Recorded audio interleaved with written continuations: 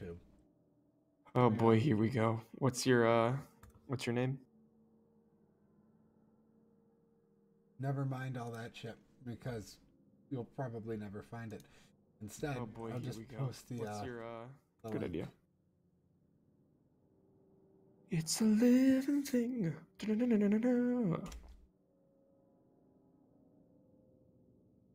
There goes Jelly. There, it's in general. Oh no, Quest for Deathless makes my pee hurt. Oh, this mic is so much better than just using my laptop mic. Oh, fuck me, I just dropped a great ball when I was trying to throw it at a Machop. Stupid Machop, you make my pee soft. You're an idiot. So I wanna show you something. This is how I died last time. I'm gonna have to start a new game, but I was like, okay, so there's an Axiokai, and I have a history of getting one shot by Axiokai, and it ends my Deathless run almost every single time. So I was like, I'm just gonna use the Mega Heroku Dama bomb on him. So I did this. And as you can see, it's super effective. Now, what happened last time was this motherfucker sprinted at me and did a jumping axe attack and hit me for 1388 damage. Why don't you look at my health pool for 1 second? One more than your health. Oh, that's cool. I love myself a good video game. But yeah, wasn't that bomb pretty cool? That hurts. Almost nobody ever uses bombs. Whenever I see like people like farming stuff or like doing like max damage you can get in Nioh, they always have that fucking bomb. Oh, but like normal playthroughs, nobody uses it. Well, yeah, but it can like fucking one-shot everything. Oh yeah, I've seen it destroy like some of the highest level bosses in the game on like nightmare mode. Now, the problem with it is that it takes an exceptionally long time to throw. So you have to find a charm. Yeah. Oh, by the way, look at my do you like the little ticker running across the bottom? But yeah, here's the thing. It takes an insane time to throw, so what you do is you summon a friend who has forgotten or relinquished all of his shame and will just throw lightning and a sloth talisman on the enemy, and then the game's over just by default. Well, 2-player makes the game kind of too easy. Because the Yeah, AI, that's true. just like in Dark Souls, is not situated to deal with more than one enemy at a time. That's fair. Sometimes it's too easy, but sometimes you also have the issue where one person will be like behind the boss or something, and their hitbox will start like behind them when they're swinging at you, and your friend will just get one-tapped by a one-frame hitbox. So, Jake, I want to show you that I'm not actually shit at Nioh. All right, so I want you to Okay, watch. you're doing some speedrun bullshit right now, and I'm liking it. I have Electric Light Orchestra stuck in my head. Electric Light Orchestra? They're the people that did Mr. Blue Sky. Mr. Blue Sky, please tell us why. Yep, that one. They're those people. They also did Don't Let Me Down. And those are like their two very popular ones. Don't let me down. Watch this. Groose. Oh no. Oh no. Oh no, he's gonna. Oh, bye. Don't let me down. Bam, copyright strikes. Your channel's gone. Yeah. Nani? Nani? Nani? It's a living thing. It's a living weapon. A living weapon. I just love it. I love the ability to just go fucking anime mode. That's all I wanted out of Dark Souls, and then they gave it to us in Nioh, and I couldn't stop playing. And then I got to to Hey, it's not like I've died 26 times and like I've memorized Tower of London like the back of my fucking hand or anything. It's not like I played the discount Bloodborne final boss of the DLC fight 20 million times and just gave up and decided to use Infinite's living weapon. That's not a thing that happened at all. You can't prove it. Fuck that boss, honestly. I found Big Centipede Man and Big Man with... Centipede Man is pretty hard. So is Yeah. Man with a Club, who gives 20 million hour-long intro. Are you talking about Obsidian Knight? I don't know who Man with Club is. Is he a DLC? Yes. Okay, I don't think I've gotten that far yet. I really enjoyed... See, and just like No, that, Tower of London's done. I was gonna say I really enjoyed the guy who had 2 stands, and then I remembered all the times I got one shot by his like jump across the entire arena stab you move. Yeah, that's And then I an realized that the oxymoron. only reason I beat that fight is because I abused the ability of Living Weapon to be remade instantly by crushing souls, basically. There's this guy that I followed on Stream Me, who I'm now following on YouTube, called Trumpet. And I got him to play this game. And he rage quit it like 5 fucking times. And he beat the game, but he didn't beat the DLC. And now me and like 10 of his viewers are like bullying him into like finishing the DLC of the game. And He's like, I can't go back. Guys, I don't think you understand. He's like, I like streaming, but that game, he's like, playing that game literally ruins the rest of my day. He's like, I don't think you understand. And then he's like, I love Dark Souls, but this fucking game, he's like, there's something about this game. He's like, people say Dark Souls is hard. He's like, fuck this game. All right. So, Papa Oregano is going to teach you the tricks. All right, if you pick up these 3 Amrita things right here, you'll have exactly 150. If you pray at this shrine, you'll have exactly 250, which is exactly enough points to level up once. You put that into magic to raise your magic capacity. You then go in here and you learn magic, weakness, just like that.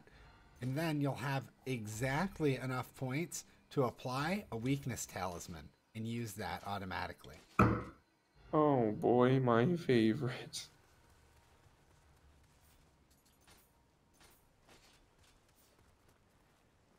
And if you're not building ninjutsu, you're not doing it right. Yeah, I build Nioh because I'm a bastard, man.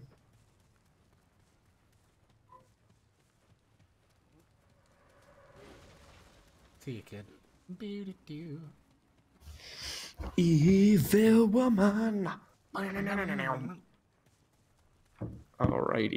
Alright, Your boy is like Captain Jack Sparrowing his way through this game on nothing. So there's a couple things that you need to do even when you're speedrunning. You have to get all of the locks of hair. And the reason that those are important is because, I mean, permanent skill points. Who doesn't love it, right? So that's true. You have to remember where those are. One is right here. This is the only one for this level. So now that I've done that, I'm going to run over here. I'm going to pick these up because these are spirit crystals.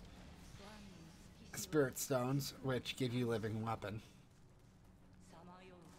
I really like the system of you can unlock any ability as long as you play for long enough and explore hard enough, but the effectiveness of your ability will be determined by if or what your stats are. I kind of like that a lot.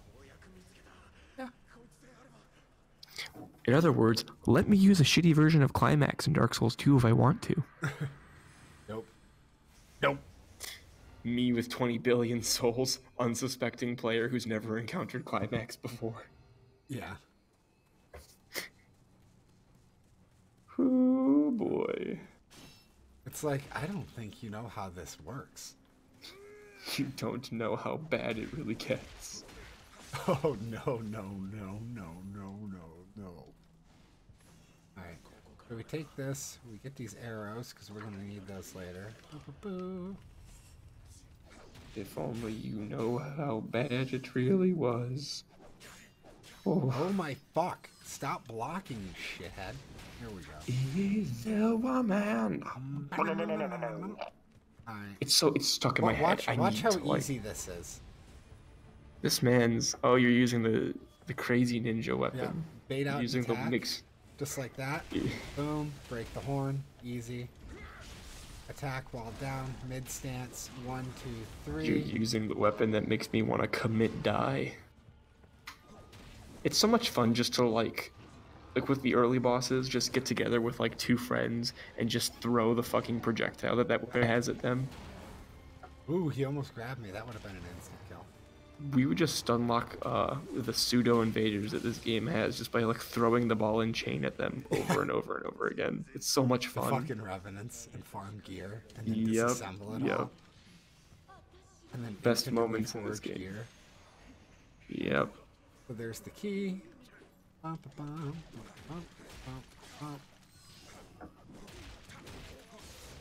Easy. Alright, there we go. Alright, watch this sicko mode move right here. Dude, I'm getting so sicko mode Mobamba right now.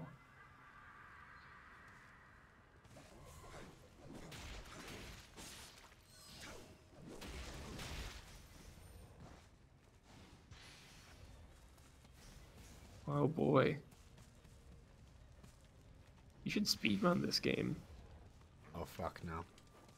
I don't speedrun. I'll become trans. That's true. SGDQ is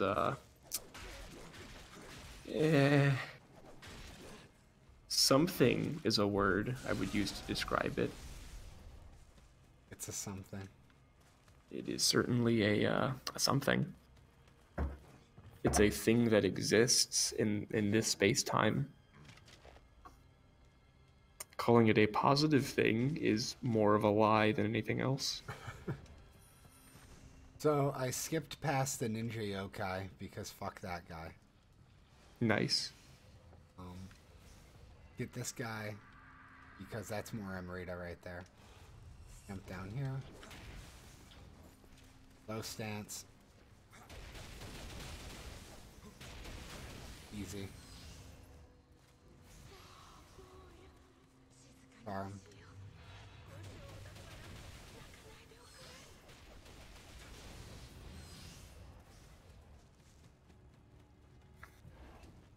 Skip the sword yokai by doing that.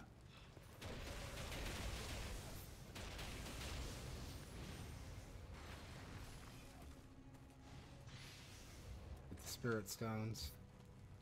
Rifle ammo.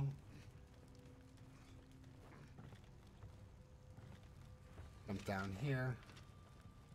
Run out to about here. Sidestep into this guy. Oops. Oopsie doodles. Oopsie doodles accidentally invaded Germany. I ran off the roof like...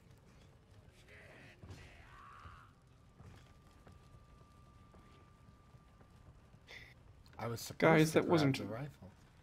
That wasn't a very epic gamer moment of me, I won't lie.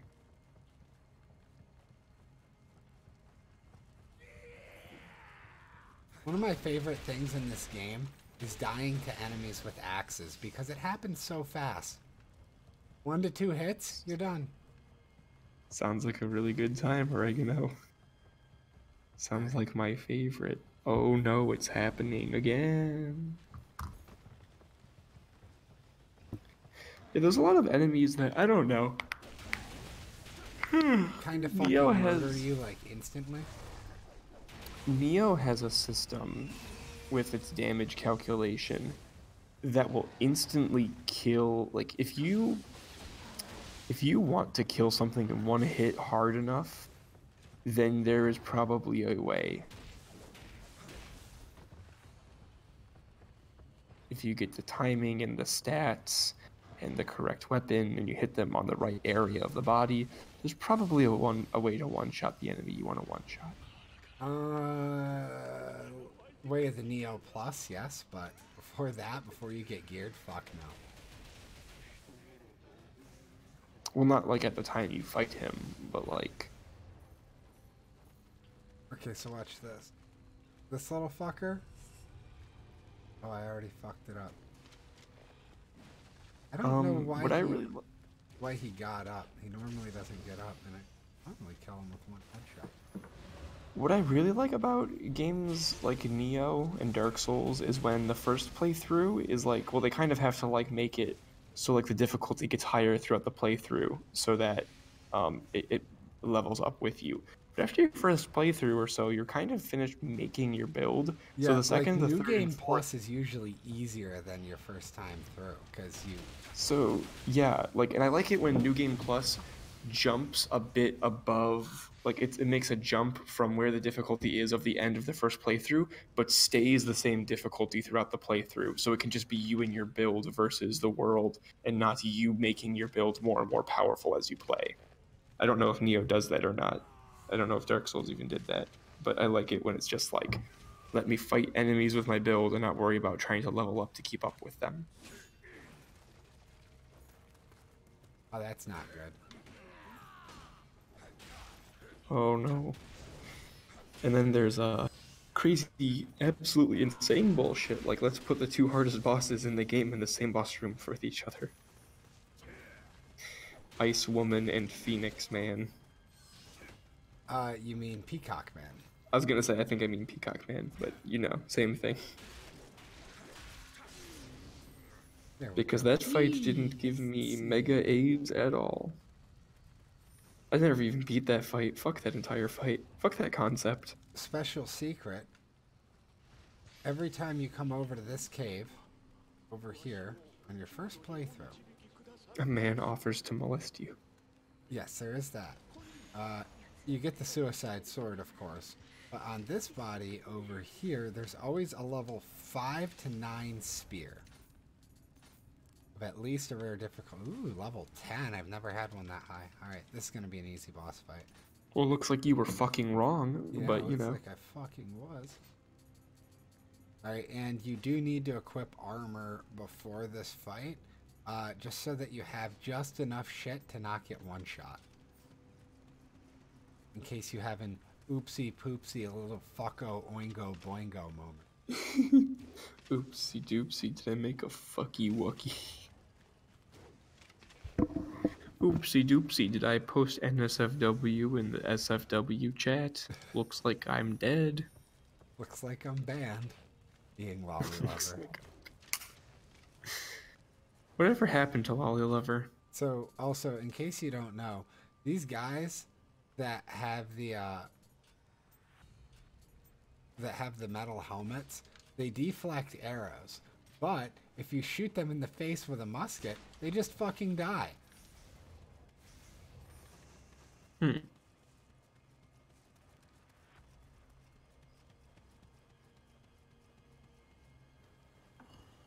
Alright, so now I come back here. Level my shit up at the shrine really fast. Spirit needs to go to 10 with Daibuwashi. That's all we need. Now, if you're feeling extra fancy and like getting some free Amrita, like I am, you're fucking decent with a bow, you can do shit like this. Oh. Oh no. Do you want to pick this guy up because he's more Amrita? So that's 10%. That's 2 of the 5 important ones. Sweet talking woman. Where did you go? Strobe went into the fucking only Afro Discord. Ben Shapiro, another liberal. That traitor. Oh wait, no. Cobalt's in the Discord too. Never mind. Instead of executing Order 66, why don't I just execute myself?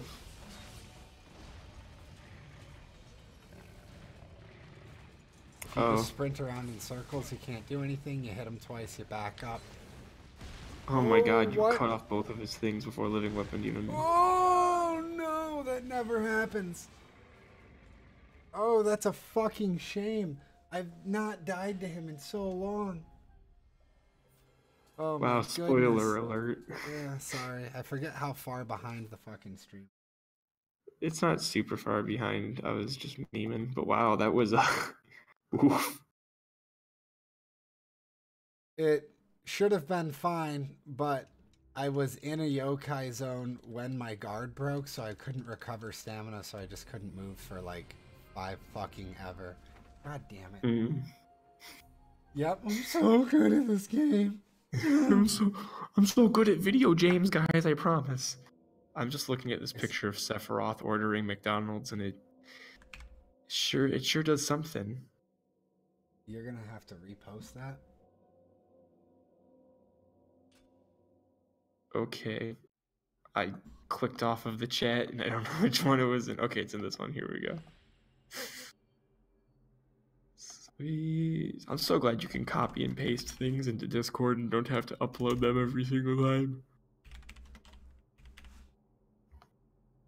This is a blessed image.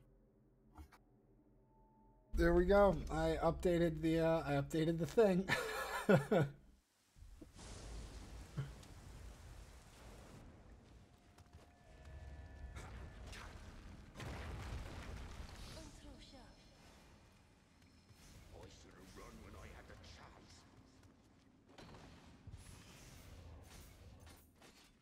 What's this meme about this older guy trying to, like, hook his daughter up with Leon Kennedy? It's not an older dude. It's her brother.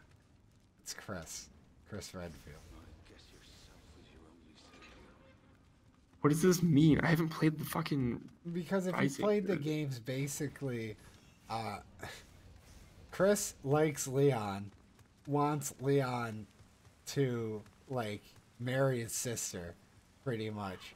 But he's got the hots for Ashley, who's, like, the fucking president's daughter. So, you know, like, whatever. It always confused me that Leon's last name was Kennedy, and he was not... Like he was, like, working for the president, and I was like... So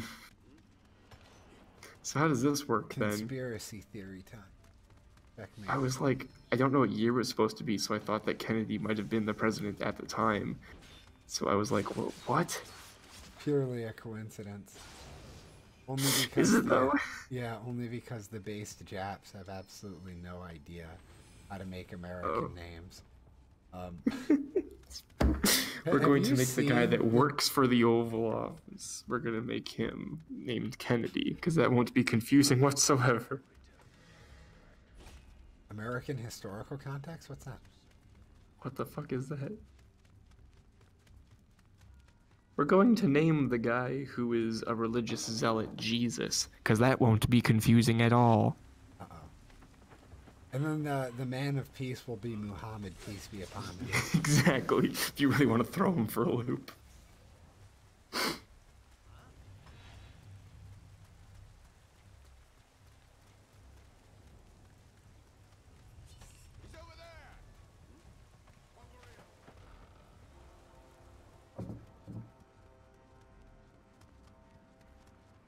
Why is the fucking theme for Part 5 of JoJo so bumpin'?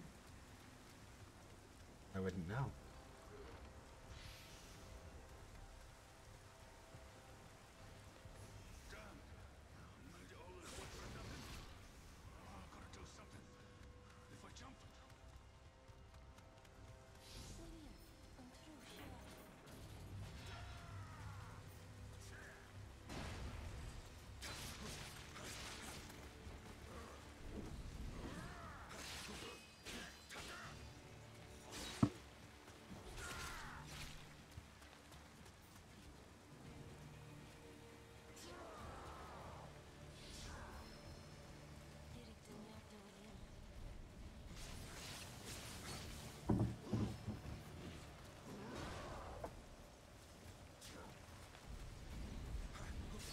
Day 458.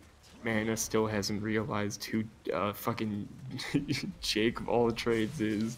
Fucking with him in the Maxor's chat. By the way, why does he like care? What do you do upset him or get his attention? I told people that Mana said it was okay to say the N-word. I don't remember what else I said. I basically was being fraudulent. You were gaslighting him. Yeah, I was gaslighting him with information that I would only have if I was sitting there in the chat listening to Mana talk. And Mana got super freaked out because he was on my other account. So he was like, "Who the fuck is Jake of all trades?" And I just didn't say a damn thing. Yeah, because you might have gotten banned by fucking Cobalt. Yeah, because I was gonna make a meme about it, and then I was like, "Wait a second, Cobalt knows that Jake of all trades is banned." That's such a stupid thing to get banned over too. Yeah. Because you didn't even post the GIF, right? No, it was the fucking it was the still image, and it was loss, but with the laser lolly. Oh, and no. I got beamed. Laser lolly. I don't know how else to describe that GIF, but yeah, and then they banned me for it. Actually knows the name of like the whole thing. Of course he does. Of fucking course he does. And then I contacted fucking and I was like, "Son, buddy, I love you, but like that's a no. You shouldn't know that." He's like, "Well, why not?" I'm like, "I don't feel like I need to explain myself or my opinions on that. I feel like you should just know." Oh my god. But yeah, and I talked to fucking Afro about it, and he said something along the lines of, "Sorry, I can't risk having that kind of content on my server." And I was like, I just didn't know how to. I wouldn't see him saying something like that. It doesn't feel like that's something that he would say. Did you ever piss him off? No, I never talked to him. This was my first. I felt weird adding him because we had never talked before. Or I didn't add him. I DM'd him. Something I think is funny is I think that Afro either likes me or tolerates me because he thinks my antics are amusing, is probably the best way to put it. I believe that that's the case. I don't know if it exactly is, but he's sided with me over Cobalt like 3 or 4 times. I think that the only reason Afro doesn't use the N-word and just bool on all of the things that mods are uncomfortable with is because he's partnered and because he'll get banned for it. I think that if like it wasn't against the rules, Afro would be completely against how stringent and pieces of shit the mods are.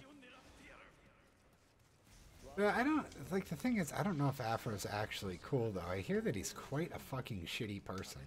I don't know. I don't know if he would. He might be a shitty person, but I think that he would like.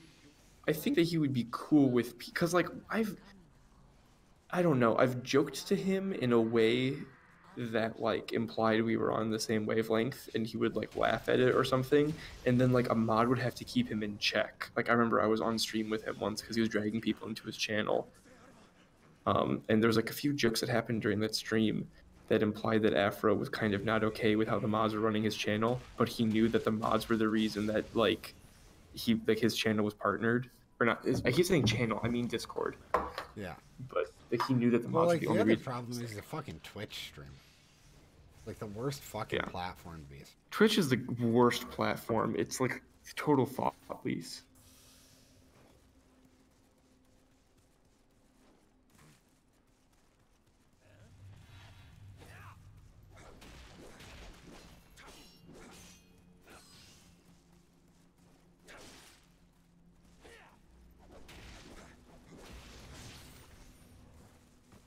That boy almost beamed me.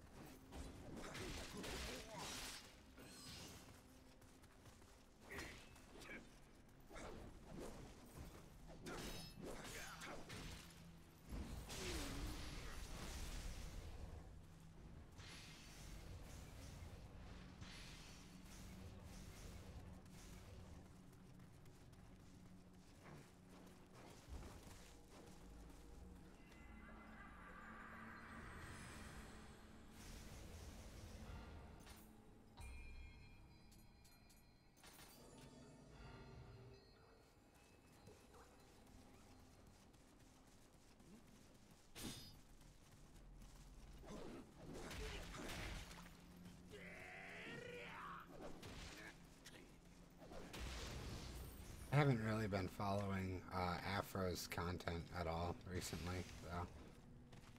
Yeah, I haven't been even in his chat. His mods are just getting fucking gayer and gayer and gayer. Like, yeah.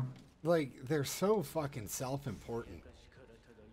The only way to, like, even have fun in his chat anymore is just to say things and then risk getting banned, and if you do, just make an alt.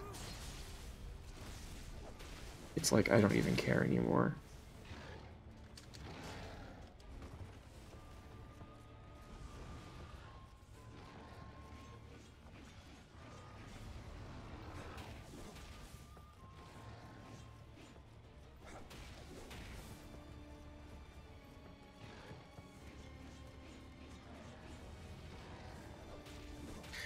Cobalt is like literally anti-fun personified.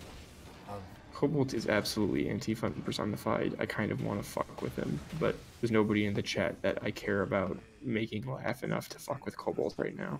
Well, you also have to be careful because Cobalt will lie to get rid of you. So don't hang out. Oh, I know. Don't hang out in VCs with Cobalt alone. What'll he do?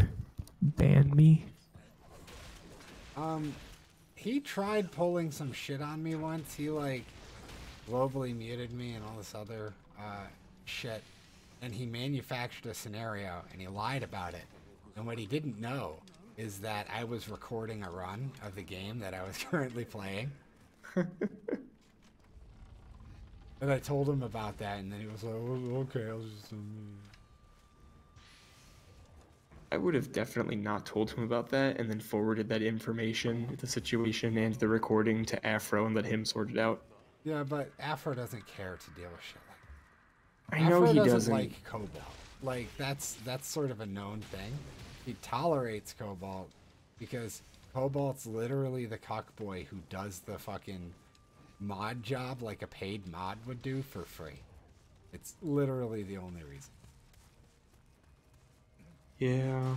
How often do you see Cobalt, like, on a stream, for instance? That's fair. But I'm just saying that if Afro doesn't, even if he needs to keep him around for now, that's ammunition that he could use to end it later if he didn't need to. Yeah, but I don't care for this gay politics shit. It's like, here's what I want. Because at one point, I enjoyed the community, but it's been getting really fucking cancerous lately. Yeah, but again, it's at the end of the day. Like, Rhino used to be fun, and now Rhino has, like, some sort of really big ego about himself, and I can't stand him anymore. Yeah, people are getting kind of, like... I've been in this community for, like, a hot minute, therefore I'm important. Oh boy, you're in the only Afro Discord. Yeah, I know, that's some big boy... I was gonna say, what an enormous dick you have. Good meme. And there's way too many fucking neats there. And it's funny because the neats will accuse you of being a neat. And it's like, retard, like, what? No, you're a virgin. Yeah. Yeah, basically. I'm trying to get into cosplay, but I don't know how to do it. Something else that I find funny is the time that Cobalt tried to dox me, but then tried to pretend like it wasn't him. But he's a fucking retard and he got the wrong person's information. Oops.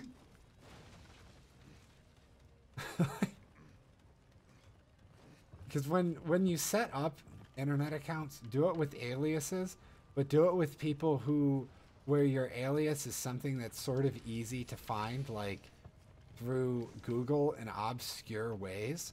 And then people will think that they have you, and then they'll dox the wrong person, and then they'll feel like a fucking retard as they've accosted somebody who didn't do anything to anyone.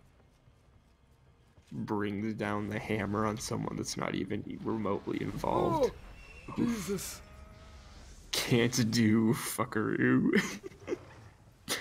No way, fag. Ha. No way, fag.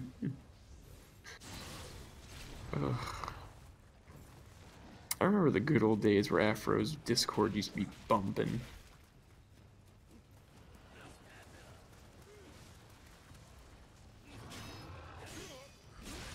come the fuck on.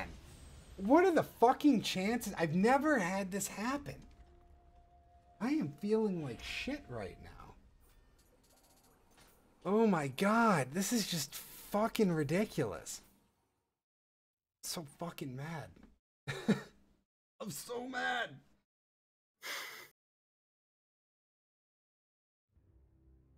Do you like the little sweating bear that I have? It's pretty top tier. Little guy having a good time. Fucking, I wish I was having a good time. I died to a fucking Axiokai again. Play a game that doesn't make you feel like you want to die. That ruins the entire point. Afro's Discord was better when it had porn on it. Oh yeah. Why does he even care about being partnered? Does he get paid? Oh yeah. Oh. And it like it gives him special access to like other things when he goes to cons and shit. I don't know, like for whatever fucking reason, conventions partner, like anime conventions partner with Twitch streamers and like all this other shit. I don't understand how this works out, but I guess because video games and anime conventions basically bleed over. Like people will go to an anime convention and they'll be like, I'm Chris Redfield from fucking Resident Evil, and it's like, it's what? That's not an anime. Or I'm fucking Link from Legend of Zelda, or like I'm fucking people Mario. Are kind of retarded. They don't get that anime and gaming conventions are two different things. They think that just because they're both nerd culture that they're the same thing. I'm okay with that, but like, I am too, but they are different. Okay, it's like this. Imagine going to like a fucking anime convention and suddenly somebody is fucking dressed up like Spock. It's like, excuse me. Yeah, it's like this. You're in the right ballpark, but no. Go away, you fucking nerd. Okay. Imagine my shock calling other people who do cosplay nerds. I'm going to Colossal Con this summer, and I'm considering. I don't know if I want to cosplay. My friend wants me to cosplay a JoJo character, but I'm not fit enough to be someone from the early parts of JoJo, and I don't look like anybody of the late parts of JoJo.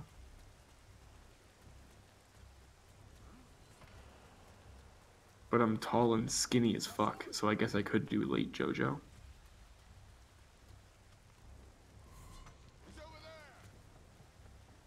I could do Johnny and just get wheelchaired around the entire convention. Johnny. That won't get tedious. Just fucking push me around, fam. Call me Hot Wheels.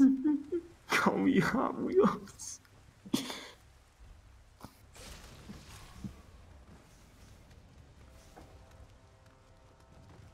But yeah, I don't know. I'm also considering just getting an Organization 13 jacket and keeping my Keyblade on me and just being like... And go in sicko mode.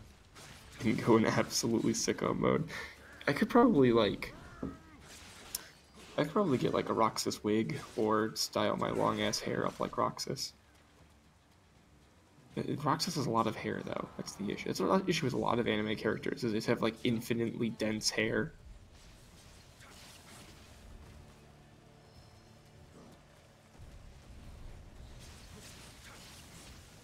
Because like hair is not dense. When you spread out the volume a little bit more than it's supposed to be to like make a shape or something, it does not hold up. Oh no. You need a lot of hair for that. It's deceptive. It's definitely fucking deceptive. But yeah, somehow all of these things like bleed over into one another. And you have like people who stream like fucking Dark Souls be prominent figures at anime conventions because they also like anime, but not really. Like one of Afro's best cosplays was of Bayonetta. What the fuck does Bayonetta have to do with anime?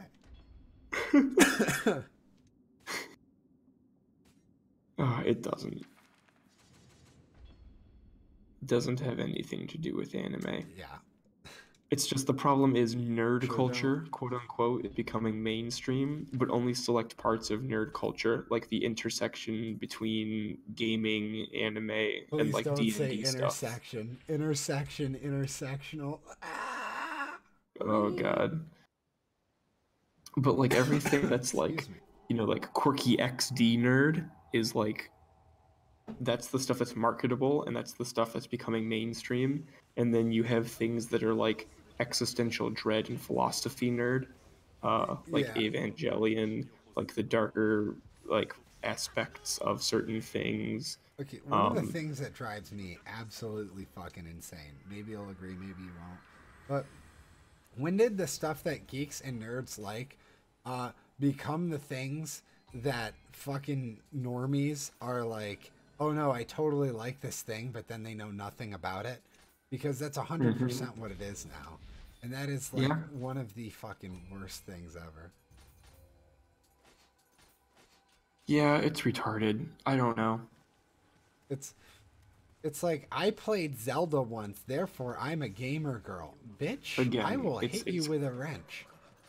It's be yourself as long as it's quirky and marketable. But as soon as you have people that are like incel groups, or as soon as you have people that are like I don't know, even people that are a little bit too much. Please, not incels. Even people that are like a bit more into like the roleplay aspect of D&D, or you have people that are like people that are just not super safe, quirky, marketable. Socially acceptable.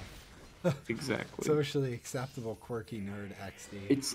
It's like they say the words like value what makes you outside of society, value what makes you an individual, but then nobody does because society's guidelines are guidelines that exist because of people. Those guidelines don't come out of the ether. Those guidelines exist because they're derived from groups of people. No. You see, you don't understand, all right? You just need to be more inclusive or something, and then it'll all make sense. Just you need to just drink the Kool-Aid. Just turn your brain off. What's wrong? Turn your brain off. Because essentially what they're saying when they say be yourself until, it's not societally acceptable is we're going to say the words be yourself, but really be what society wants you to be. And as long as you claim that is you, then you're golden. Be quirky as long as it's marketable. Be nerdy as long as it's like big sad boy posting you're doing right now. Well, it is, but it's absolutely true. Express yourself as long as someone else can say, yes, I'm okay and comfortable with this expression. My friend Emily, who I love dearly, she is like a gamer girl XD, but what she really likes, more than nerdy guys who will play video games with her, is guys who are computer programmers and make six-figure incomes. And it turns out that a fairly good way to trap guys who like to play video games and have six-figure incomes with their programming jobs is to pretend to like the things that they like. Yeah, that's a pretty good way to trap anybody. And I'm like, listen, bitch, you don't have to fake that you like video games and nerd shit with me. It's like, okay. She's like, but I do. I'm like, you like Ocarina of Time because you played it when you were 9. And then she's like, yeah. And then I'm like, what's the last Zelda game you played? That's not fair. No, it is fair, bitch. Because you and I both know the fucking answer. It was Ocarina of Time. Like, yeah, exactly. If you're not, it's weird because being an XD gamer. Like some video games have become the cool people things that, like, if you don't like, people will psychologically shove you into a locker over. It is like the most bizarre thing ever. It's so weird, again, because they realized, oh, some of this is quirky and marketable, and then we can also sell it as them expressing their nerdier sides, expressing their less marketable sides, even though those sides are also fellow unique humans with unique individual characteristics. Exactly. I myself too am an individual. It's very SCP. Well, it all circles around to like red pill and stuff, right? Like me and you are. I'm less red pilled than you are by a lot, but we're both. If we talked the way we actually felt about or around people, we would be ostracized from society. But those things, our ideals, make us individuals. I don't really know that that's true. I mean, I get away with a lot because I know how to talk to people. Like Oh yeah, one of the things that I do is I tend to fuck with people on the grounds that like I make them know that they don't know what the fuck they're talking about when they use words like fascist, for example. Like oh there are yeah, people who legitimately believe that fascists and Nazis are the same thing and that they're not completely and totally different, which they are. oh yeah. And that fascism isn't really even compatible with National Socialism in any way other than they're both traditionalist authoritarian movements. That's where the similarities end. Like Yeah. they're not even close to being the same thing. But But what I'm because saying is Americans had to be like, oh, in World War II, we fought fascism. It's like, no, you fought yeah. National Socialism and And fascism now and you're propaganda imperialism. brainwashed. Yeah. Well, yeah, that's kind of a harsh way of putting it, but the idea is okay. I need to rephrase. It's not like if I talked to someone and told them my ideas in conversation, because I have ways around making it seem as bleak as it would, or as whatever. Like I can sterilize it a little bit. I can talk around things to explain my points a bit better. But like if someone could brain scan me or brain scan you and just find like the raw exactly what you're thinking without you having any like control over the way it's phrased, society would not deem like most of the things in our minds acceptable. No, Even though actually, I those are the things. disagree. I think that most people subconsciously know and feel things, right? And they don't Okay, know yes, but why they the feel that way, so zeitgeist they wouldn't. suppress it. Yeah, The there is a current liberal certain, zeitgeist wouldn't. but it's not really real. People I just know it's feel not like real. it is. People So, say it's real enough that people start to think it's real, but it's not. But I feel like again, like again with the whole like apocalypse thing, you say something, and then advertisers who believe the zeitgeist is real start pulling out and stuff like that. People that have big names start. But what I'm saying is, those things that make us individuals are ostracized from society. Society doesn't value what makes you an individual. They say the words we value what makes you an individual as long as what makes you an individual is marketable. If you're an incel, if you're actually a NEET and not just a quirky XD NEET, if you have political views that are against what the zeitgeist believe, those things can very much make you an see, individual, but but you shouldn't be I proud think of you're that not because they're using the not term marketable. zeitgeist correctly, though, because when you're saying zeitgeist, a zeitgeist is like a spirit of the time or the age, and right now that is actually populism. It's sort of this neoliberalist shit isn't holding up. People are questioning it and they don't like it, and you're getting people starting to become more endeared to extremist socialism and to like more authoritarian right-wing traditionalism, and to like essentially get rid of all of the fucking cucks who are ruining everything. And Well, that's yeah, kind of what they did. I know. But that's a very recent thing, and what I'm saying is, I'm making the assumption that we are pretty much 2 years ago, um, when you have things like, well, maybe more than 2 years ago, but you know, we're not in this transitional period from moving from one to another. I'm talking about specifically the pre like the part that like before the subversion, because we're moving into a subversion of that right now. But I'm talking pre-subversion, which I guess does need us to backtrack in time a little bit. This is even though the big movement was all about becoming an individual and being against, you know, pre-established norms in society. That's the words they say. What they really mean is as long as it's marketable, as long as it's something that can be societally acceptable, be an individual. As soon as it steps out of that, don't become an individual, which was a great hypocrisy of that idea. And one of the reasons where I was just like, I can't agree to this idea at all, because the it just says one thing and means something so totally different that you could make an argument that that's the opposite. Yeah, yeah. But like I don't know. even to me, like the whole way that people say shit like red pilled and stuff like that. Like, people think that because I just say critically, hey, if you really think that Israel is an ally of the United States, you're kind of retarded.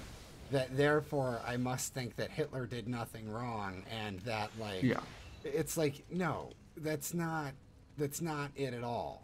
It's One like doesn't lead into the other like that. yeah, it's like people have totally forgotten history, and like they don't even understand the most basic of shit when it comes to most of the things that are being talked about politically today. Good example being Nazi.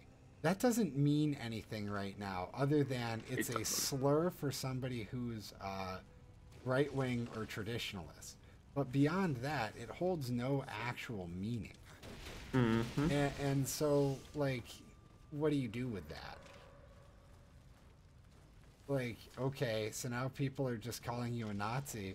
Well, all you're doing is you're giving, like, a shield to actual Nazis. Because you're gonna, if people will be like, well, fuck it, if I'm gonna be called a Nazi for what I believe, I might as well just fucking say I'm a Nazi. And then all the other Nazis are gonna be like, oh yeah, look, this guy's one of us. But it's not how that works at all. Just put the final nail into the coffin in, like, ruining that word, and then, like, what do they call you? It's like, okay.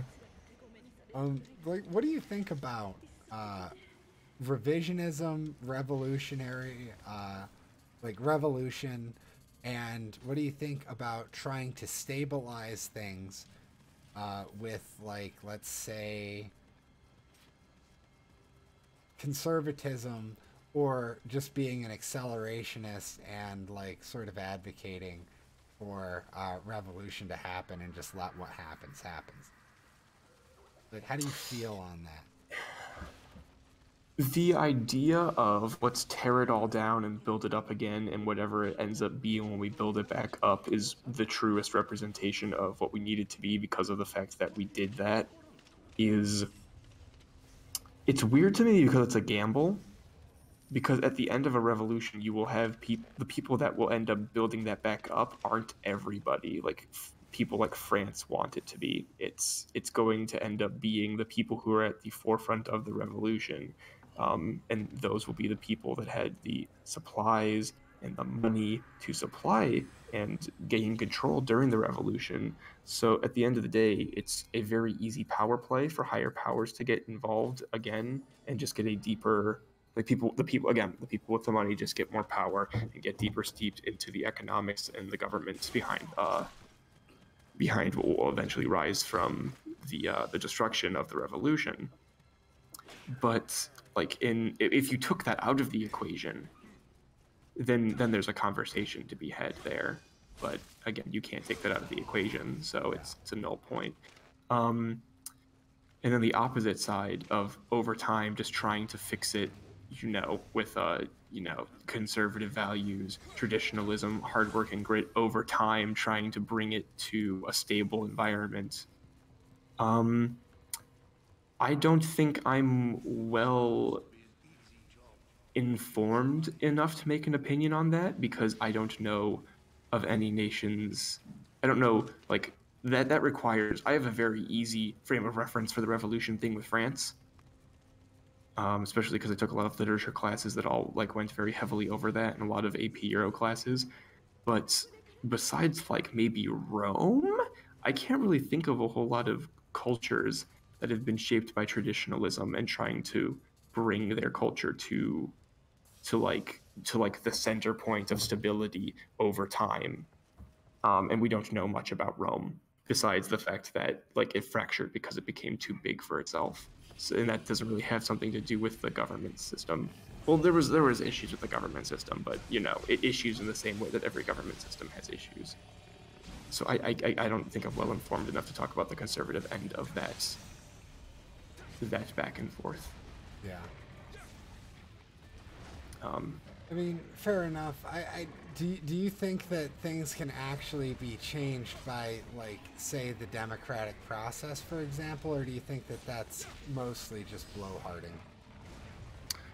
I think that things can definitely be changed, but at the end of the day, the nature of having something like money or like fame or political status will skew the balance of how much somebody is able to change something into the hands of the people that have more of that thing just by nature of that thing existing, no matter what it is, whether it's face or political power or connections to other people with face or political power, or it's money, or it's a combination of all of these, or it's companies that are owned, or it's advertisements that are made. People with that Fuck hold. me, dude. I just can't do it. I've never fucked this up this many times. What is going on with me? That form of a hold over society will inevitably have a disproportional amount of their views expressed in what they see. And I don't know if we can change that. I don't know if there's any way to change that. I think that's just the way of having inequality works.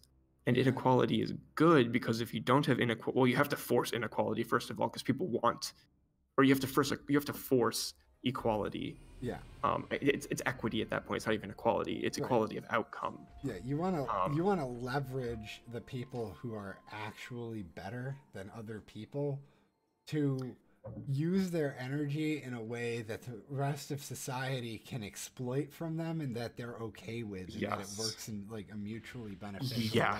You don't want the situation bring you those have people down to other people's level.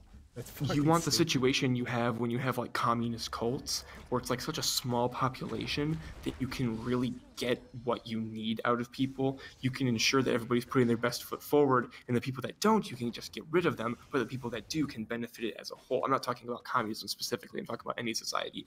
But when you have such a massive population, you will inevitably have people that are skilled and are self-interested and are hungry in a way that nobody else is. And those people will beat out everybody else just by virtue that they cannot exist without doing that.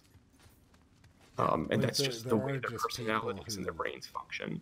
And those people will always rise to the top because of the way that they view these systems. They have to be at the top because there is no other option for them.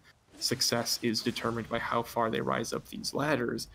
And that might be a pretty valid form of success. You could have a very interesting argument about the nature of being a successful human being. And to these people, they might have figured out in the context of having a society what being successful is, and they're just trying to metagame that basically.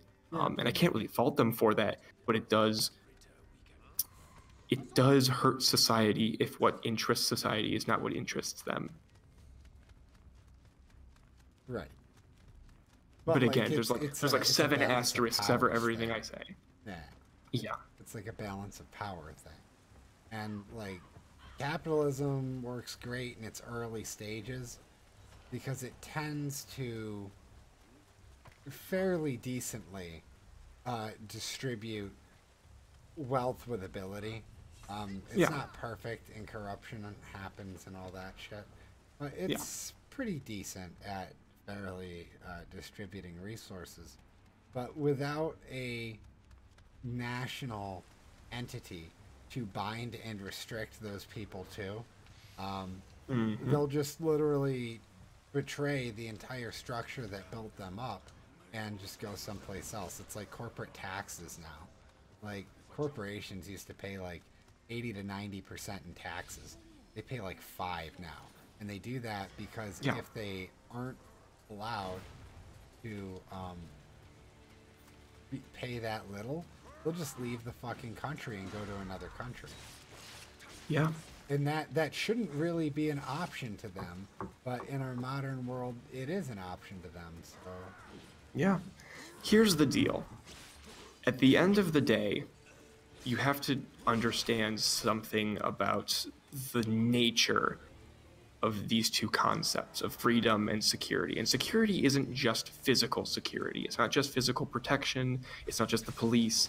It's protection from having everything swayed to benefit the few. It's the protection of your ideals implementation not being destroyed by people who are self-interested. You have to, they're functions that exist inversely of each other. The more freedom, the more personal freedom you have the less security you can have by all definitions of security. Right. And I mean, vice people versa. who think that freedom is like the only virtue that matters, they're kind of mentally retarded. It's like, all right, I'll drop you on top of a mountain with no supplies. You can be as free as you want to be up there. That's ultimate like freedom, good, no security. Good fucking luck. There's a balance somewhere that, well, here's the thing. When you try to balance something, like a resource, I think you think of it kind of like, like sand, like sand in bottles on like the sides of a scale. I don't know if there's enough sand to go around when you try to balance the concepts of freedom and security. I think that there's a little, like, people keep trying to balance them. I don't know if you can balance them. I think that if you balance them equally, you'll be dissatisfied with both. I don't think you'll be satisfied with both. I don't think there's enough What people don't sand. understand is that, like, people don't even understand what ethnicity is anymore. People tend to think that nationality and ethnicity and, to a certain extent, race are all sort of the same thing. Because, again, they're kind of like crater-brained on these topics. They don't really understand what these things are. But an ethnicity is like, you know, a unique identity to a certain collective group of peoples that can't really be centralized other than saying X people do Y things. This is X people. And, like, people don't like that because it's kind of a little bit messy. It doesn't, like, have this clean cut. You can put that in a box and use it for science. Exactly. But people know that ethnicity is important. So when people bring up the fact that, like, oh, hey, ethnicity is actually a really important thing, and people should be worried about, like, demographics replacement and shit like that, that is common sense. That is common fucking sense. You can't mean to tell me that if suddenly I told Mexico, hey, Mexico, suddenly there's twice as many Norwegians in the world, and we're just going to drop all of these Norwegians into Mexico, and you have to make sure that they're able to have a good life in your country, and congratulations, you're Norwenized now. They're not... Like, that shit would never fly, so why the fuck should it fly in any other direction? Exactly. Here's the deal. Here's another, like, here's the deal situations. Well, hold on, let me finish the point. Yeah, I'll let you finish your point. So basically, the issue here is that ethnicity matters because there's a certain spirit that floats around specific groups of people. The founding stock of America people understood through their oral tradition and through their written tradition how important the values of a collective liberty were. That even though it's sort of paradoxical that there's a need for personal responsibility to be able to abdicate yourself from, like, collective responsibility, and that you needed to elevate yourself to being a competent, well-known person and assert your authority against the world in a way that's abstracted violence and not actual physical violence. And that's a deep American tradition. Most Americans don't even know what the fuck I'm talking about when I say that now. Oh, yeah. Like, they have no fucking clue. Like, most people don't fucking vote. The voter participation rates in this country is like 30% or something like that for the presidential election, which is the most important one. Striker was telling me, in fucking Australia, you know what they do if you don't vote? They arrest you. Seriously? Yeah, they force you to vote. You can write in a bullshit name into the ballot. You can do whatever you want, but you have to show up and you have to vote. It is not an option. It is, like, compulsive. And, like, there's something to that. Because it actually makes people realize that this isn't a fucking game.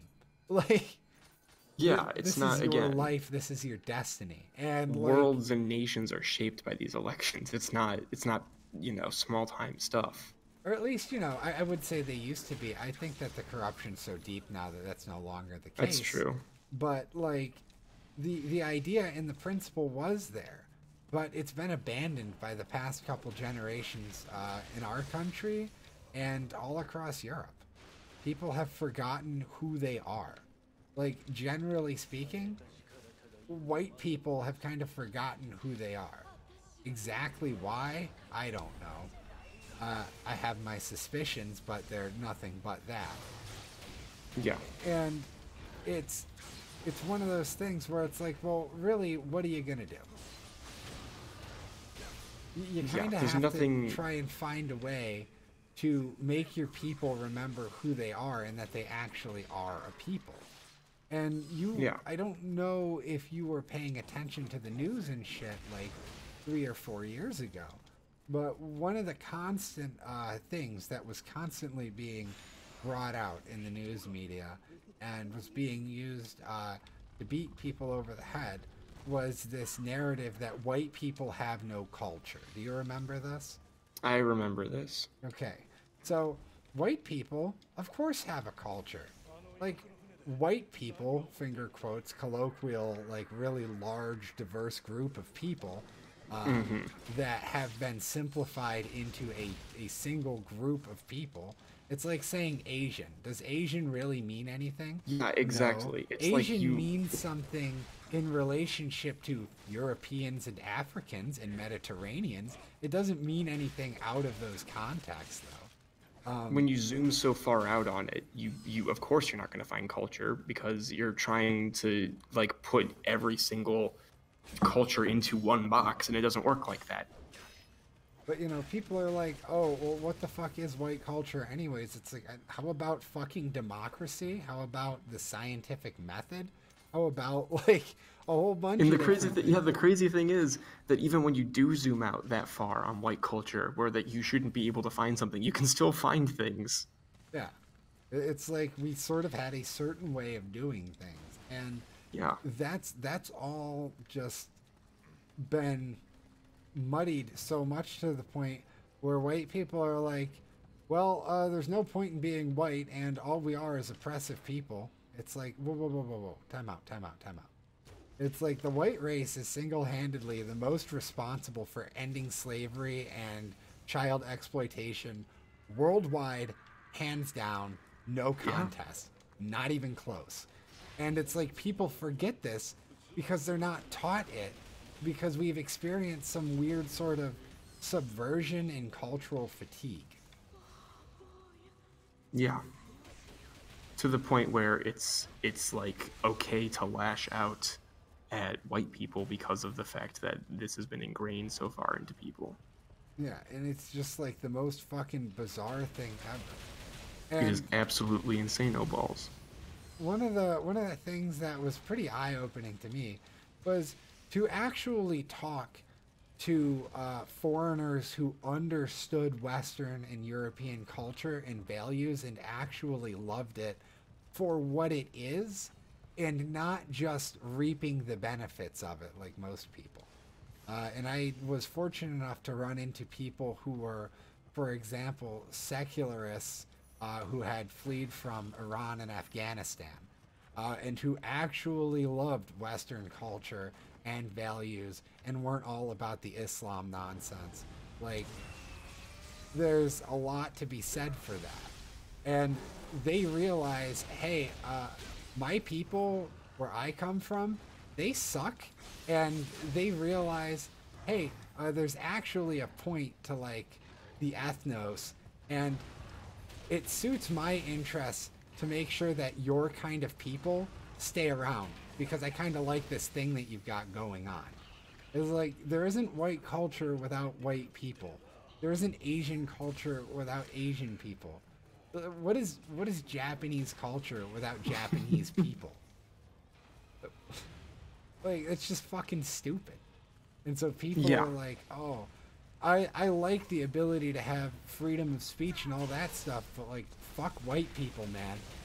Show me a non-white majority nation that has freedom of speech. I'll wait. Oh boy. It's not gonna happen. You're gonna have to wait a few thousand years for that one. Yeah, and like, quite honestly, you're not going to find it because it's an ethnic concept that transcended the European peoples. Like, in that we had to literally by physical force and violence implement onto other groups of people before they were like, hey, this actually isn't half bad. Yeah, exactly. And this kind of stuff goes back all the way to Roman times and Greek times until you get into the Caesars stuff, because the Caesars kind of had like crazy power. But like even the concepts of like freedom of speech and like that you should be able to vote and like that stuff that shit's Roman if not Greek. Yeah. Like that shit's way back. Can I add my oil into your barrel, Han? I've seen a lot of messages and tweets about how there is no such a thing as Western culture at all. There's just many cultures. And I freaking hate that saying. Mostly people don't recognize that Western culture is basically based on remnants of a Roman Empire. Like, large amount of it. Yes, like the whole Europe is basically built on a Rome that is on ashes of Rome. Right, and don't actually recognize it properly. You know, something that people don't realize is that the Romans were their own ethnicity, and that Romans are not Italians. Romans and modern day Italians are not even close to the same people. Yeah. But there's one point problem with Russians. We don't actually work on a model of Europeans and white people. We ourselves appeared not because of white men doing something. Rather, the Balkans came to us and started to unite all people around us. So it didn't actually... It wasn't built on a Roman Empire. Yeah, no, not you. Rather, it appeared on itself, and the term white person, white people, doesn't even work here. Well, right, it's not a universal concept. Yeah, as our concepts are more about many ethnicities coming up, assimilating with each other, and creating this vast, giant culture that they all appreciate with each other, and that actually unites them, not the whole ethnicity. I would also like to point out that historically, the Russians are very unsuccessful because they're a multicultural society, and they're inherently matriarchal. Yeah, but there's also a problem that because of many ethnicities, we actually used to win a lot of battles against Mongolians because we invited other people from other tribes, even other Mongolians that wanted to fight Mongolians. We not invited them and actually fought against the bigger crowds successfully, like the Lithuanians or the big horde, the remnants of the Golden Horde. Other ethnicities actually helped us to win them. Yeah. So, de facto, we can't really say that multi-nationality, multi-ethnicity actually was a bad thing for Russia in general. Well, in terms of ethnically united nations that are largely functional, it doesn't hold up and work. Yeah, because we didn't went to important processes of the Western civilization like the Renaissance. The Renaissance never happened here. There's still a lot of people that are uneducated, like to fucking... I don't know, I think there are pagan tribes still on the Russian territory that don't even know that Tsar actually died, or he was actually in the first place. Something like that.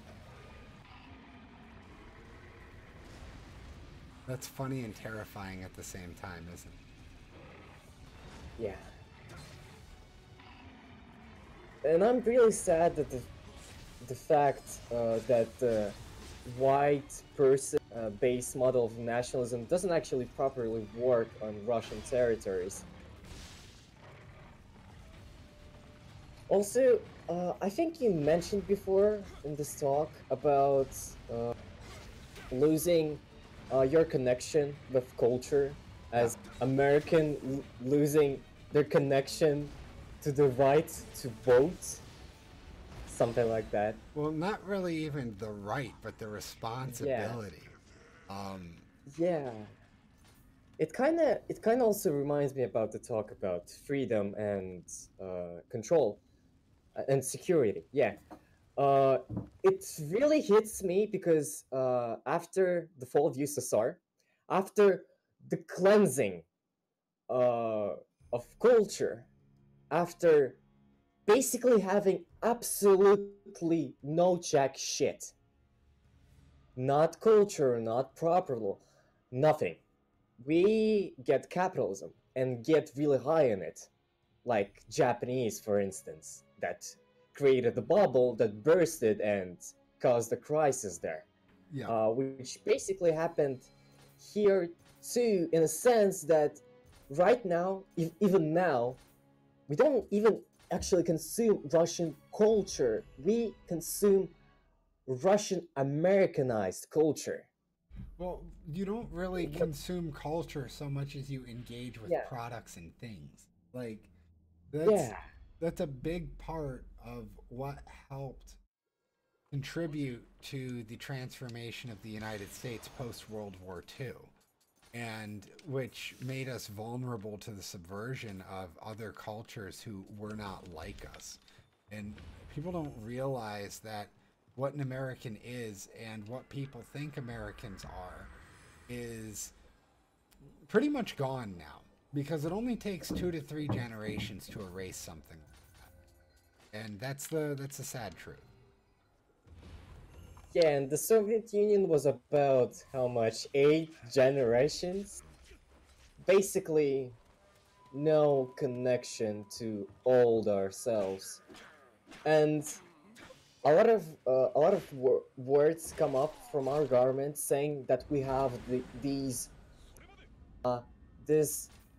spiritual foundation, this church that Orthodox Church that no one has, that brings us strength, that makes us the purest, unlike dirty Americans and something like that. But yet the problem is saying that we have a spiritual foundation is really dumb, as we lost the initial connection to the church, to God, like, well, I think it was like 100 years ago. Yeah. Because of that, something like that.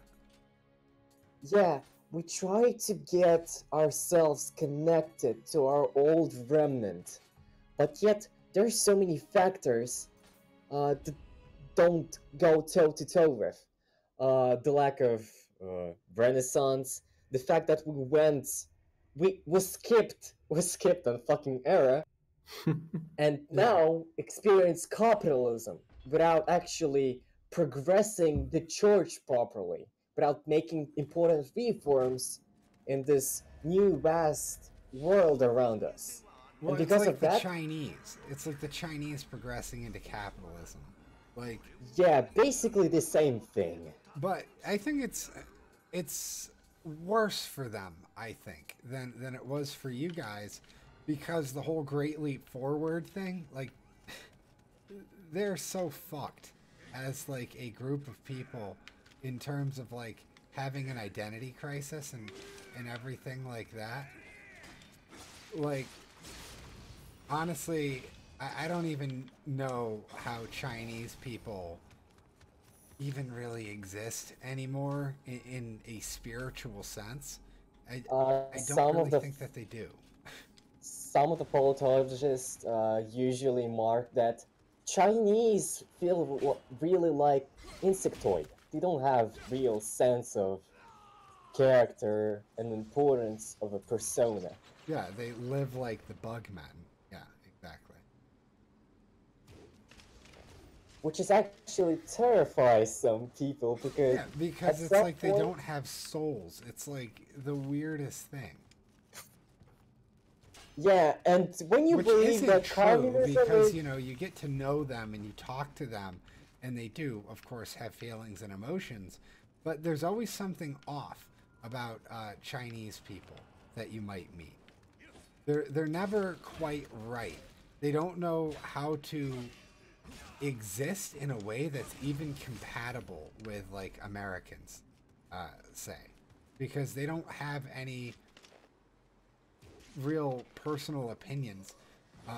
An ex that I had who was Chinese would all of the time just would abstain from ever giving opinions on anything if there was a chance that there was going to be disagreement, because the collective everything of the relationship or whatever was more important than having an opinion, to the point where it was like just dating somebody who had no personality whatsoever.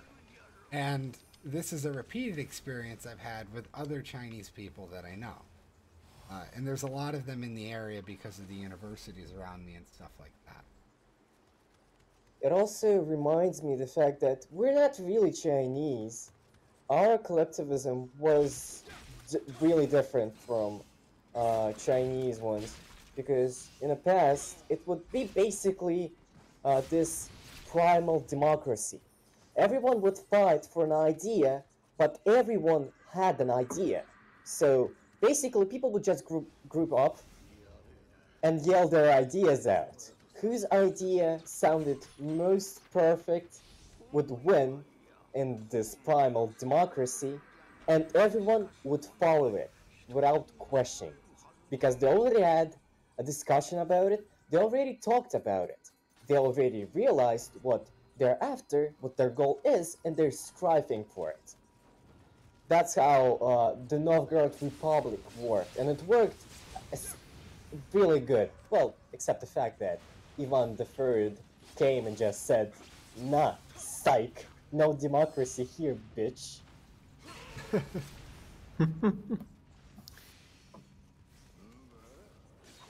I believe he was actually fighting against a woman that would have a large set of connection with the government and initial people, and that really reminds me that the fact, yeah, we're really matriarchy compared to Westerners. Yeah, like Westerners are patriarchs. That's a huge part of our culture. So, like, when people say things like, the patriarchy, ree, there's actually something to that, and it actually has meaning. In a sense, we can say that the Jews are actually matriarchy, as the Jews are supposed to be people coming from the mother line, who's the mother chooses who really is a Jew and who's really allowed to be a Jew. No, Jews are a matriarchal culture, which is why they're largely incompatible with Western Europeans, and why we have had ethnic conflict with them since the beginning of our interactions with them as a people throughout all of history, always. Also, I have to remark, even Jews hate themselves, as currently Jews themselves have a large fight with themselves, with Orthodox Jews and the modern Protestant Jews, the multi-billionaires that's supposed to act normal in the society. And those Orthodox Jews, they're basically how the fucking...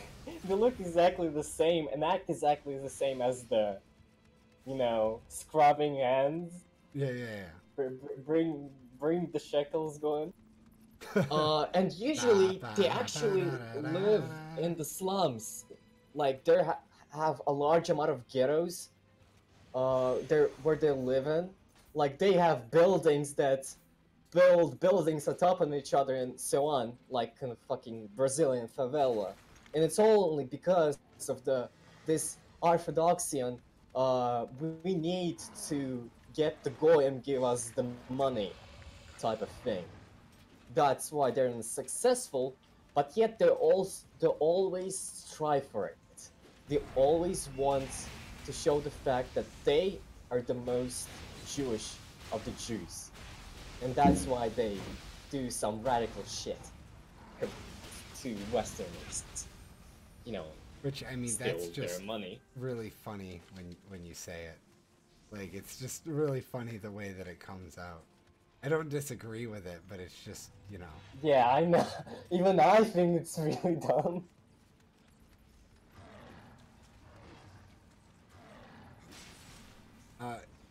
I really would.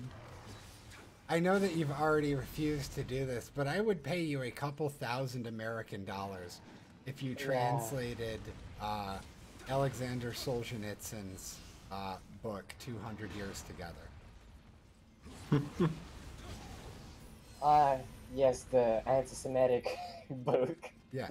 The most anti-Semitic group on the territories of Russian Empire, or the remnants of it.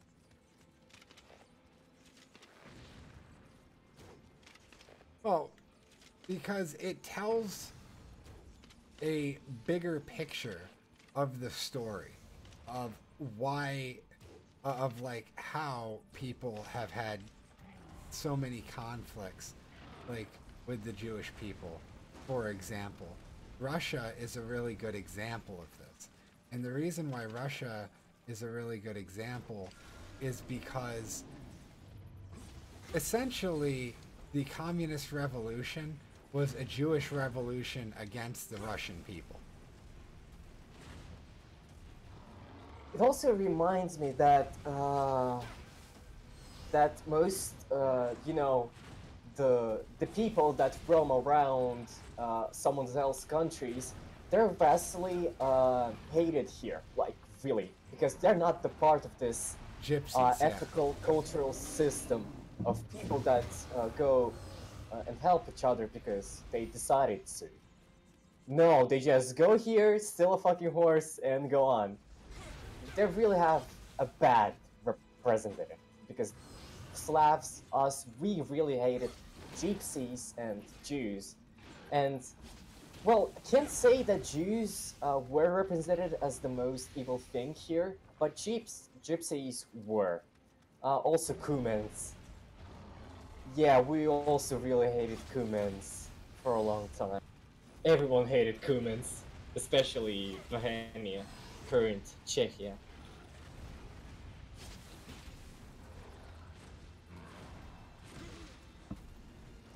Hey, and I wonder why. Why would they have a roaming nation doing their own thing for their own desire without the disclosure of the natives? Yeah. What's wrong with that? If I was a conspiratorial thinker, I might think that they might be subverting the host country and taking advantage of it without wanting to contribute to it. Huh, that's weird. If I would be a conspiracy theorist, I would say the same. Thank God we're not anti-Semitic conspiracy theorists, haha. I'm sorry that I really don't have anything to add to this. Don't worry, you're not a conspiracy theorist too. I function so much better on a an abstract conceptual basis, and once you start to get into conversations about how a culture applies to modern phenomenon, it's a bit too applied for me. Well, it's important because you have to. It's a part of understanding who you are. And that you are more than yourself, and that you are your ancestors, and that you will become your descendants, you know, and that there's a very large responsibility baked into that. And that's part of the ethnos, you know. Yeah. I don't know. Some days I wish that there just wasn't any of that, and then I could make my own decisions in a vacuum. I feel like it would be much more interesting. Why would it be more interesting? But in a sense, philosophy does allow you to do that. You're not really controlled by the means as soon as of you your culture. realize, it's one of those things where as soon as you realize that those shackles are on you, they're suddenly, when you look down, not on you anymore, because you can now use that knowledge in order to work against them. They'll work against your memes. But I don't know. Memes, Everybody else Jack. is playing. It's when everybody else in the world is playing by those rules, it feels inefficient to not. Well, it doesn't just feel that way for no reason. It's because it literally is. Yeah. Which is unfortunate because, I don't know. It feels much more interesting. Oh, I'm so lucky. The world is a also lot more reminds- interesting when it's made of individuals with their own personal goals and aspirations rather than working, almost slaving towards a group, whether that group is for their benefit or not. Right. I don't know. Which is why I've always I'm taken a not- liking to great man history because of this. Yeah. Like, this is the reason why I'm not actually a fascist, even though I see... Just because you see the value in fascism doesn't Doesn't make mean you a are one. fascist. Yeah. Yeah. I can see the value in communism at some points, but I'm not a communist. Right. Like, being a hive mind does have its extreme benefits, but I would argue that the costs to your humanity would outweigh those benefits, but that's a very subjective argument, and that pulls up a lot of questions about what you value in humanity and what makes humanity, and does it actually decrease the value if it's working towards certain things, yada, yada, yada. You could write a book on that. And I'm sure many people have. And I'm sure they have. They already did, you know. But nothing reaches people today unless it's on an internet podcast, so, you know. There you go. We just need to get on Joe Rogan. Exactly. All right. I'd like to point out the fact that I just cleared the second level. Oh, I with way noticed, less and I'm difficulty. very impressed. I'm so bad at that. I'm so bad at that, boss. But yeah, again, like thinking about things like entropy versus complexity as applied to cultural phenomenon or not phenomenon, but like cultures or ways of like doing government is a lot easier for me than discerning patterns in different peoples and trying to apply them to their own cultures, because it takes a lot of observations, and sometimes base observations can be wrong or uninformed, or you might be thinking about them because of the wrong reason or in spite of a different thing coming up. And I don't know. I'm just not interested in sifting through all that grain to find the needle. Yeah, usually Usually the needle is tied experience- to a thread that is much longer than you think it is, and you have to go back a lot further than you think you do to find all these little nuances, and eventually you won't even find all of them. You'll find enough of them to paint a fairly accurate picture, but you can't 100% succeed in that. As with which is everything, unfortunate. Yeah. But I like a lot more the the idea of like, communism and equity reflects, the inevitable entropy, heat death kind of stuff, where everything kind of mellows out to the same and there is no individualism, and it's all just one long sheet of equal glass, basically. And then, capitalism and things like it, where there's unevenness and that represents complexity and interest. Right, but I mean, you see how and in what way that is like anti-human, so to speak, right? Like Yeah. that humanity actually has like a soul and a living history and a certain grip on its destiny, as opposed to like mastering its destiny, as opposed to lulling itself into the sleep of becoming a slave of it. And Yeah. so I find the whole communist credo of total equality and all of this and paradise on earth and trying to make earth into a paradise is exactly horrifying. Like having heaven on earth is like trying to do that is how you make hell on earth. Let's leave earth. Yeah. Instead, in my opinion, you should just build your personal paradise that works for you and no one else. And no one is supposed to actually enter it besides you and the people that enjoy it.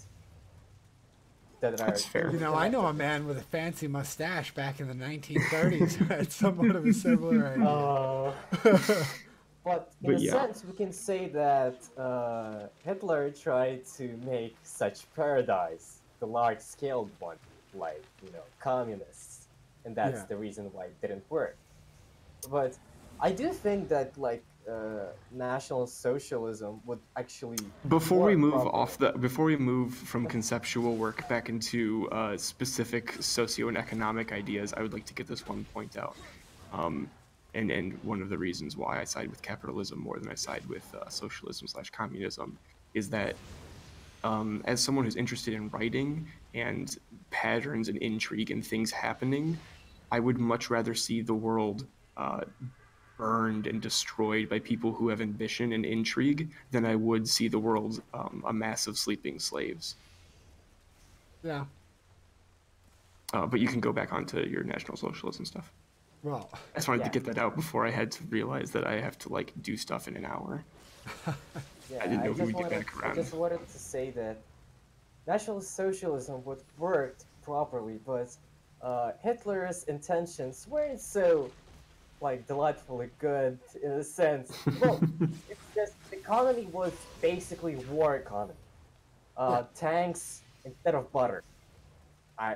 Is it like that? I don't remember how.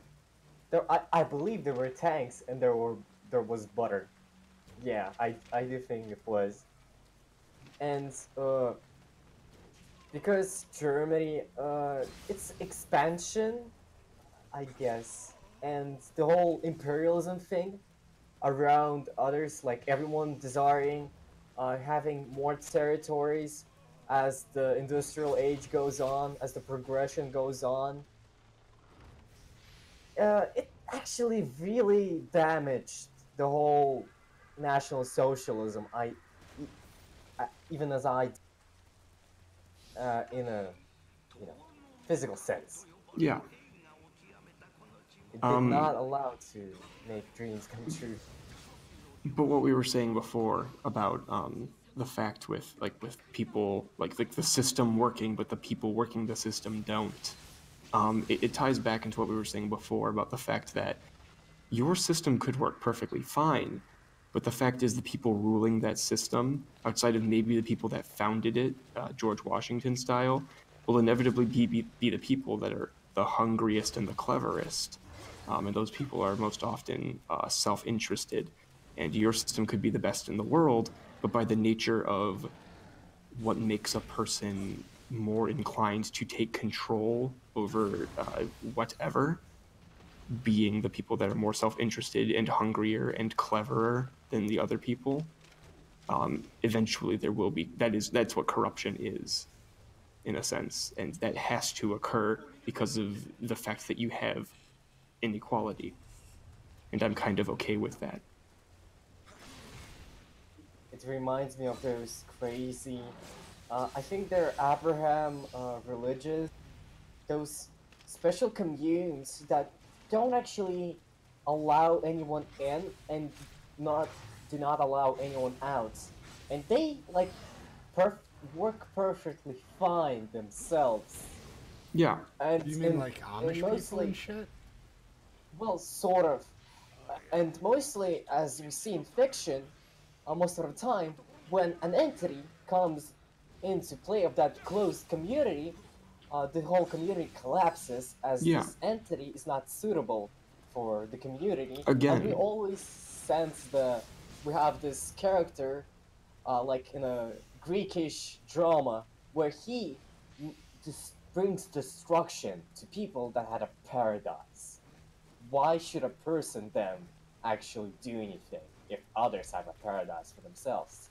Yeah, I don't know if you were in the chat for this before, but me and Oregano were talking about like small communist groups that work, and that's because of the fact that you can, in a smaller sample size, you can weed out the people and figure out and get rid of the people that are self-interested and only have the top of the people then with people that are good at ruling and good at leading and stuff.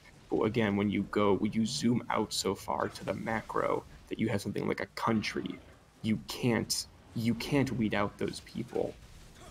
That's not a thing you can do on that large of a scale, because everybody who even has a chance of becoming president is already part of that group. Everybody that has a chance of becoming a senator is already part of that in-group. It's not like which of the people that we're voting for are, which of the people that we're voting for into these offices are these like selfish, self-interested, hungry individuals, and who are the selfless good leaders, because with this big of a population, everybody on that ballot is going to be the hungry ones. And it's part of the reason why I don't have as much of a problem with corruption as people do, because I can't think of a system that you could even put in without it, unless of course it's, you know, sleeping slaves, everybody's the same level, equity. Yeah, I feel like people are sort of just sleepwalk into that anyways. No. Yeah. I don't know. It scares me, but that's It keeps stuff me that up should, at night. It keeps me up at night, it keeps me wide-eyed, but it's things that, when, you know, those kinds of decisions will be tackled thousands of years from now. I won't be alive from that. I don't even know that they will. Exactly. You would have to be an immortal to see, again, like the entropy of the ideas of humanity die out into a sheet of sleeping slaves. That's long from now. As much as there is sleeping slave culture now, I feel like that's cyclical, and that comes and goes with, you know, the nature of subverting over time. But eventually, if entropy works as intended, then it will become, you know, full sleeping slaves at some point. Who knows? Maybe we were born in the generation that will have to deal with the entropy of human ideals, and we will be in the sleeping slave generation. And at some point, we will have to deal with that. Maybe this is out of 20 billion years, the small 100-year section that we live in is the time where we have to deal with that entropy. We get our chance to be fucking legends. Exactly. Or, and you nobody know, even just understands. fuck everything up hopelessly. And because, like, maybe like 0.5% of the population understands even what we're talking about in this conversation, nobody will even care. And that's the real black pill. Oh no. Yeah, that's the blackest pill. That's Fuck! No! Why didn't I put as a black pill too? Fucking... What is wrong with me? I even equipped my quick change scroll. I just didn't use it. I thought I fucking used it.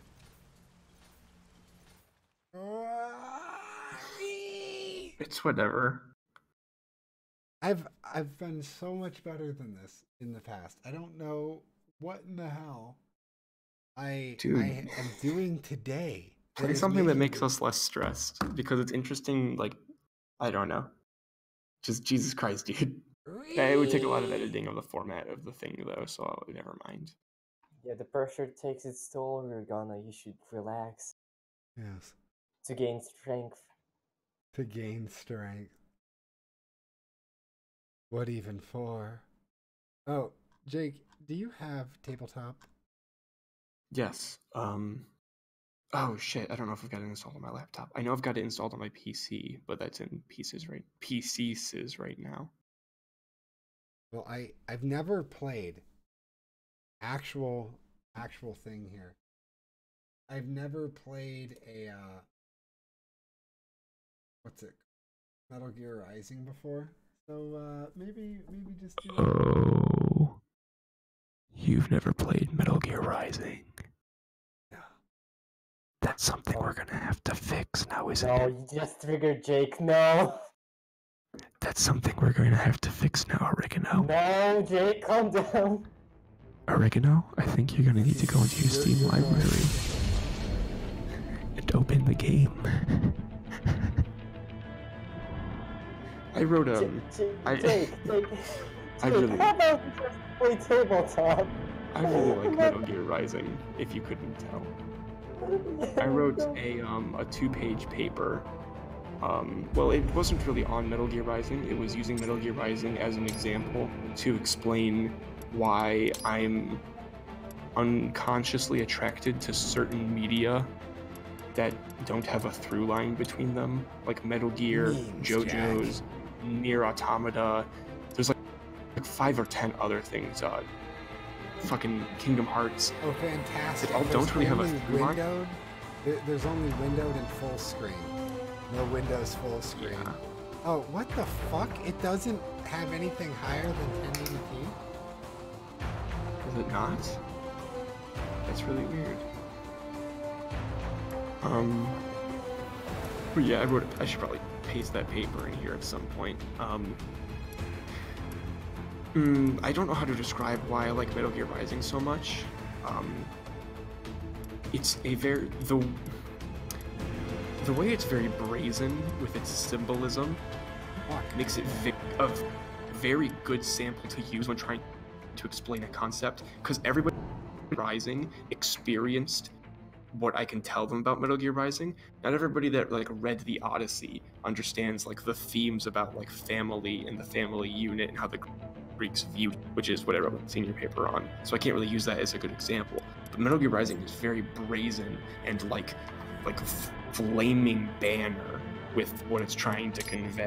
And then there's a bunch of symbolism behind it, which is the deeper stuff, but it's very good to use as an example to explain a lot of points because of that. The names, Jack. So I end up thinking about Metal Gear Rising more than I do playing it. VR missions? They're not, you don't do them in virtual reality, they're like side missions. Oh. You don't actually, yeah, no, I thought that at first too. They're the same as in the original Metal Gears, where you go through special training and there was a lot of stuff that would be groundbreaking with the implementation of the fact that in Metal Gear Solid 2 you basically play a simulation, like, you know, not virtual simulation, but constructed real simulation of Shadow Moses, but on tanker. Yeah, I'm.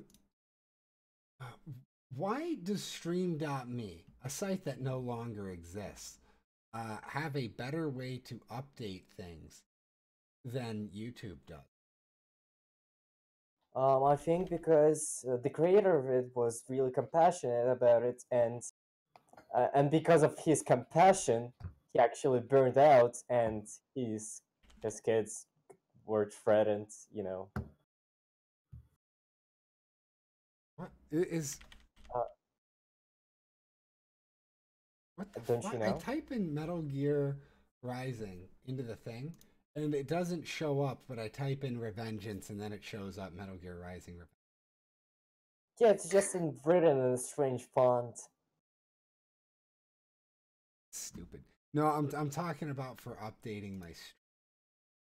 Oh. Which I'm doing live on the air because I'm only the absolute best I also do love when YouTube mixes up the games and calls, I don't know, Fallout 2, Fallout 4. Yeah. Yeah, that thing actually happens sometimes. Checking fuel cells. Oh god, I'm not ready for the... this is like an acid trip. Well, let's begin with a quick warm-up, shall we? Check the Soliton radar on the upper right and head to the point marked on the display. You could actually say that Metal Gear You can jump over Solid obstacles, but the ninja run will get you across them more quickly and easily. Metal Gear, right. In a sense, it tried to portray this strong postmodern idea of our reality as a whole.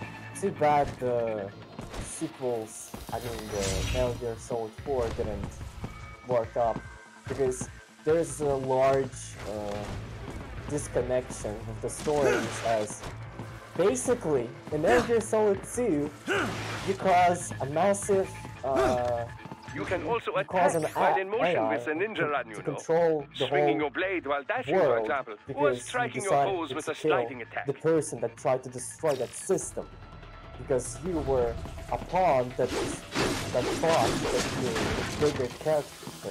the Solid Snake that actually fights for freedom and all that, a hero that Raiden wanted to be.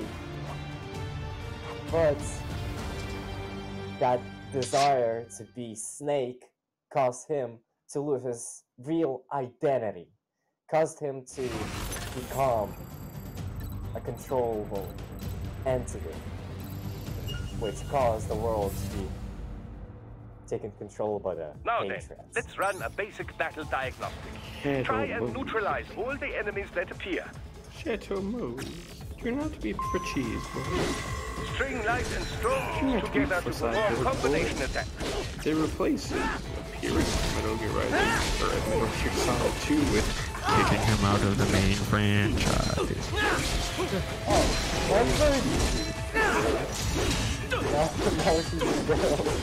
Metal Gear Rising Revenge game, but I guess I don't anymore since Konami owns it. Can someone buy the rights to Metal Gear and just give them like Kojima? How you don't want to come down here? What are you Kill yourself. Yeah, exactly. Combat is not all offense, however. You also Before need to I protect kill you yourself. for you. First, follow the direction of the enemy's attack. Fucking pachinko. Parry those Metal Gear. attacks Oh by my executing gosh. light attacks of your own in the same direction. This is how you parry. It is the keystone of your defense. You know what's really funny? We have all these large, like, idealist, like, meaning of life and of what it means to be a person, and a people, and a nation, and a world, conversations. And I looked down at my video game, and I realized it doesn't affect how I play Pokemon Go, it doesn't affect the grades of my class. Draw foes in as how is close as this possible relevant to and me? parry their blows to leave And the them answer is I exposed to don't know. counterattack. From your perspective, it will appear as if the enemy is frozen Thinking like a in lot time, of hobbies or at doesn't really least have moving a very point slowly. or an end game unless This you is can the sell it. perfect opportunity for you to carefully aim your strike, then slice Jake, your remember, foe you do apart. not capitalize Keep in mind, your even you will ideas not be and able to hobbies. parry every type of attack. Oh, Watch I your don't foe's plan to sell movements them, carefully. but, you know, it's just weird. You can have the most profound conversation about the meaning of life and what it, you know, and everything, and of all these concepts and the heat death of the universe and how that applies to other things conceptually, and it doesn't matter because it doesn't affect the way you wash your hair in the morning, and it doesn't affect the way you look at your class, and it doesn't affect your grades, it doesn't affect your income. Again, unless you sell it, it's like most hobbies, you just don't get anything out of it, which is fine. I know much worse hobbies. Drug use comes to mind, but Just do heroin. yeah, exactly. Just do heroin. Because, like, why not? I gotta be honest. I thought this game would be much cooler. It gets cooler as soon as you get done with asinine fucking tutorial. It's the worst, and here we go. I literally picked up this game, played halfway through the tutorial, decided it was boring and put it down, and then my friends kept pushing me to play it, and I decided to actually play it, and I was like, oh my god. No. I think Metal Gear Solid 2 actually killed me inside for a while. Like, you know, you just on the bed, We're in Africa. on there, and just dead. You don't really. What did you just ask? Where are we in Your team Africa? deserves credit. as well. They say at some point, but I don't know. You're just in an African country that, Mr. Prime Minister. was destabilized by war and then I won't stop restabilized by groups like Raiden's yours as mercenary company. opportunists, enablers of war. But you've trained our new army Fucking well. Mr. Lightning. Order has returned sooner than expected. Perhaps I I was am wrong about these lightning, private the military rain companies. transformed. We prefer private security providers. I still remember the scene where he Most just of Maverick's farts with contracts his Yep. focus on mouth. security. It like destroys everyone in the fucking Yes, room well, with a big lightning bolt. security can mean many things. Cool as shit.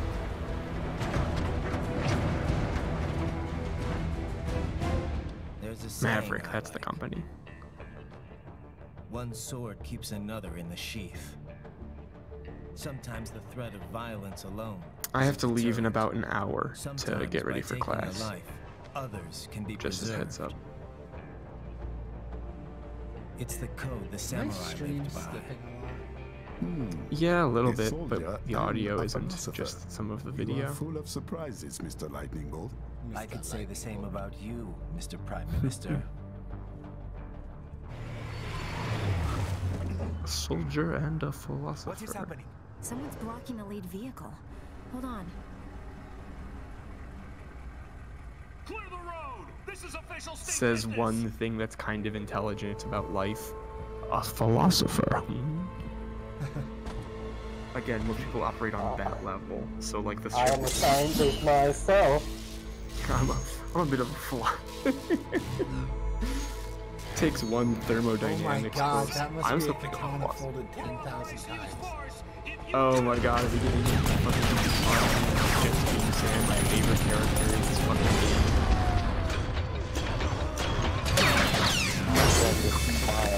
The fucking smirk. I do it now. I do his smirk because I love him so much.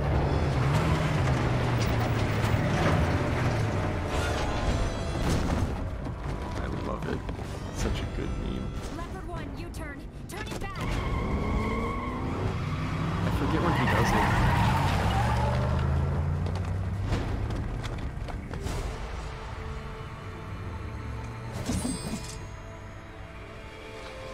You can't just cut people in half like that. Open fire! Who was that? A cyborg. Did you see it? Yep. Fucking Jetstream Sam We smirk. got hit, sir. A cyborg. That shit's iconic. Exif comes up unaffiliated. I'll notify all checkpoints. Get on money out of there. Yes, sir.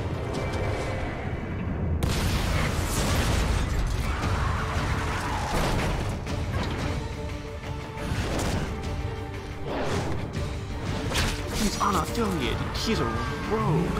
What is happening? Yeah. More things that make Jetstream Sam sound more mysterious than he actually is. We are going to die. That Stay is calm. the end of his right there.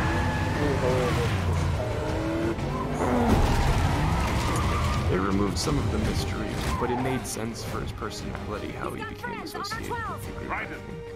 I'm on it. Guard the Prime Minister. Yeah, you also couldn't actually imagine him, the sound warrior amongst the capitalist Look at me crowd. just rip that fucking coat off. Yep, this part's great. This entire section, one of the things I think that make a game a classic is having strong beginnings. A lot of games lead you through slow, monotonous beginnings, so that there's payoff at the end. This one kind of like Metal Gear games have always been very good at that. Psycho Mantis was so much earlier in the game than I expected it to be. I It was mean, like in the it's first not, half. It's not like the fucking most recent Metal Gear Solid game that came out Yeah. had like It's a a- slow beginning or anything where you were inching forward. Take out those hostiles. Games like Nier Automata went into a like third playthrough to get to the that's like the Dragon Card thing, but still, it's like there's a lot of games in today's era that conditioned me to think Psycho Mantis was near the end of the game, and he was like the first 3 missions. It also Take some repair units makes from your people, foes I to think replenish it your actually own makes people supplies. good because of Metal Gear Solid 3, because, like, you know, you have a good start, you play a solid The limo fucking is in trouble. snake. Get You're back there, this ASAP. fucking big I'll world. add the limo You're to going your through solid the down shit, radar. like, oh, the fucking levels, they don't feel so right here, wow, it's cool. And then Raiden happens, and you have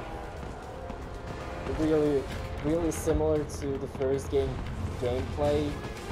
You start to get pissed off because of the character. Yeah, it also reminds me that some characters that have like real good portrayal of corrupted human desires, they don't get a good name amongst the crowd. Like, you know, Right, it's on the Shinji, other side of that barricade. the fucking whiny bitch boy that usually like he is everyone around us. a person tries to run away from his responsibility because he thinks that he can handle it. And you have a fucking person that decides to be a hero. Someone who has a big name like that. Someone that tries to use someone's other character for themselves to become the bigger character. And gets pissed off, falls on his side because of pigeon poop, mistaken for a girl by the fucking president of the United States, and I don't remember what else.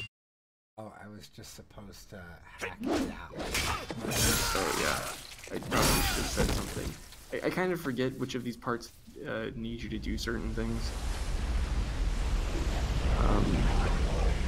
In a sense, Metal Gear Solid 2 was only good because of the ending. I haven't finished the ending Joey, and I don't know what the ending's like. I've heard it's batshit insane. I'm close. Oh, remember when I talked about strong beginnings? Meet your strong beginning.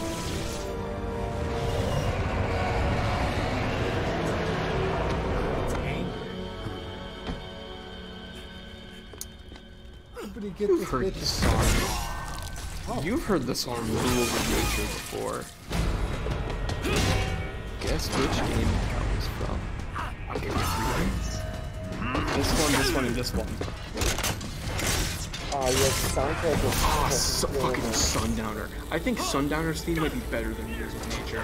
I fucking love Red Sun Over Paradise.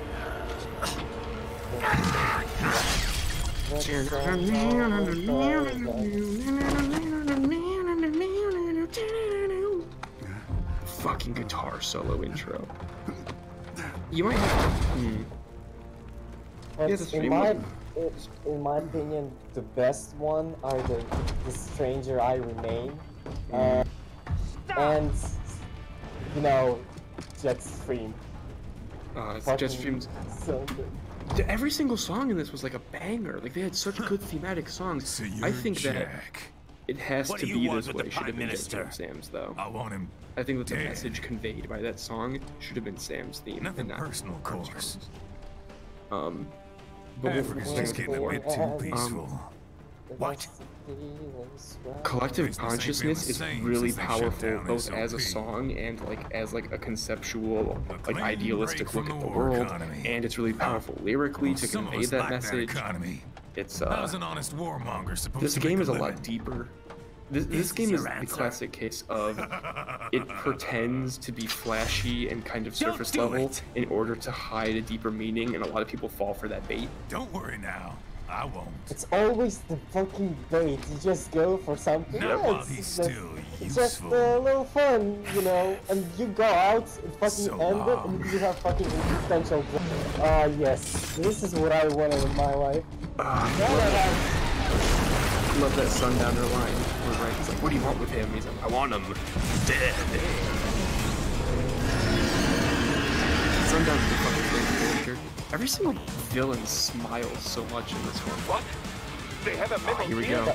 Gear? Bring up. Actually, the inner child. I hope I have enough time Take before out that class UMG one. and get after it. Because it's fucking great.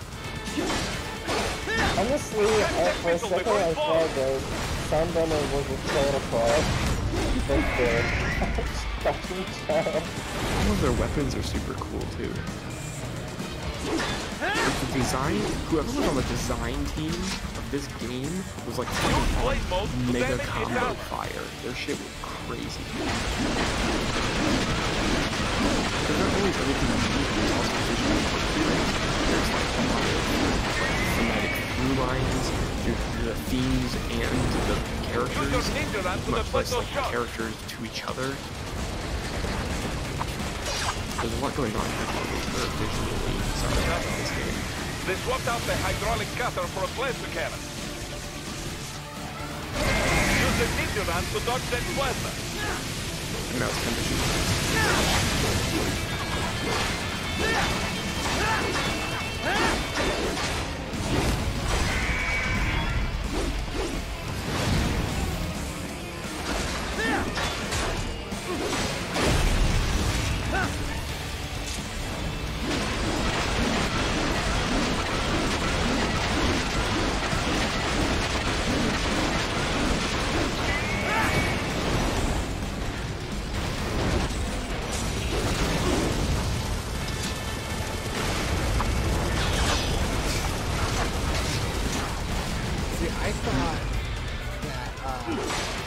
This game wouldn't be so generous. Yes, would be a good way to put it. But also there's some It's one of those games where it's one of those old school different randomized games where you play on any mode and you're like, okay, and then you play it on the hard mode and you're like, oh, this is fucking bullshit. This is absolute bullshit. One of those. Well, at least there's a source for you that can just cut out things instantly. But I would definitely recommend playing not on hard mode your first playthrough, not because it's so like it's like super hard and you'll be able to do it, but just because the frustration gets in the way of you doing it. And you should use all these one. It kind of reminds me how the difficulty in download for you just perfectly for a body. Oh yeah. When you do good, you hold on. Okay, after you make that pickup, I want you to experience the moment that I was talking over it.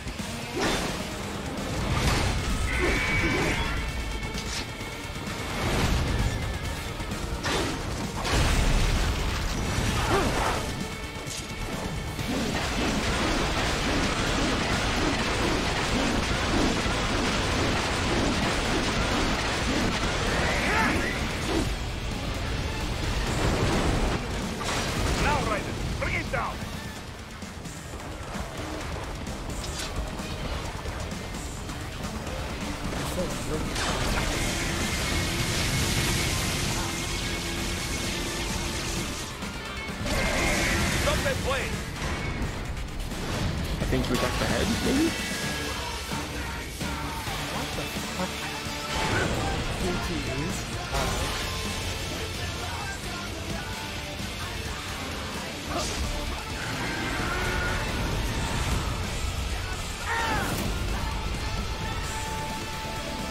Yes! Swing it wide open!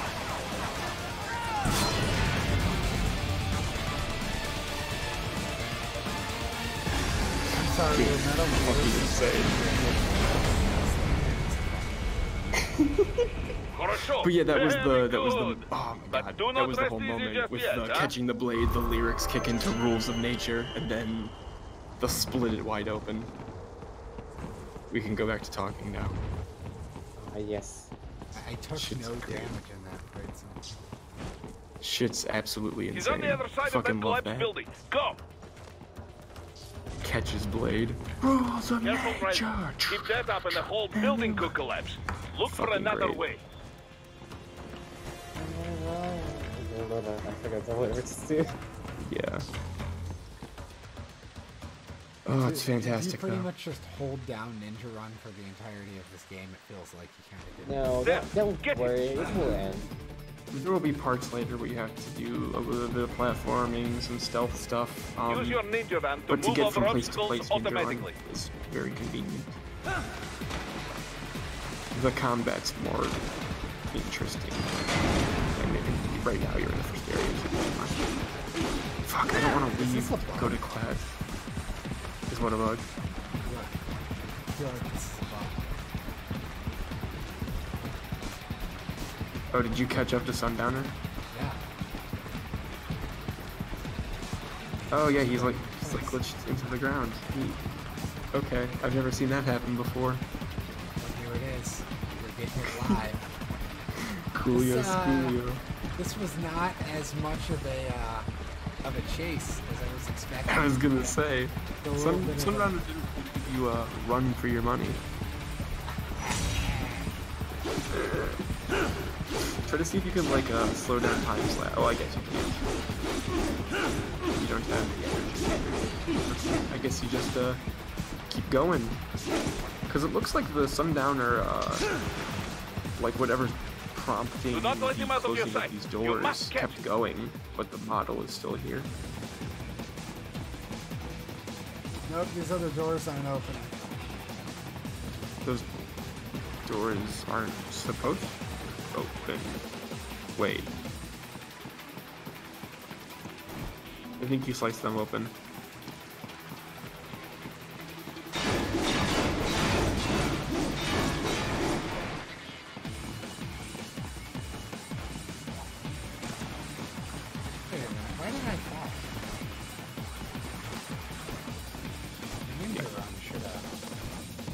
ninja run should have saved my ass.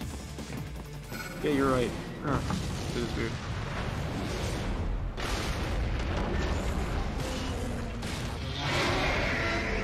The damn G. It still works? Another what? Another glitch. Oh yeah. Yepperino.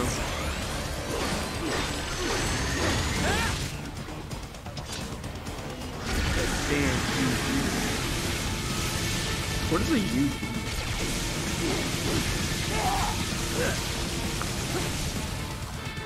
Ultimate Gear. I was gonna say Metal Gear.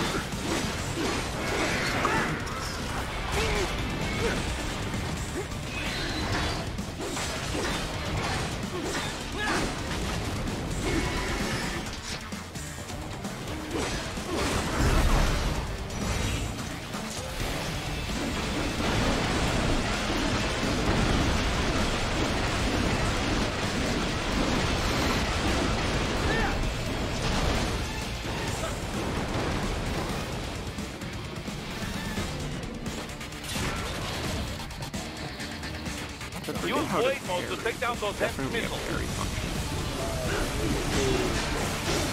Basically, press forward and attack for some attack. Right, it's the direction you want to be parrying in, and then the attack button. The game never basically specifies. Like, I went through the game until the wolf, and then I learned how to parry. Yeah, it's pretty bullshit. Because it doesn't tell you that parry. You have to like look it up in the controller. Well, I had to Google it because it only tells you parrying for mouse and keyboard. And I was not about to play mouse and keyboard Metal Gear Rising. And also, there was another problem. I learned parry after the wolf. I was basically dodging him all the time. Can I tell you something? Yeah. I didn't learn how to roll until I beat the game on hard mode, and then went through all of the Jetstream Sam DLC on hard mode, and got to Armstrong, because you need to roll through one of his attacks, and I didn't know that you could roll. You mean dodge or roll? You can roll? What? You have to press Y and real. I'm just jumping across. Yeah!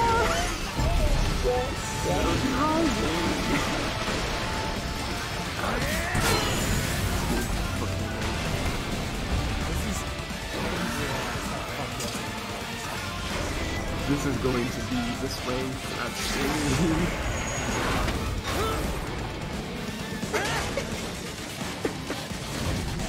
And then Raiden poses for the camera, and the fucking mech is still alive.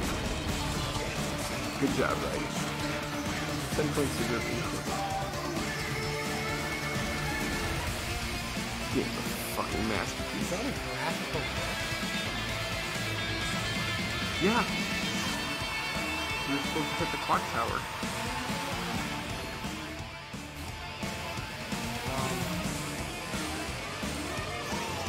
What is supposed to happen now? The camera is supposed to pan down, and you were supposed to sprint down the body of the clock tower at the Metal Gear while it's shooting bullets and lasers up the clock tower at you. I feel like this is pretty scuffed. Is this something to do? Did you fuck up like the resolution settings or something? I did not. Because there have been more graphical glitches. Listen, I've never seen dude running in place and then getting flung against the clock tower, but it's actually the city background. I hope it saved some of your progress. Let's see where the last checking point. If not, then I have to take a shower and do a getting ready for class. It's funny to me that this game can't upscale past 1080. I know, it's a really old game, but you know, you'd think that they would isn't update it. that old. Yeah, it's 5 years, my guy. 19 now, my dude. Oh my god. Even worse. You're getting old. You better find a girlfriend. You better get married. You better have children. Otherwise, it's never gonna happen, Jake. Jake, you better talk to that cute girl, Jake. Jake, that cute girl that you've been putting her off with. You're gonna have to talk to her. You have to talk to the girl. This sucks. Kill me. Talk to the female. Otherwise, it's a lifetime of loneliness for you. Hey, look, I'm just A, trying to help him, and B, wondering why my fucking Metal Gear Rising is so scuffed. Something tells me that this shouldn't take this long with a solid state drive to load. We're gonna...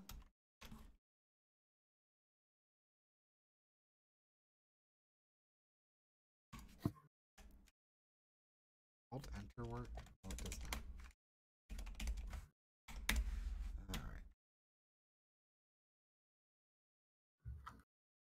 We're just gonna have to kill it. And see if it works. Don't you worry that at some point you'll become the foreign entity and will destroy someone's commune, meaning someone's life and soul? How? I don't know. By proposing to go to the females, I guess. But all I'm saying is that Jake needs to go sow his oats in some wheat fields. I need to sow my oats 6 feet underground. Oh no. Blue pilled Jake. We're going to black pilled Jake. We're going to the concept of thinking doesn't matter, and thus I should just kill myself before I experience the hell that is this world. Give me the doomer pill. The doomer pill. Let's do this. Let's do... What's up with skins being so Russophobic? I don't know. He started on his I am Polish, therefore Russians are shit. He sounds really pretentious. For some reason, he's taking a lot of Polish pride for somebody who's never even been to Poland. Who is? Skins. Oh, I'm Polish. Didn't you have a talk about Gamer Day saying, oh, I played Zelda and it's good. Yeah, exactly. I don't know anything about Polish customer. Yeah, oh wow, it actually says right before that also. What the fuck is the name from Just one word to Polish. Yep, I'm Polish. My grandmother's Polish, and I get some other reasons I feel much more strongly for my German descent. The Polish stuff is the fun, presentable side. Oh hey, this makes a little bit more sense now. Yeah, that has a little bit more continuity than the other thing.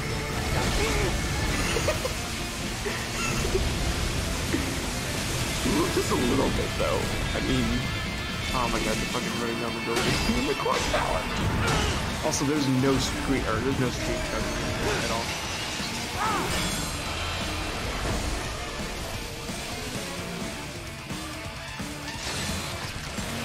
Okay, that is like one of the most fucking...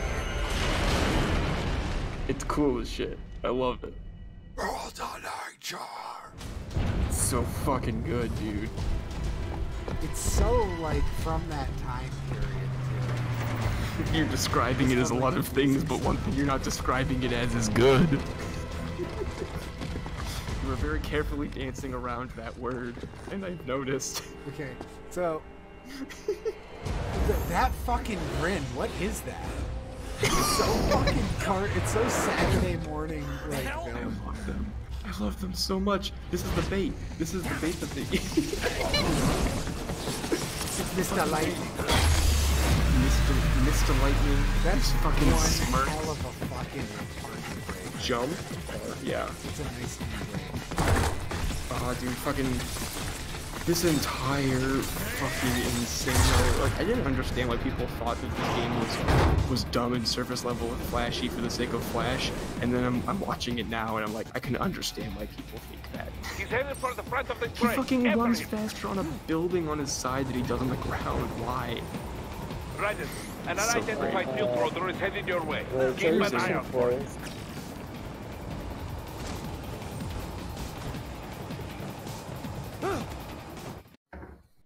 Guess a big chunk of metal can fly down real fast. I love it. I love it so fucking much. It's so good. It's so good. Too late, hero. I won't be needing my little It's steel so here any corny and longer. over the top. I love it.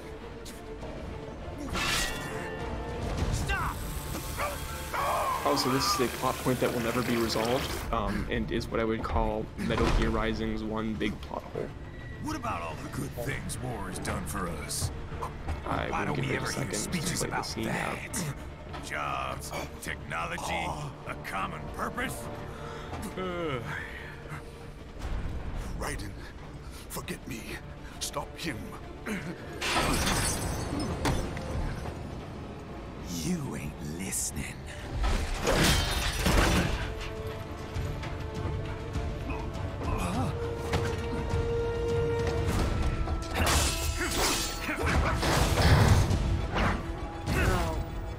I don't know Mind if I very got in? much about this game, but I do know All that we're Jack is a saying. shit pusher. Give war a chance! You've seen the Jack versus second fight. Good. Mind if I cut in? No! Great memeable line.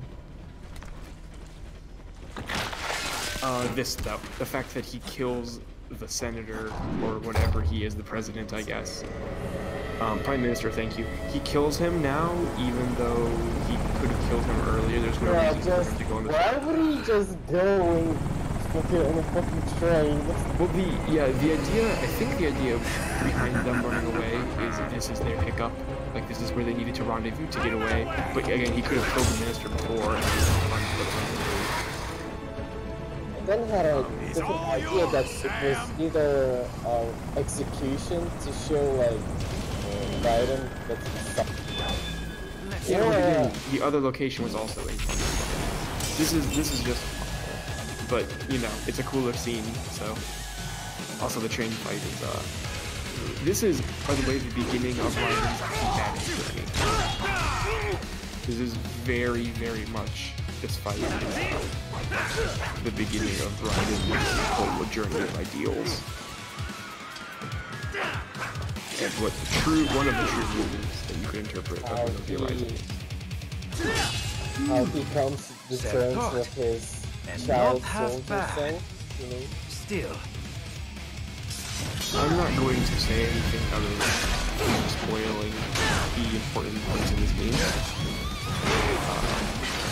And the game is kind of short, so we don't have to wait long. Your technique lacks something. But oh. Now, no. Raiden is getting like full on across the train hurts me every time. These lines are important though.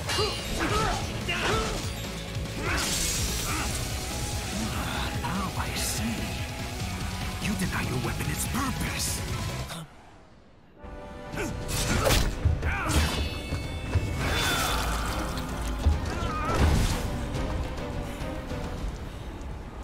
It yearns to bathe in the blood of your enemies, but you hold it back. No. My sword is a tool of justice.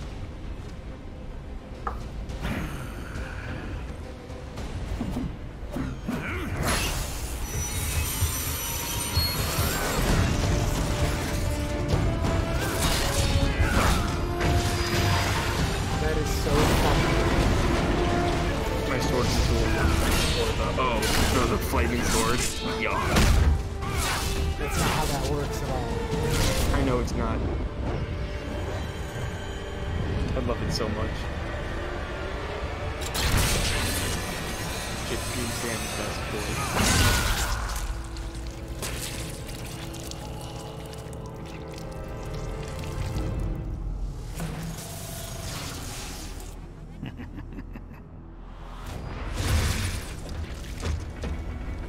Shit, not again.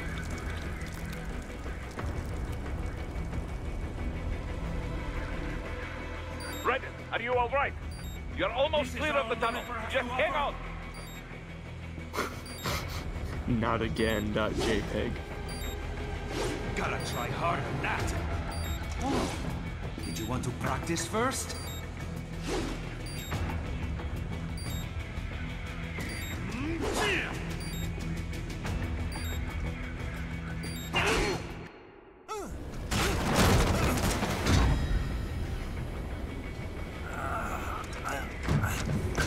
This is what happens when you bring a tool to a sword fight.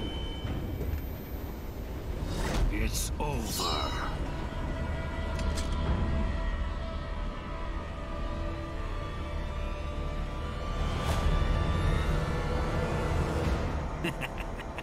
Lucky devil.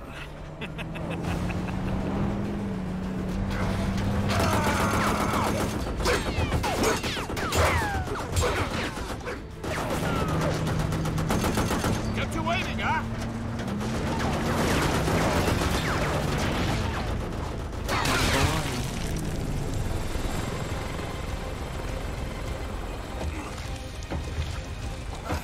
Kept you waiting, huh?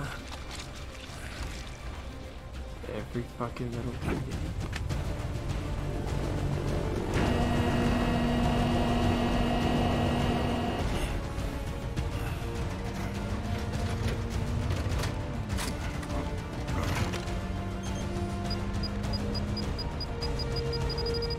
Down you go!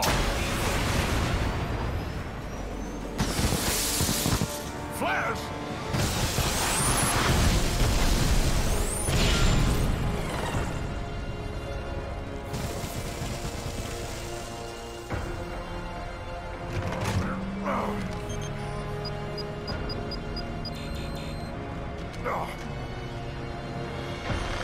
Luckily, I keep a spare.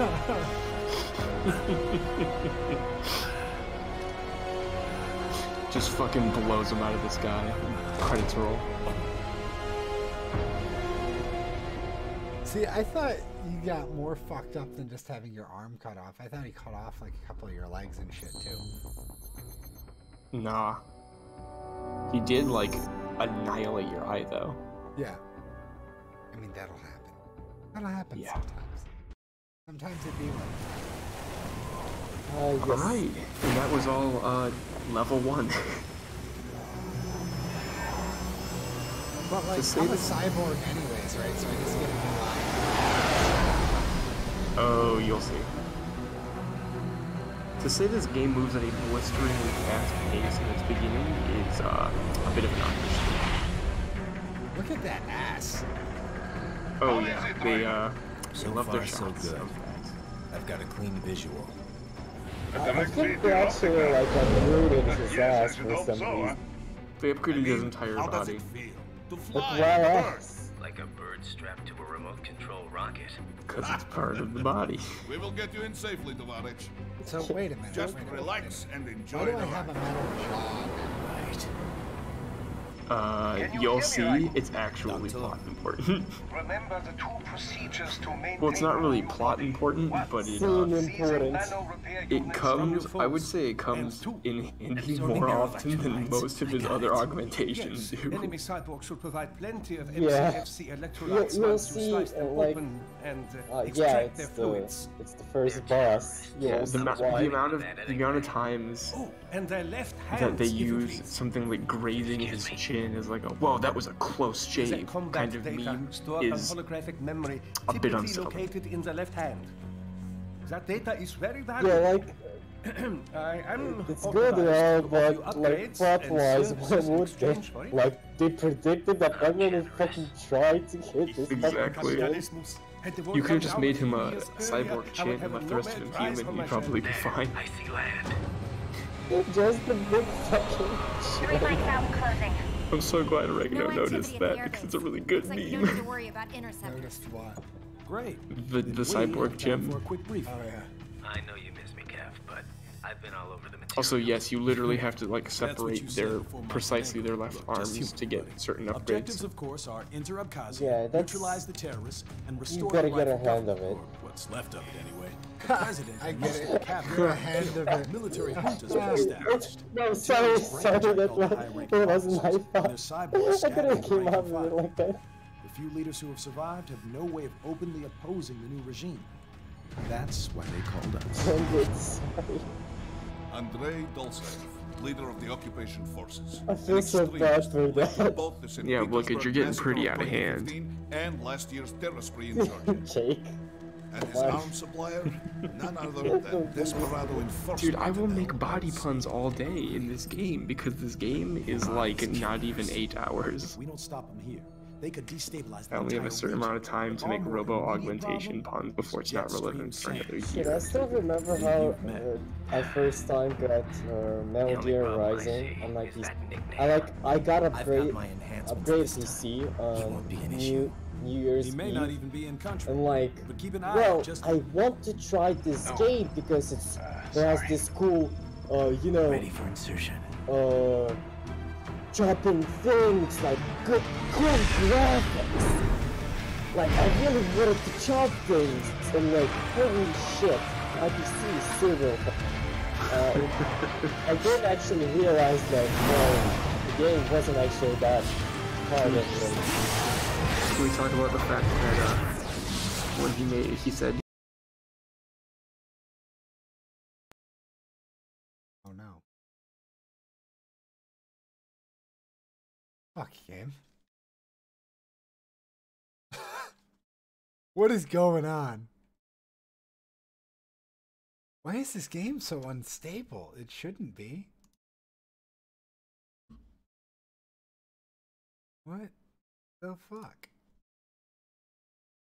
Rules of Nioh. Alright. We're gonna try again.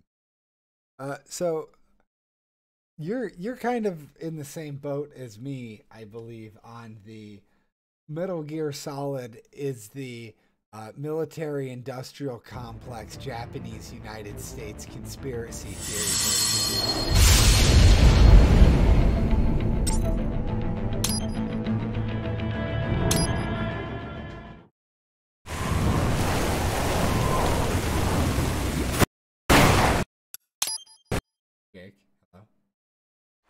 Hello? Raiden, you landed safely, da? First, head inland.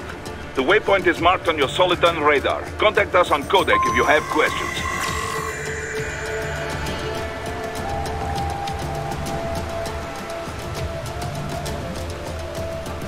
hello? How long have I been silent for you?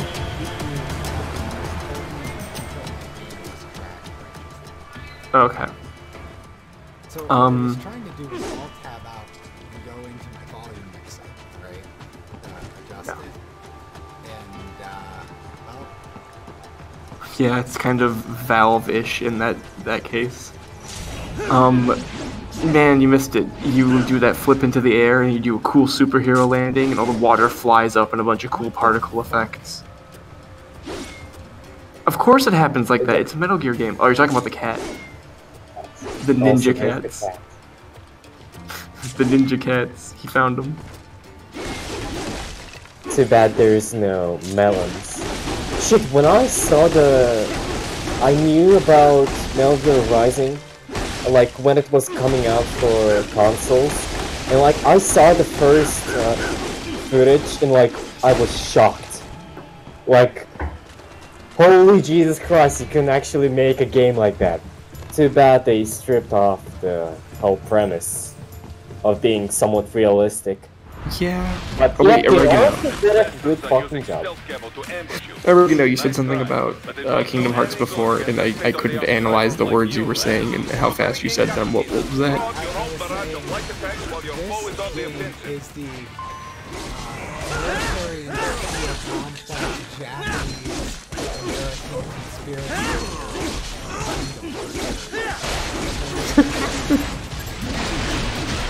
Yes, it is a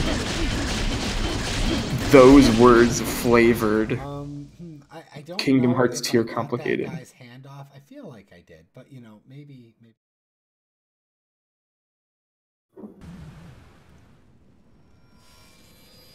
I mean, to get the data, you have to have like a clean slice of the arm.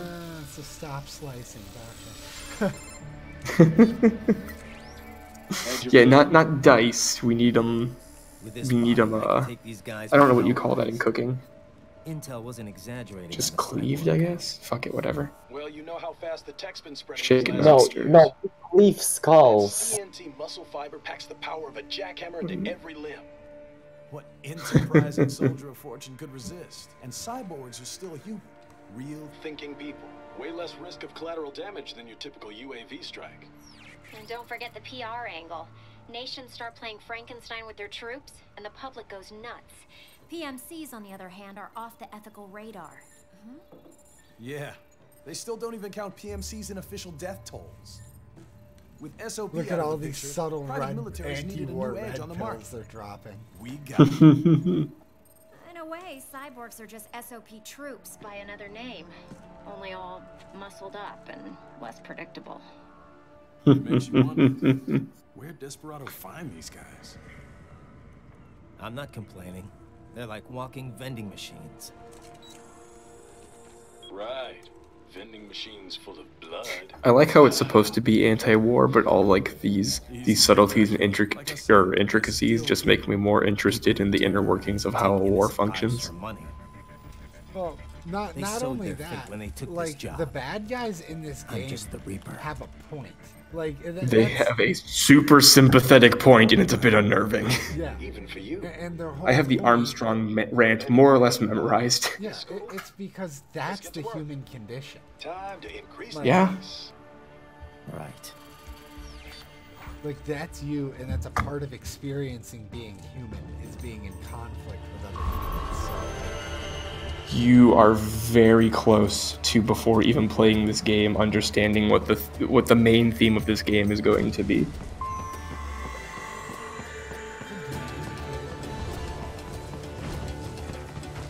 are there any like Easter egg thingies that I should be searching for to pick up or something? There's the boxes. What do they look like? They're like the Metal Gear boxes. Like they really stand out sometimes, but they're just but the problem is they just hidden in places. Also, there's another pickup that you will see. It's a VR mission. I don't know. Should you collect it? It's not really that important, but yeah, you just can do that. What is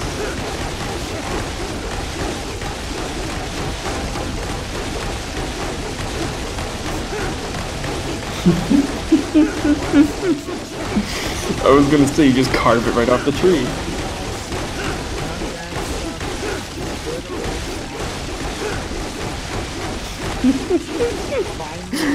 I can...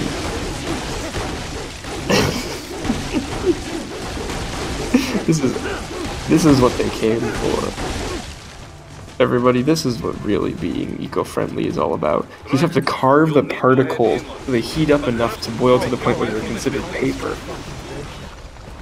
Cutting them at different resonances gives you paper, gives you toilet paper, gives you, because you're Raiden and nobody's gonna fucking stop you. I guess that's no joke. I didn't think that the environment was this destructible. The physics engine is fantastic. Don't slice an enemy into a billion pieces. It might chug the game. Well, your computer's good enough to run it. This is 2013 hardware, so you should be fine. But you just have to... What happens if I, like, destroy stairs up to some place and I can't? They made it very careful. They very carefully crafted the game so that you can't, like, stop yourself from progressing with this slashing system. Good. Let's recap. Or at least not in a way that the slashing system can't fix. You can like slash a thing and then it'll like drop a brick you can't get in front, or you can't get through in front of a door, but you can slice through that brick. Mistral, a Desperado captain. So I go through the city. You won't get locked cross out of the bridge anything into just the from old slicing the town, wrong thing. Then head down to the rear of the refinery. Still, I think they In fact, I don't think you can lock yourself will out of the probably have optional a stuff grand by slicing reception things awaiting you at the incorrectly. old city. Do not let your guard down. Alright, look at this box. I think the game actually makes you The cut box things to actually get does to have the something optional. inside of it that I need. It's a strange and abstract concept in modern gaming called doing something because it's fun. And that's what the physics engine in this game is all about. It's crazy, I know. But I tell you, it's true. Jake, do you remember that one time when there was a slip with the 2 number in the... I think it was like E3 footage, and everyone thought that would be Metal Gear Rising 2. Do you remember that one? Big sad. I love how, after me telling Oregano that he can't, like, break the game with him slashing things, he slashes something, realizes he can't cut it open, and immediately identifies it as the way to go. I can't ruin this staircase, which means I must go up it. You go above them and then press button prompt, I think it's X. Wait, I should have cut his hand off. Okay.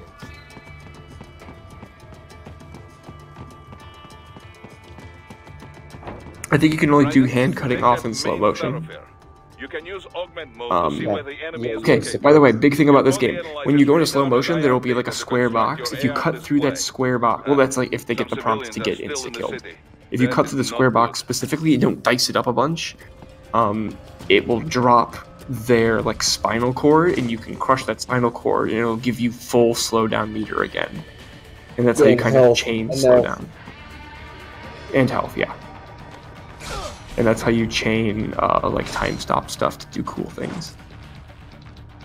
It also gives you a cool little animation of Raiden going ballistic. Yeah, you can also chain them. Like you can kill like 5 people, like, and you can get all their spines for yourself. Get ready to never use the stealth kill mechanic again because it's literally super pointless. Yeah, just 1 moment. Or 2. Yeah, there was like... Raiden's such an amazing murder machine that stealth killing isn't even like a thing you have to do.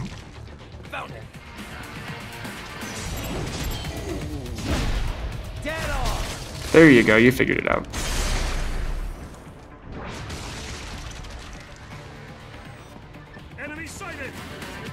So like an ideal scenario, which is very complicated and you have to kind of contrive it to happen, is cutting off their left arm and then cutting through their body without damaging the intact left arm to get the square thing. But I don't.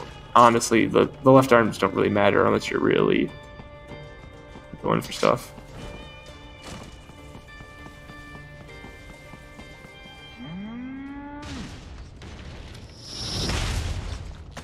It's a mower from fucking, Yep. Warframe? Oh my god, you're right. Big boy season. Also, they moo. I don't know why that is. Yeah. Metal Gear cows. Yeah, it never was specified why. They never establish why they moo. But they moved in the fourth game. In the hard version of this fight, there's 2 of those Metal Gear cows, and they fucking annihilate you. So they just fucking get their fucking legs, do a fucking roundhouse on your ass. They shred the absolute living hell out of you, and it sucks. I think, like, the reason why they made them moves, like, to be non-conspicuous. Imagine... Also, those army men are just there to kill to charge up your meter. They keep spawning, I think. No, they're also for character, you know, Mistral. Oh, yep. That...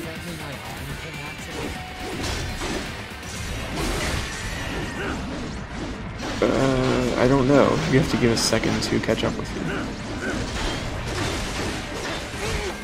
Oh, the thing you picked up off that guy? I believe that's just a drop, but I don't know. You could have armed him.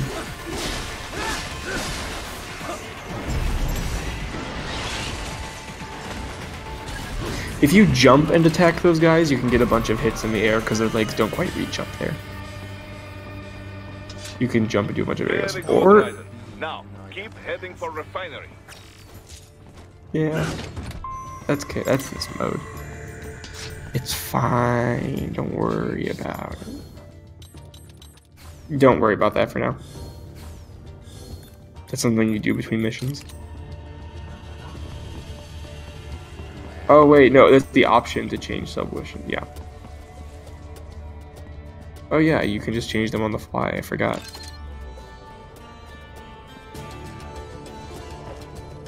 Shit, I forgot that I need to finish Godhead.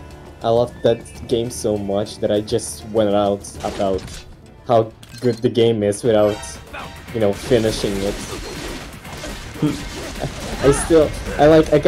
I got it in the middle and I still haven't finished it. I need to get back. Oh, Radio very deliberately blows something up with a grenade and everyone's like, what was that noise? Nobody's like, we're under attack or go on alert. Yeah, Metal Gear Solid stealth mechanics. Oh wait, no, this is the double cow fight. This one sucks. Again, jumping in the air and then comboing them from above is really useful. Try to block. Try to block. This is wow. Towards them and attack. Now keep heading for refinery. Yeah. You have to time it to get a perfect moment to strike them with the... Yeah, but again, just like a full jump into the air followed by some quick slashes is better for them because their kick just kills.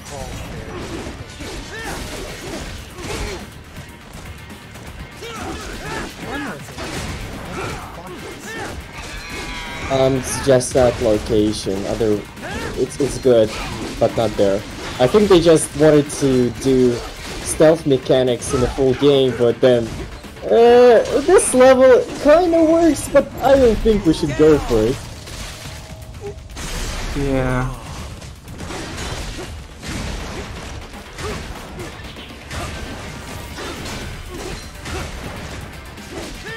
Also, you're like completely invulnerable while that animation's happening, so, you know. Definitely don't abuse that or anything. No. I don't know. FC? What?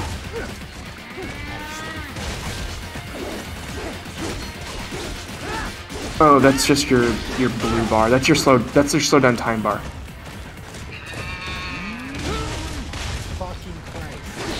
If you go into like the zoom in, like I get to control the direction of my slashes mode, you'll automatically enter stop time mode if you've got that bar full. That's kind of obnoxious. That little getting caught area there. Oh my god, they are just comboing the absolute shit out of you. Oh wow, they both. Did you kill them both at once? Easy. Wasn't even stressful. Didn't even have to think about it. It's great because this game can let you have a lower max HP bar because of the fact that if you kill an enemy correctly, it'll go right back to full. So it can punish you super hard. Right, and wait. We're picking up a wireless transmission near your position. From the frequency, most likely an enemy data terminal. Check it out. We may be able to salvage some intel. Yeah, it's nice that they just leave it here, all logged in and everything. Hacking photosynthesis, that's right, if you hit the buttons and then you smack your palm against the... Oh, please don't do that. Right. It's like, please don't make it. Yeah. Into the mainframe. Like a 9S minigame. Can we have an honest discussion about 9S? I love 9S. I think he's a great character. Cyborg. I think he's an adorable edgelord. Yep. But... Remember, wait, hold on. Remember the chin thing.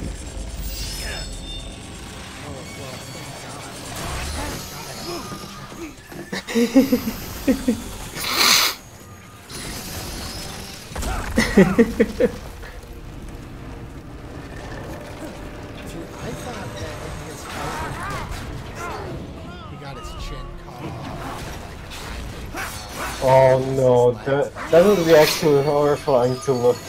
God, that would be terrible. Probably should have. Yeah. And you are. I am IF prototype LQ84I. Why does he speak? IF prototype.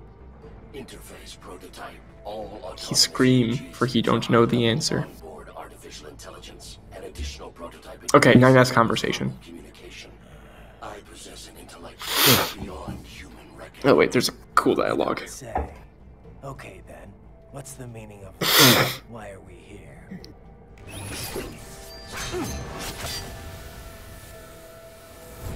I am here to kill you. I am here to kill you, fair enough.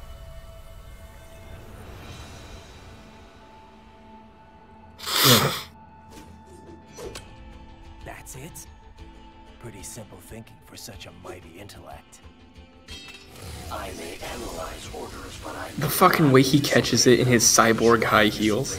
God, it's so cool. I must destroy you. Yep. It's still fucking. I love it. I love it. When you catch your enemies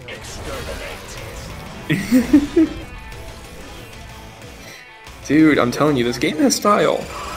There's a lot that this game has, and style is one of those things. High heels give you tactical advantage. It has a lot of like fun wink wink nudge nudge kind of charm to it that like most AAA games nowadays are just so sterilized that they can't even hope to have.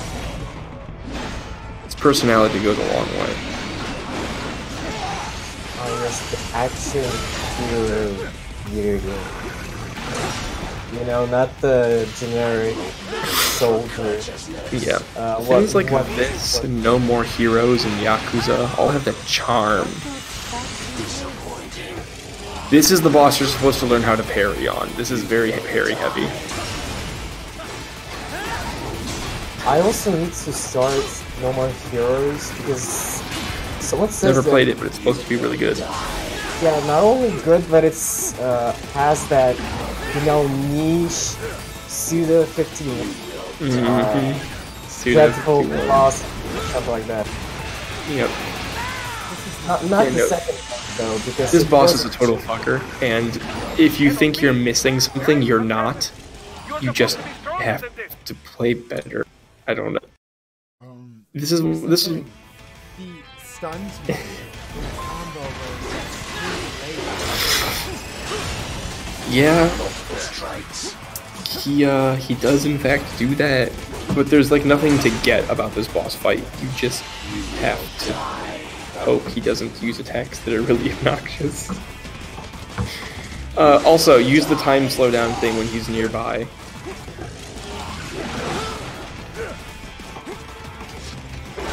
This is not a Dark Souls game, by the way. You don't make your opportunities, you wait for one.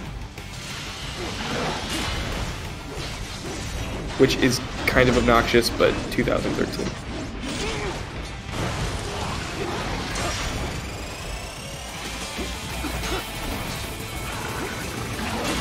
Yeah, there you go. I don't know why I think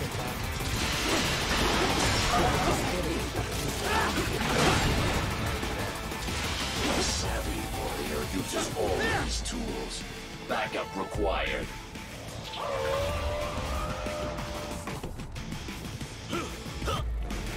Can we talk about how pro that was, that you got like 3 slashes off, parried, and then continue your slash combo? That was insane. That was hella nutty. Oh yeah, these are the guys. Yeah, you can just use these guys to heal and get your stuff back, which is great. I love how Raiden lands on his feet from the grenade. He's just like, whatever. That weapon's not anime enough to kill me. You have to use like a double-pronged long staff trident if you even want to have like a chance of dealing damage. I Or something curved. That also works. Curved grenades.jpg. I want that. I want like a boomerang grenade. Maybe not a boomerang, but this shit is absolutely the stupidest. And I love it. And I love every second of it.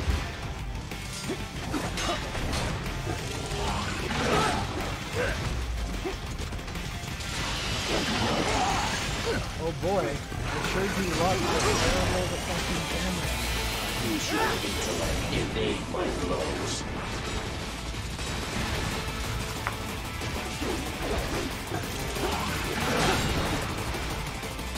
I will obliterate your consciousness.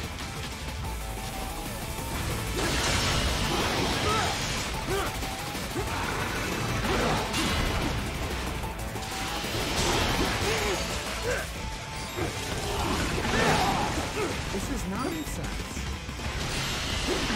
What? Why can't I parry that? No. I'm doing it exactly when the red thing comes up. If it's glowing, you can't parry it.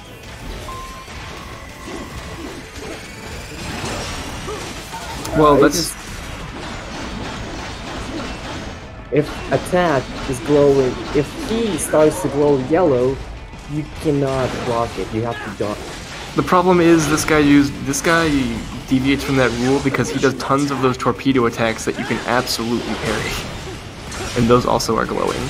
But yeah, the rule for the rest of the game is if the guys attack glow like yellow, you can't parry them. This guy's do, but you can. Basically, not always. Just yeah. It's really inconsistent in this fight. Oh, you're getting it. You're getting it. It feels like the more times you fight him, the more opportunities to go to town on him come up. Because it also took me like 3 or 4 fights to get this. Maybe it's just because you roll the dice.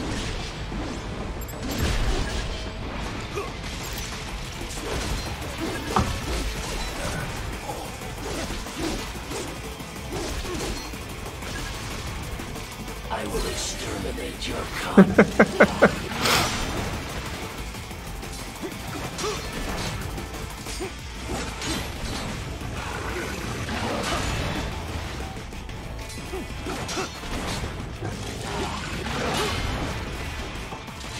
You will die. Does it pause the game when you scroll through your weapons and stuff?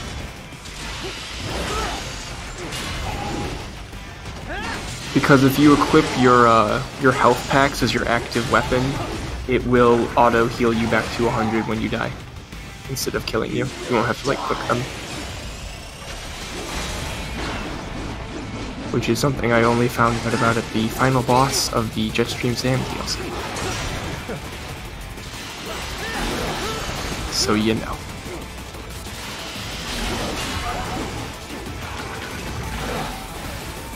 There is nothing that hurts more than when you get the slow-mo and the enemy like gets out of your range. That is a feeling that doesn't get better.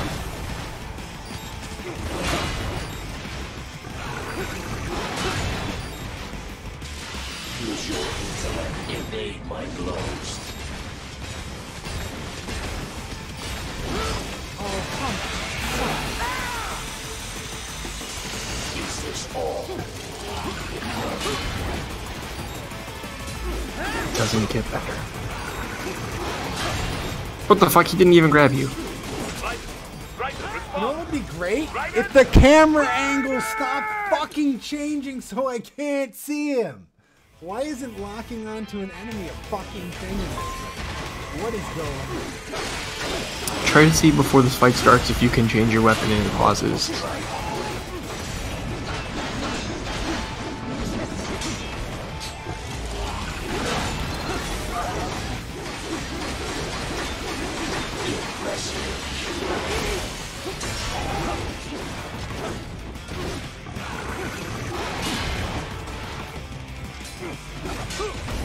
See, I don't know how to do that. Like you're coming at him, then you parry, and then go straight into a combo.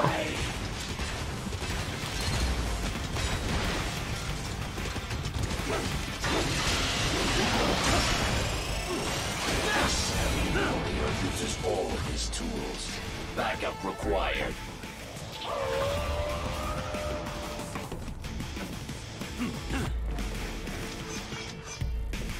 I really didn't think I would have.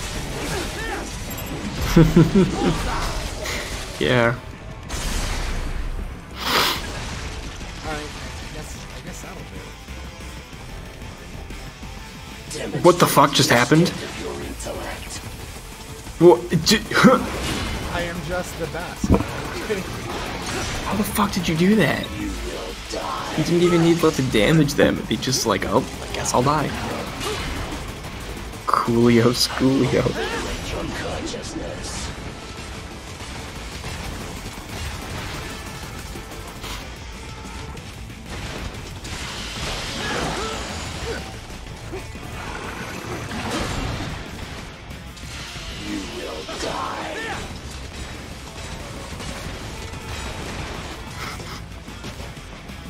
Doggo going off camera into Raiden running around in circles works way better than it should.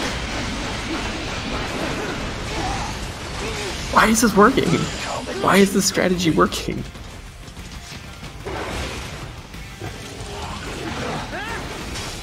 There you go, there you go. Use your intellect, evade my blows. When are you gonna fucking run away? Not sure, you should probably try to see if you can equip healing items. Is bullshit. I'm doing the stupid fucking thing the exact way that I've been doing it every single time. Sometimes I'll do it like 5 or 6 times. Try to check if you can equip healing items, because again, they res you from 0. You hit like left or right on the D-pad. Left or right on the D-pad. You opened this menu before.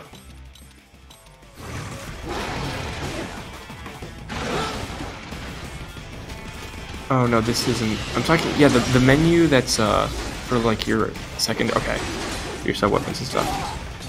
You have recovery. You have recovery items. Open up that fucking item menu. Don't close the fucking menu.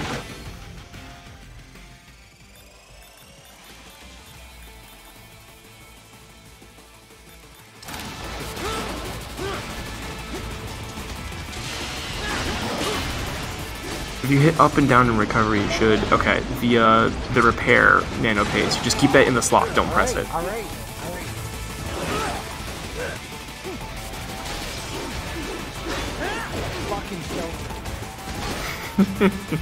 It's fine. This boss sucks. Backup required.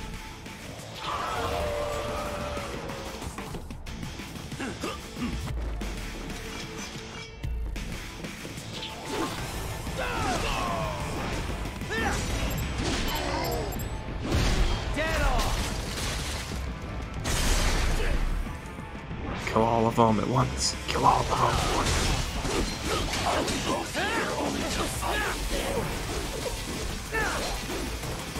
Getting the 100 HP is really all that matters.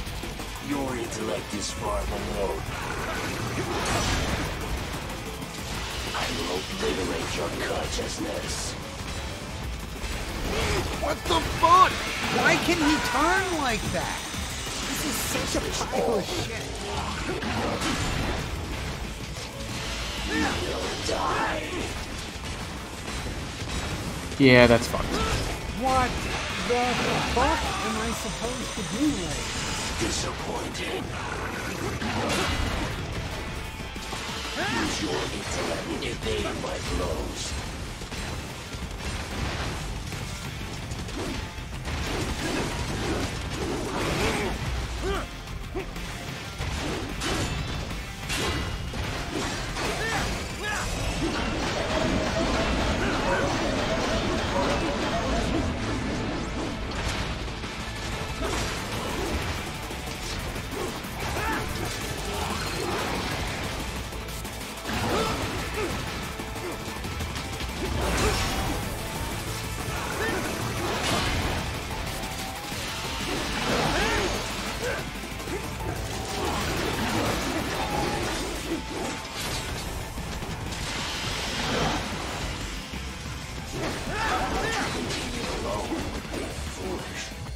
Help me.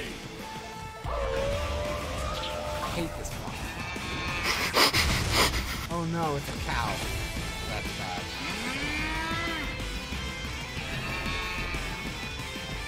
I mean...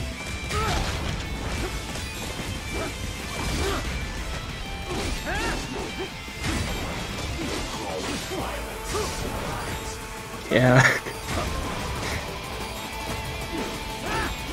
It's something. These things hit like trucks.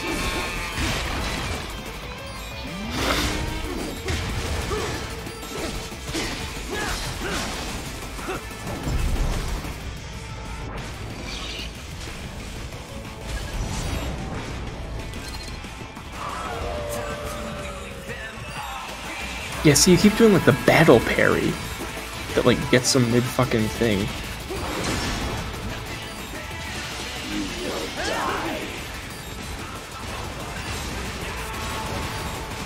Why is that bad?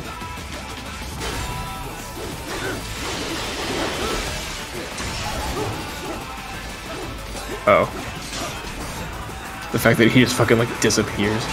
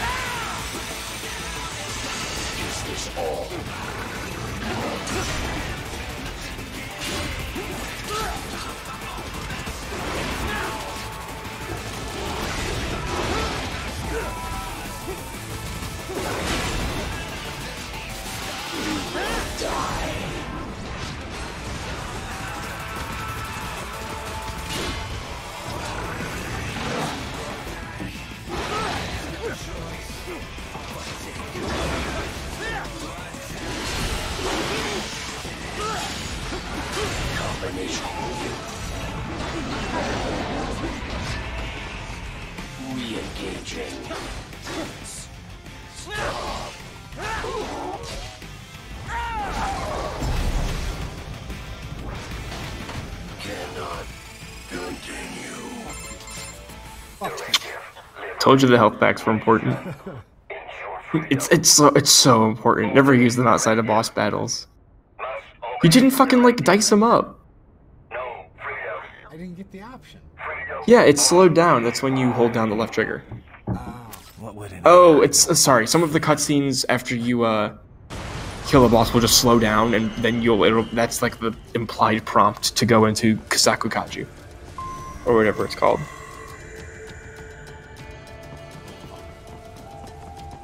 Oh, well, he kind of just... That was fucking gay, right? Oh, yeah. And I think that's where we should end off, because I got class. Well, I mean, you can keep playing, but this is where I have to get off the train.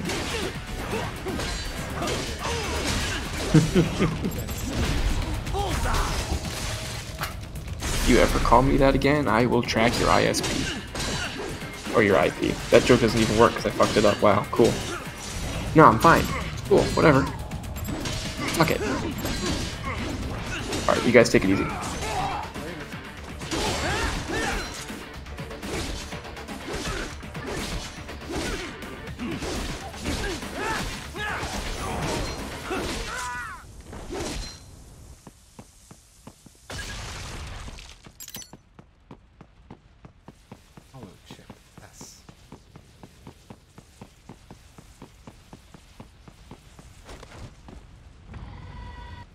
I think hollow chips are just the currency.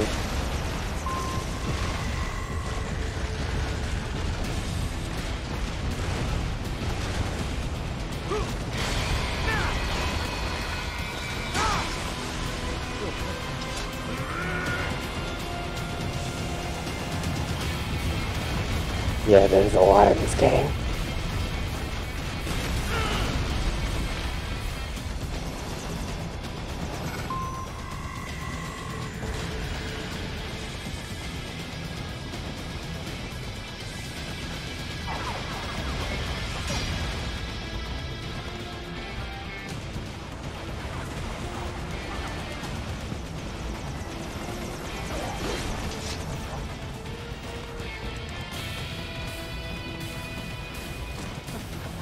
God, holy so bad.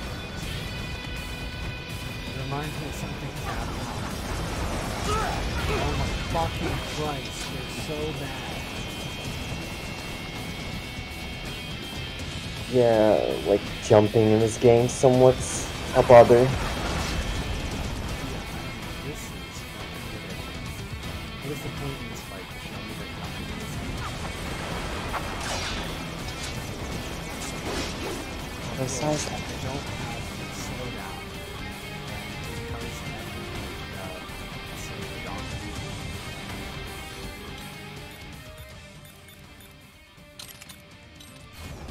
Yeah, also you need to keep up with the energy, or otherwise you get.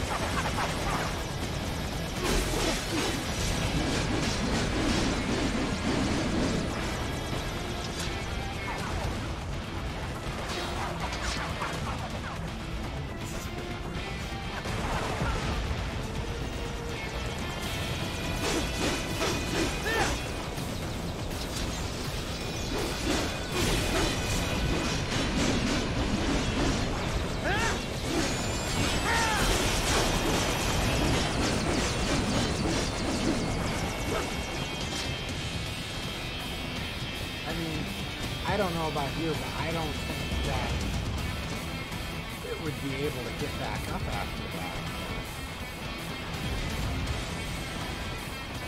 that. What exactly?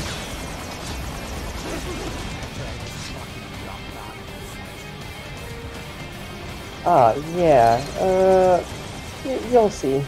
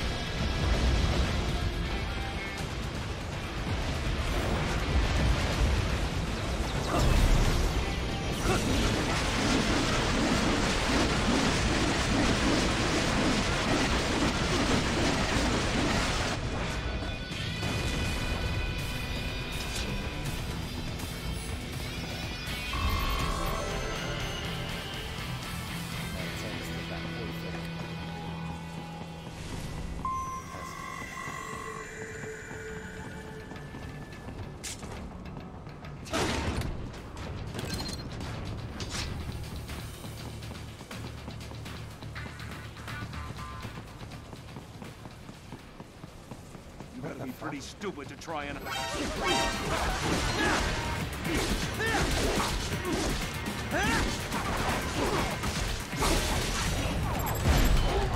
Get off! Bullseye!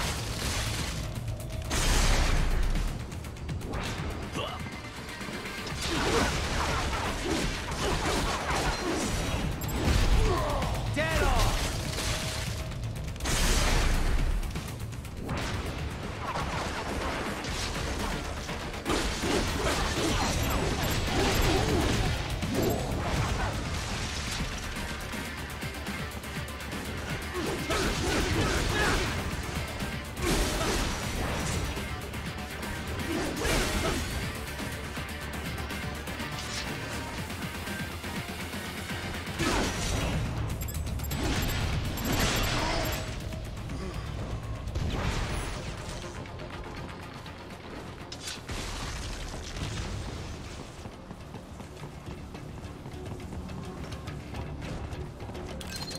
That's where they're holed up.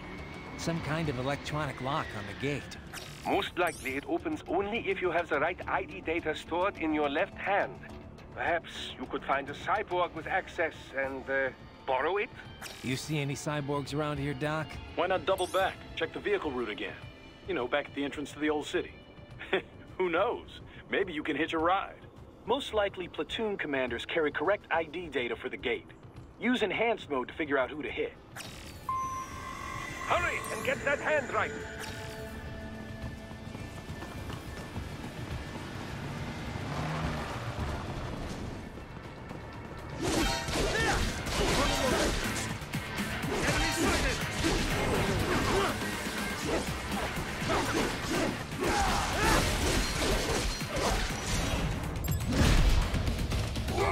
Bullseye!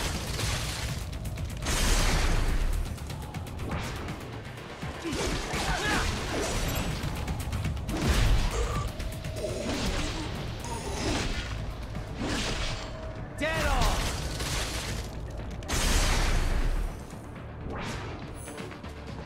So how do I loot the arms? Because I'm seeing something say like, you know, left arm, right arm attached.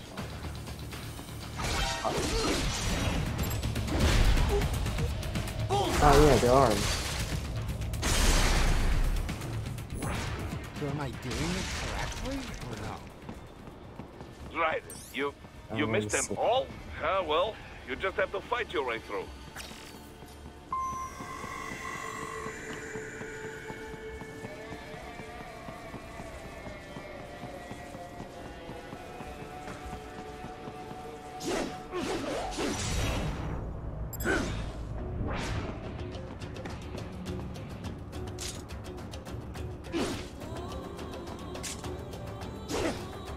Wait, you didn't actually... You didn't count the hand properly, did you? Yeah, you need to precisely, you need to go into the slow mode and precisely strike it with every point.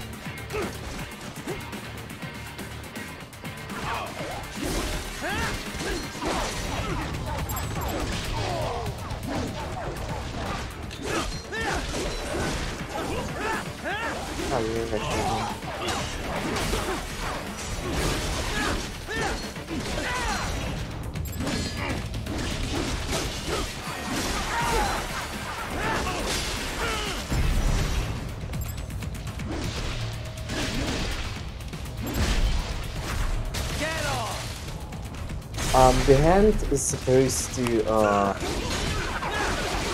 be on normal soldiers. You will not find it on big ones like some of.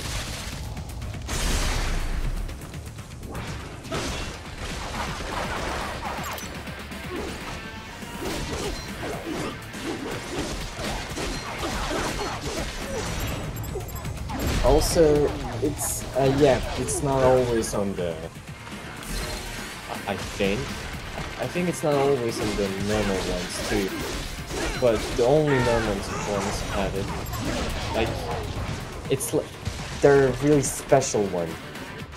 Usually, you will not find them in the fights.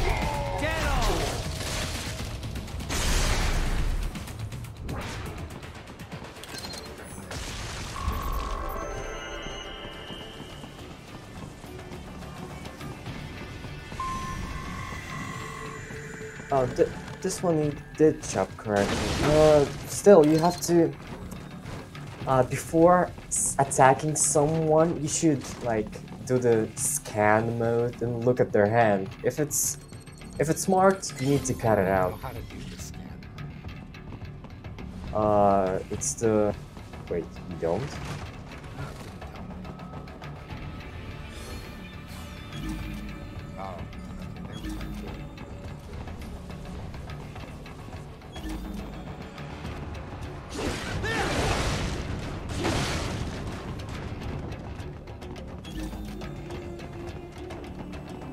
Yeah, so before attacking any group, you should actually use the scan mode before to check for people with left arms.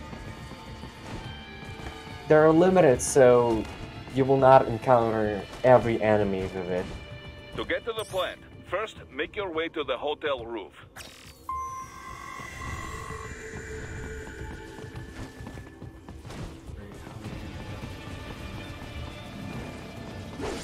I think there's a bath.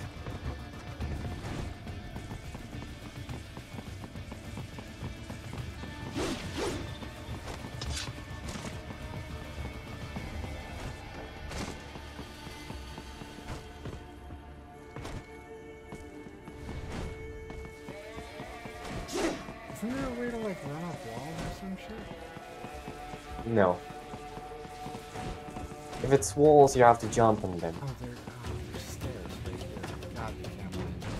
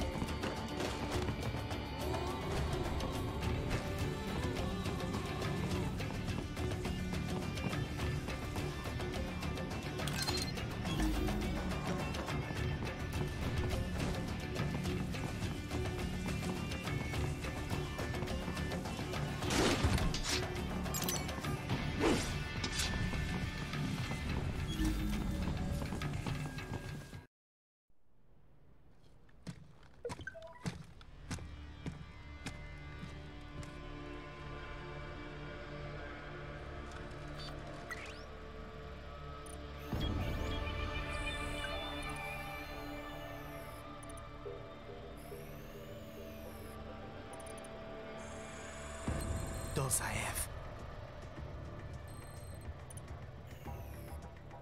That woman.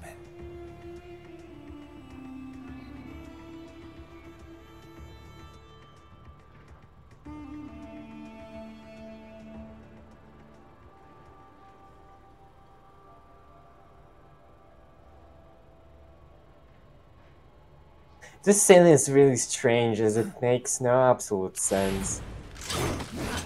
You'll know why. Raiden, what's happening? Your heart rate spiked. Yeah, I just dodged a bullet. All right, I'm heading for the refinery. She saw. Oh, what? The girl saw. Ah, yeah, the girl. Her name is Mistral. And, I can't say much about her, you better see.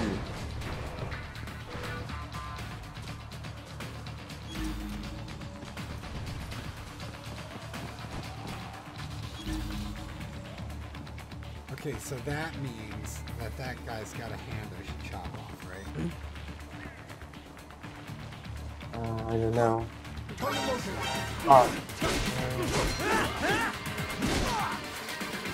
Yeah.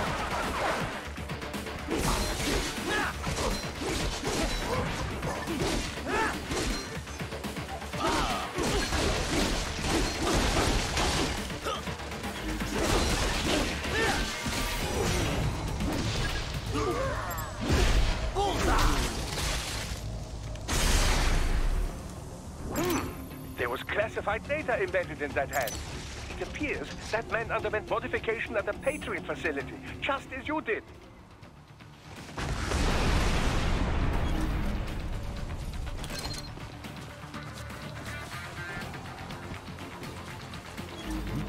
Nice.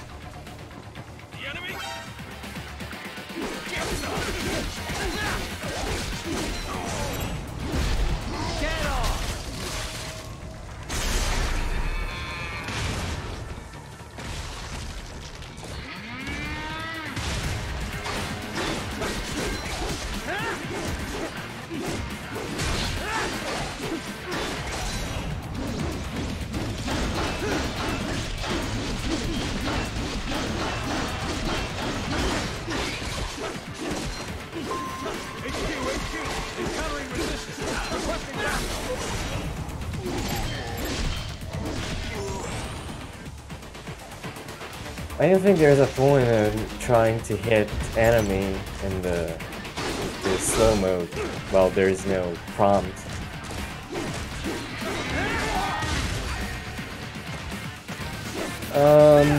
No. If they're not in some special state, you will just use your energy. It does not deal that much damage.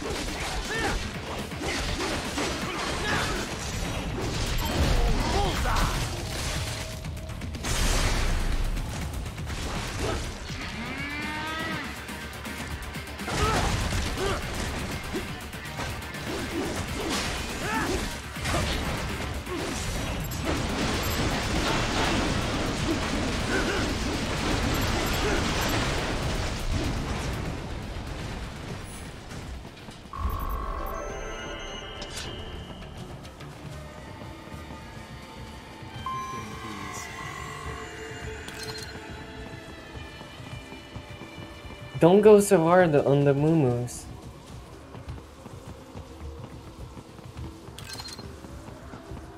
We intercepted call for backup. Oh yeah, this. Position is on your I'll suggest radar. You can engage if you wish. It is your choice. Do not go back. I'll just say that.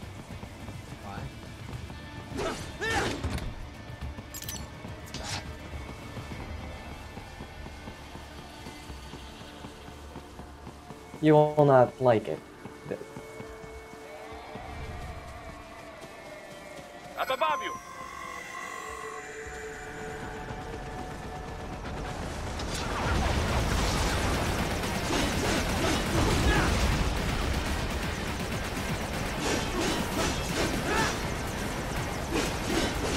It's a fucking helicopter. A helicopter fucking fight.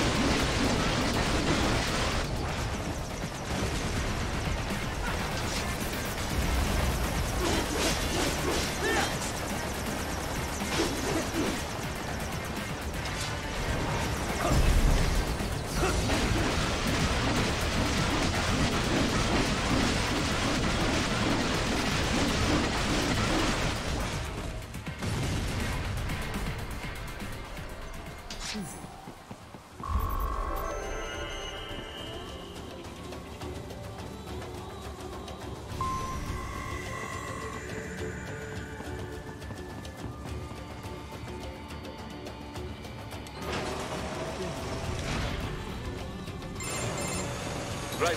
The cliff is just ahead at the end of the old city. Beyond that is the refinery's backyard. So what? It's a sheer drop? The refinery's not connected to the city That at fight all? actually pissed me off a couple of It was only built times. 2 years ago. There should be a narrow path around there that leads to the plant. It is protected by a fence, but probably you can cut your way through. Probably. Don't get cocky. Most likely it is Desperado running security down there. Also, do you remember there's codec? You can talk. Well, if you want to. They're somewhat long.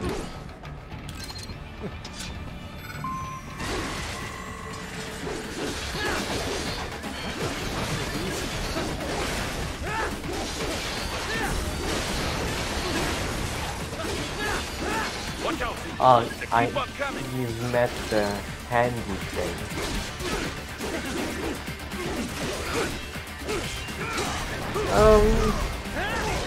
Their design, I think they were actually in Metal Gear Solid 4.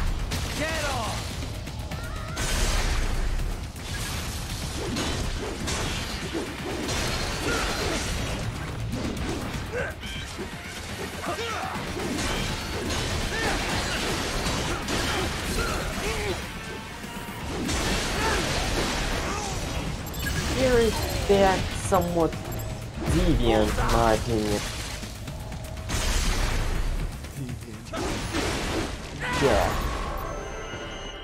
You also see why. Not only that. I like how you got a spine out of air. Yeah, that was definitely.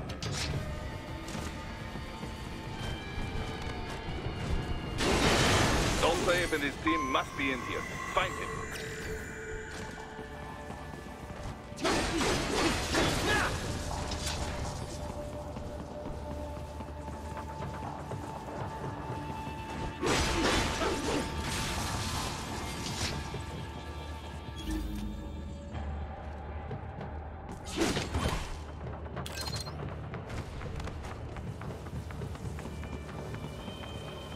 Raiden, wait. There are active IR sensors in the area. Just security but the flying enemy may be not away for some reason.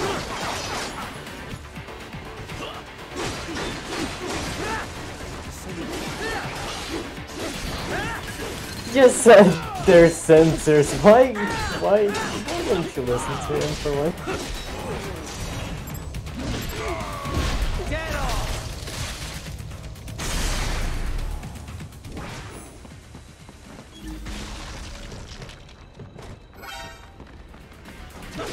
Need to run past the IR beams, Ryder.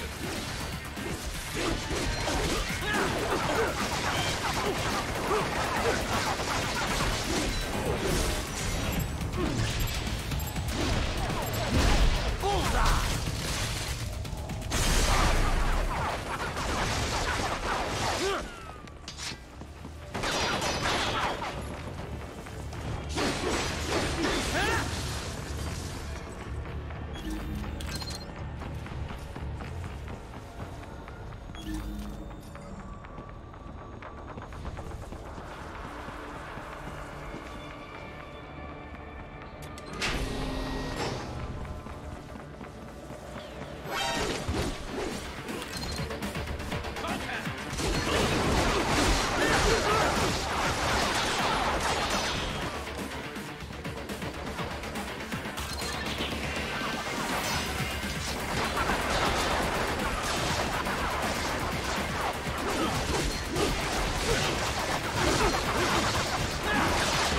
God, this is so annoying.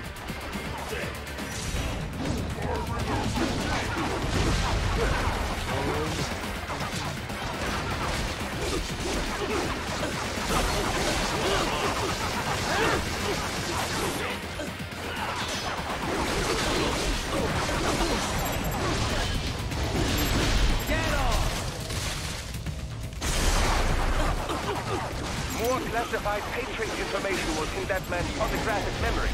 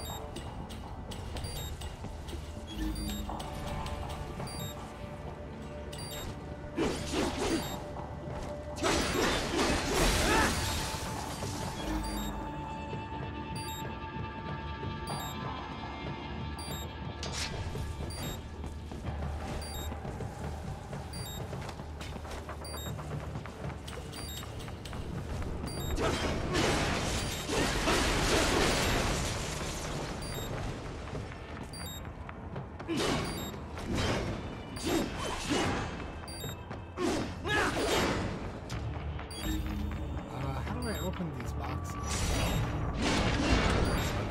Oh, it has to cut the lock.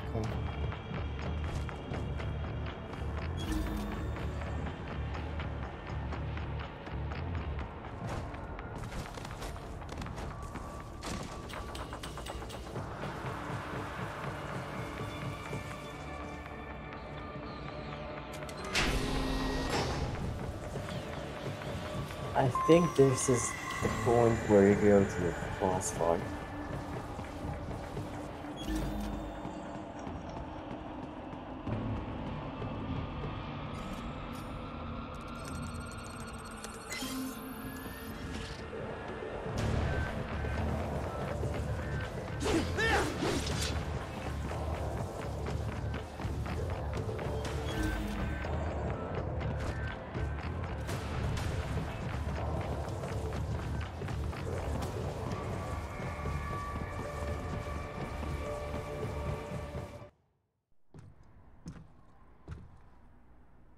I was wondering when you'd come, Jack the Ripper.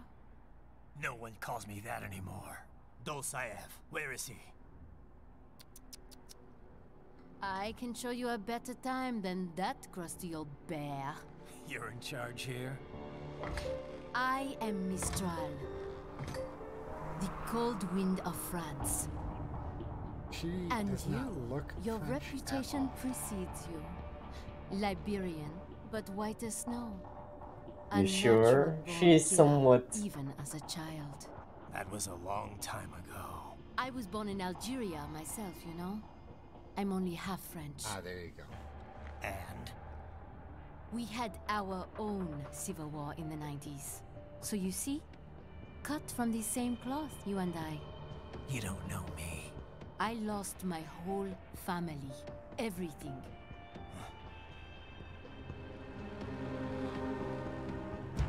But I butchered those fuckers. My family's killers. That's when I realized I am a killer too. And a good one at that. I slaughtered dozens in Iraq, in Afghanistan. I'd found my calling. Proud of that, are you? What happened, happened. To be honest, I found it quite dull. My enemies fell like domino, one after another. Not once did I feel threatened. I was adrift, without challenge, without purpose. At times, I even envied my prey. At least they had a cause to die for. And then, I met him. Who? And I knew what I had been missing. His ideals gave my life meaning. Ideals, Jack. What are yours? I protect the weak.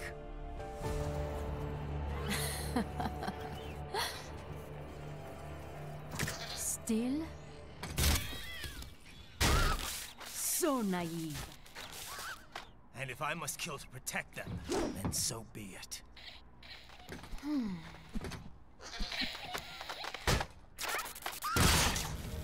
It seems we have less in common than I thought. I'll take that as a compliment. If you would kill for your ideals, then surely you are ready to die for them.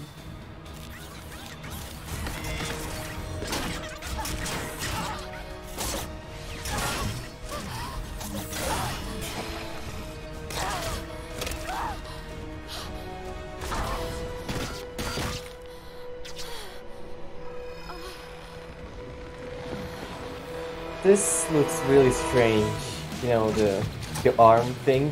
Yeah.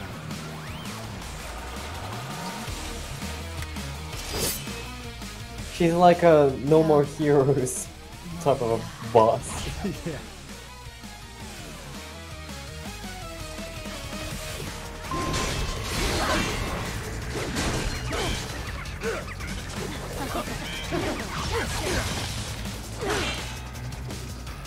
Don't you want to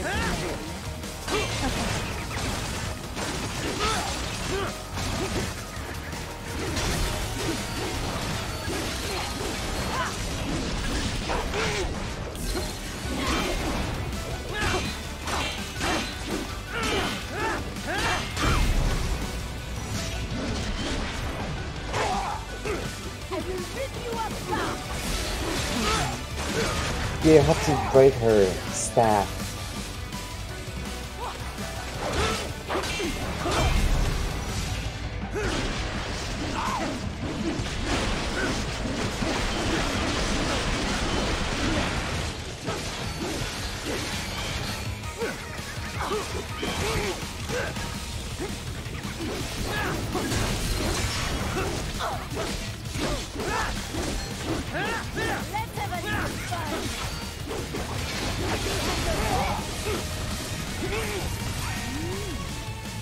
I like how she actually uses them to kill you and then rips their hand off.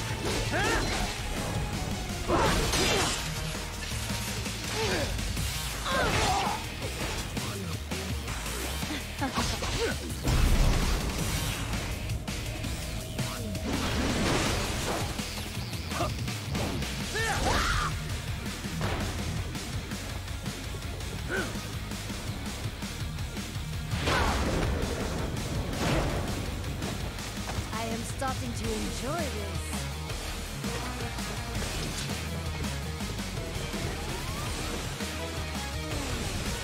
Ready to slice off some love?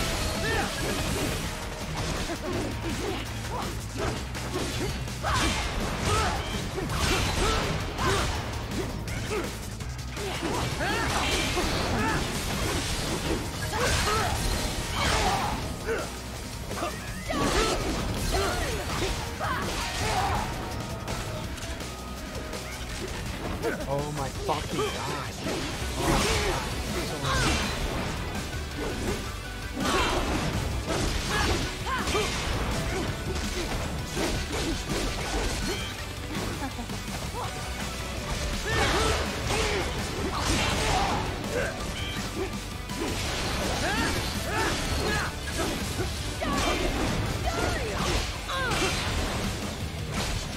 Try to parry precisely so you can actually hit her for more damage.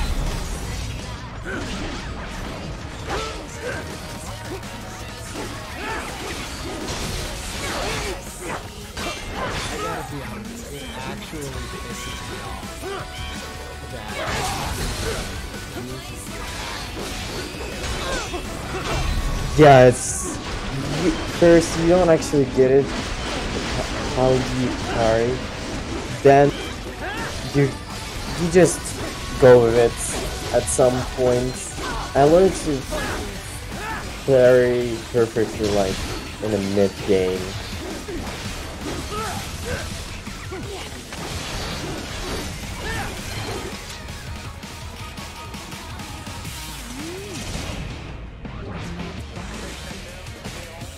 Oh, there is a way to choose what you want. Right. Like the three notes. That's why I was having so much trouble.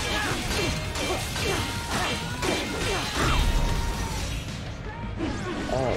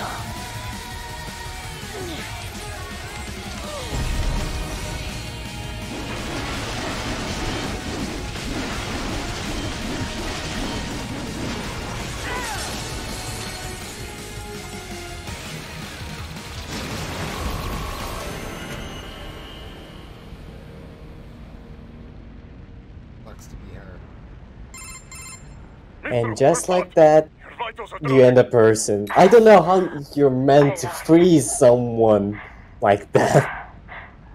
So this is how I just don't know. dying for a cause. Wait. No. Hold on. I am sorry. He was too much. I do not need apology. I need you alive. But I know you will never fall. What? What is this talk about? Je t'aime. De tout mon corps. Je t'aime. Mister, you never... She's not talking to you, idiot. You killed her! You vile nuts! Murderer! That's rich coming from you.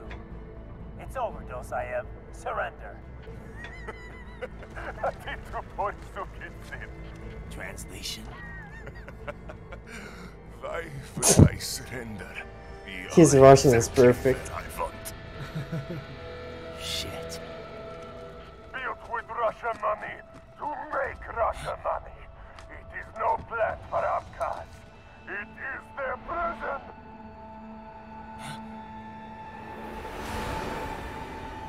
But now, they will be free!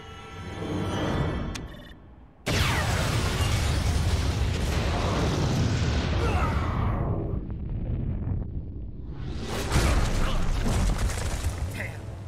Crazy son of a bitch. Raiden? Raiden, what happened?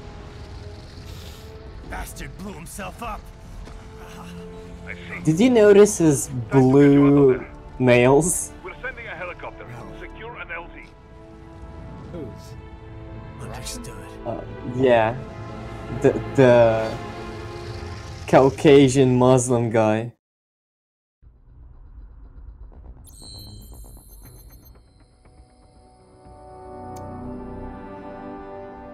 Okay, apparently I missed the battle.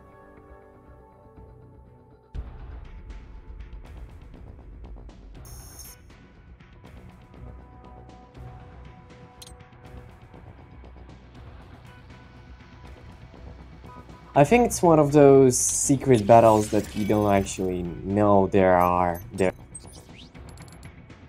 Like you have to go back.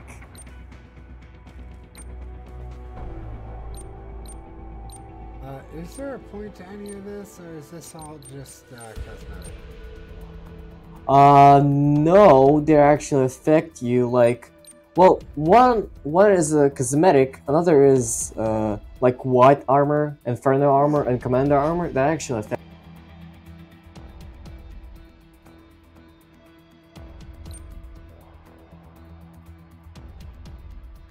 The others, they're just normal.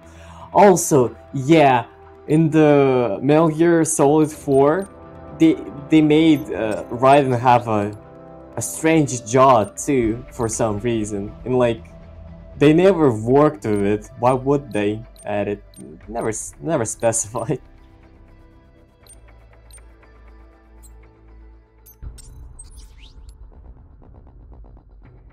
Also, you should not actually buy Fog's Blade because it's just you buy it, you win the game. Everyone dies in one hit. Really? Yeah. Basically, you just cut them open, like as if you would be entering the slow-mo mode like every single time.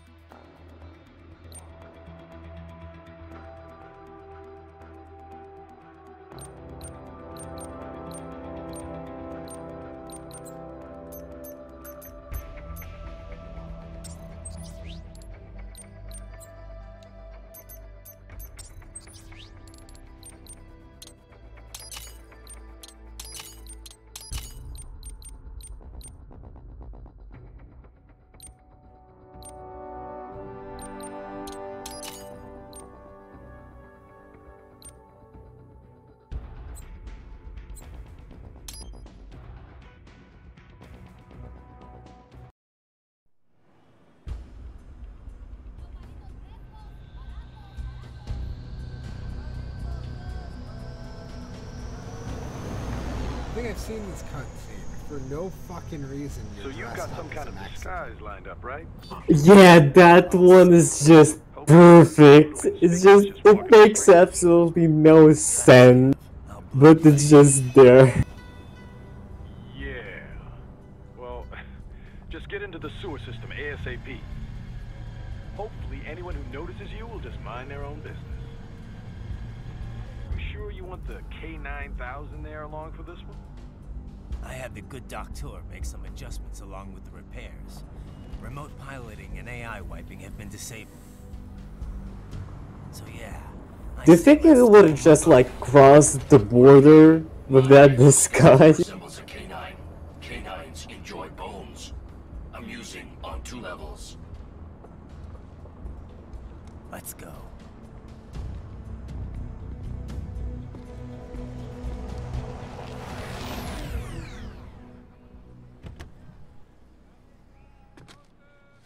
Also, the car door is on the wrong side.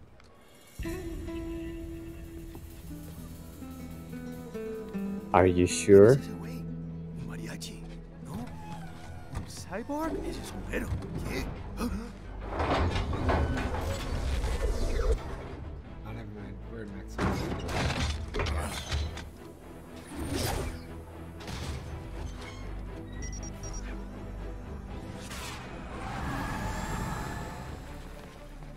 Why would a person wear that hat, like, normally? Yeah. Ask an average Mexican. I like how you're supposed to not be seen, and so you stay there so that you can dramatically, like, place your hat down and say goodbye to these two strangers. It's right.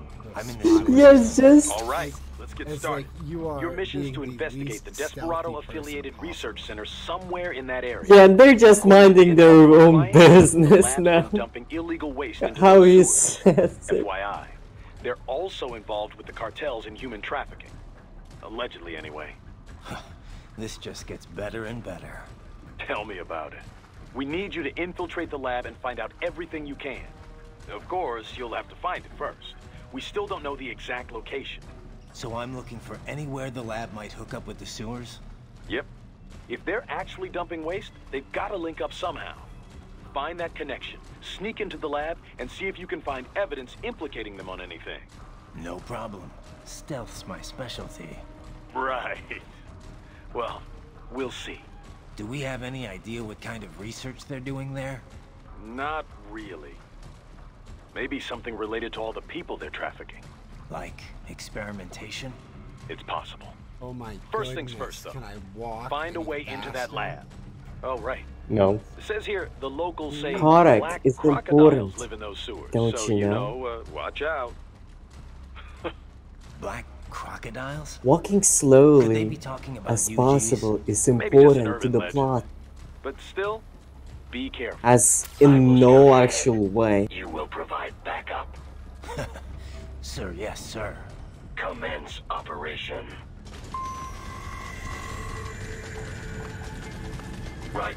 Unidentified UGs are patrolling the sewers. Exercise caution.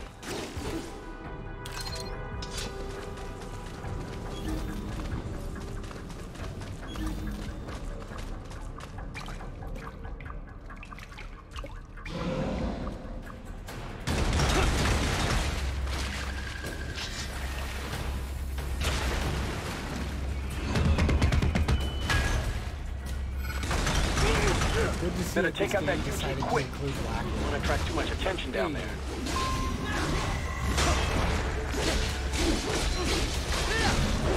Oh, come on. Don't be so rude to the monkey.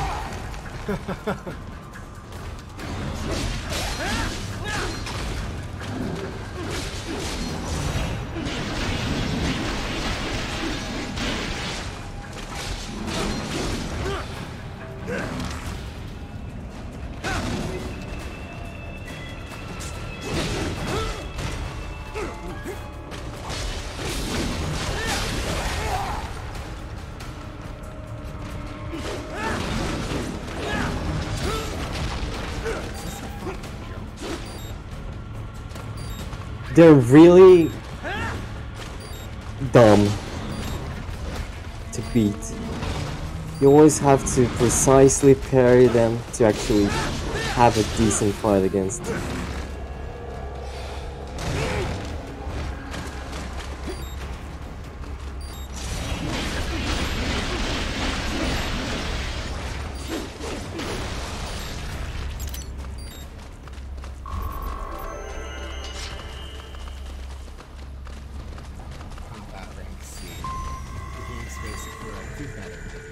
I see a maintenance catwalk. Use it to conceal yourself if necessary. Aren't scores for that? To tell you're bad, be better? Can you sneak attack these guys? Yes, you can, but you better actually do it from someone higher. Yeah.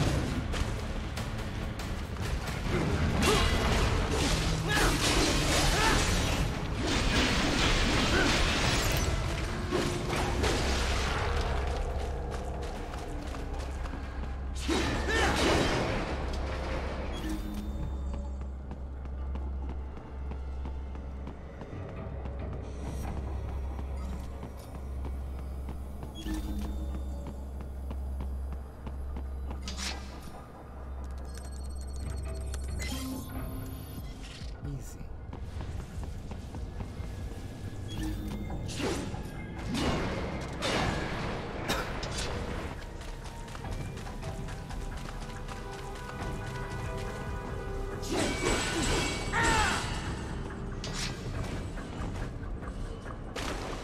Right.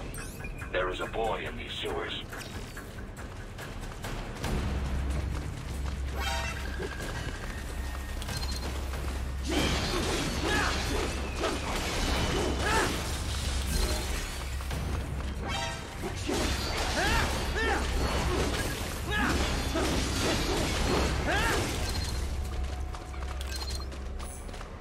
Oh, be sure to look out the hand things, they sneak attack you.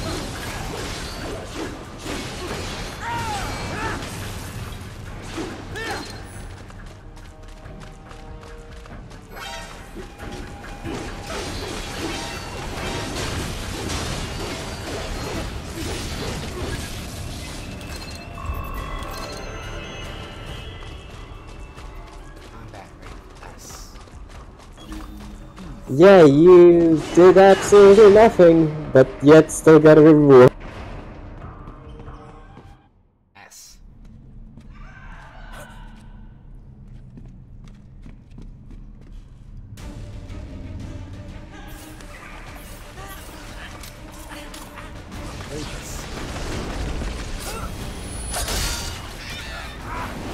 Oh, you finally found the boy.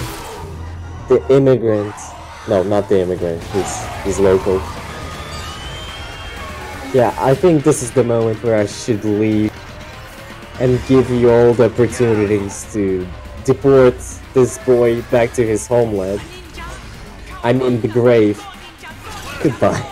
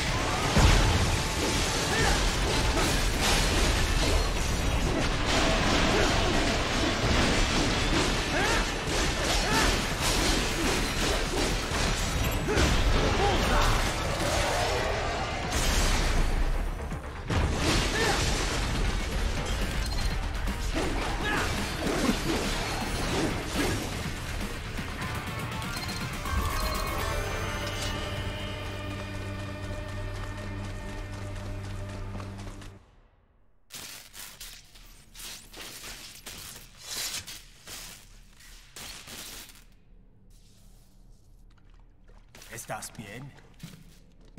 What you say? Oh. Me a Guyanese, from Guyana. You speak English? Yeah, I'm from America. Call me Raiden. Me name George, like Georgetown. George.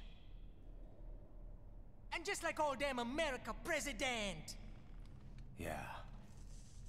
So what are you doing here? Me? What the rest of you do here? You lose the map of Ninja Hideout, Ninja Man? No, I'm looking for bad guys. Ah, damn Skunter research lab. You know about it? Me know me now go back. Hey, you're not one of them skunt, nah? Nah, I guess you're alright.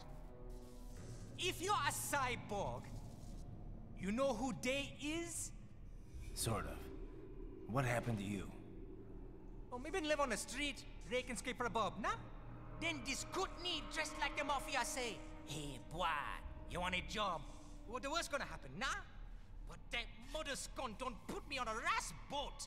They pack us all a big old dirty container. Next thing we know, we're here at that zombie lab. All kids?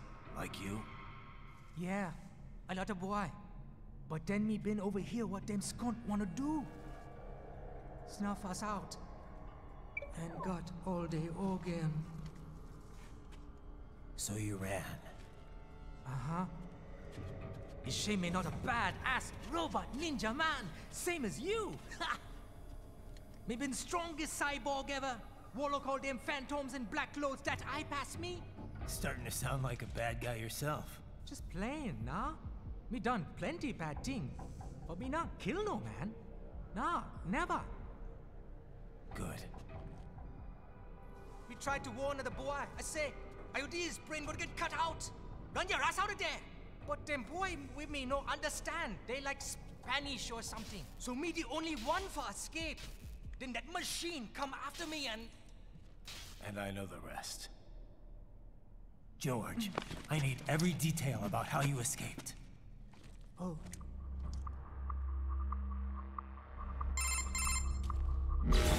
So the kid got into the sewers through a drainage channel? Yeah, he says the channel is super tight, but there's some kind of shutter next to it. Got it. That must be where they dumped the waste. There's something else. It sounds like a Desperado exec was on site yesterday. If a Sentry Cyborg was on hand for the meeting... You should be able to review their video log, provided you can find a server access terminal. That would give us the evidence we need, as well as a little peek at the level of their technology. So what about the kid? I made sure the area was secure and told him to sit tight. Can you pick him up? Sure. I'll send a couple agents for him. You just focus on getting into that lab. If what he said is true about the organs, we need to hurry. Agreed. Riding out.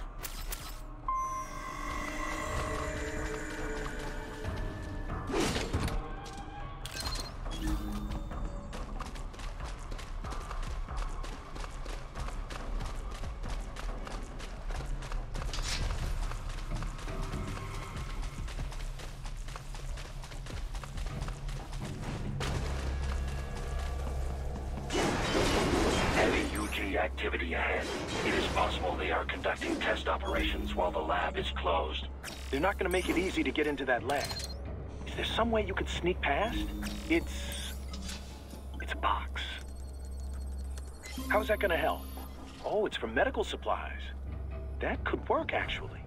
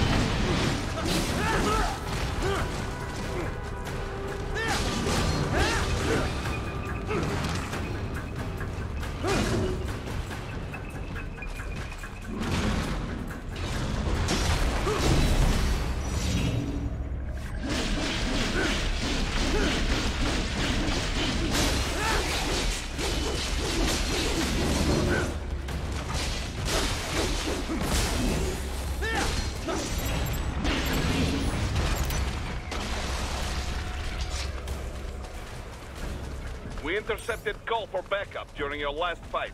The caller's position is on your Soliton radar. You can engage if you wish. It is your choice.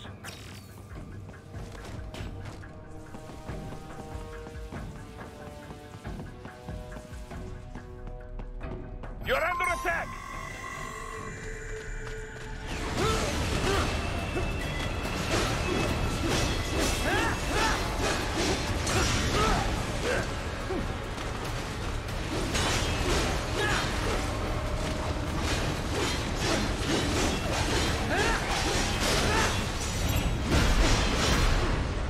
Get off!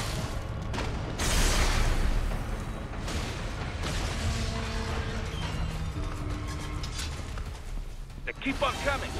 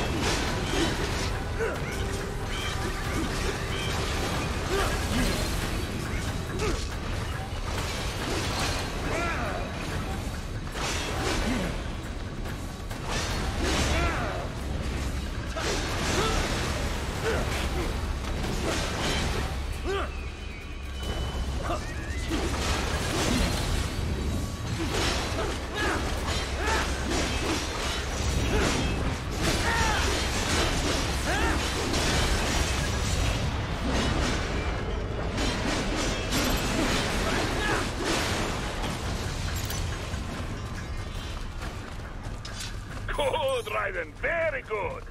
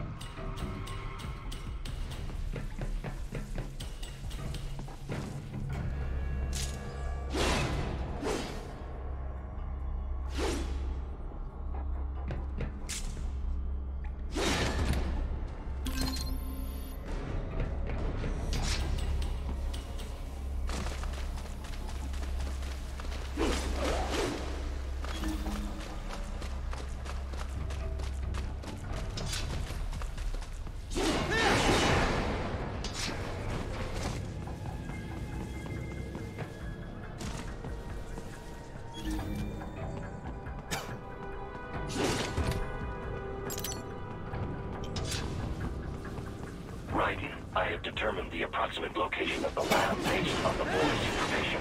It is marked on your Soliton radar.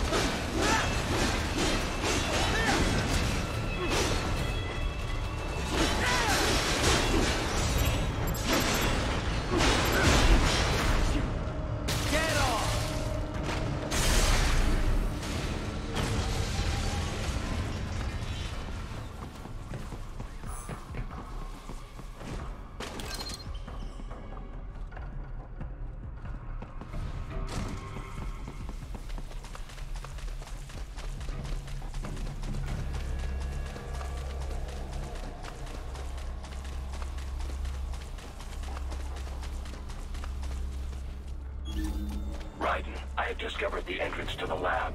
Sending coordinates to your Soliton radar.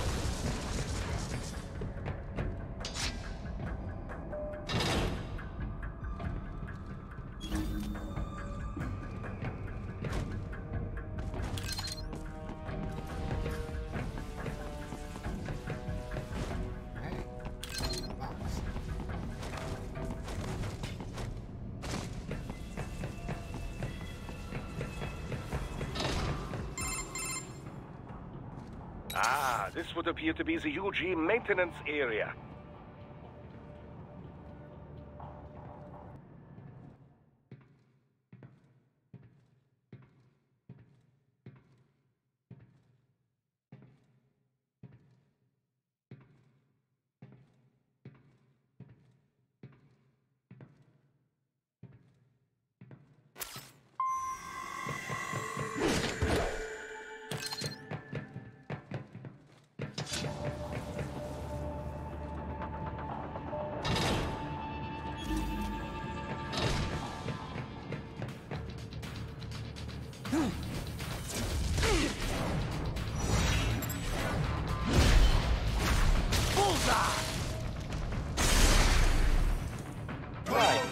Right.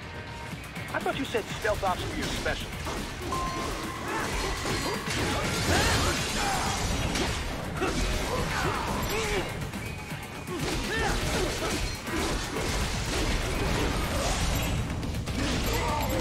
Get off!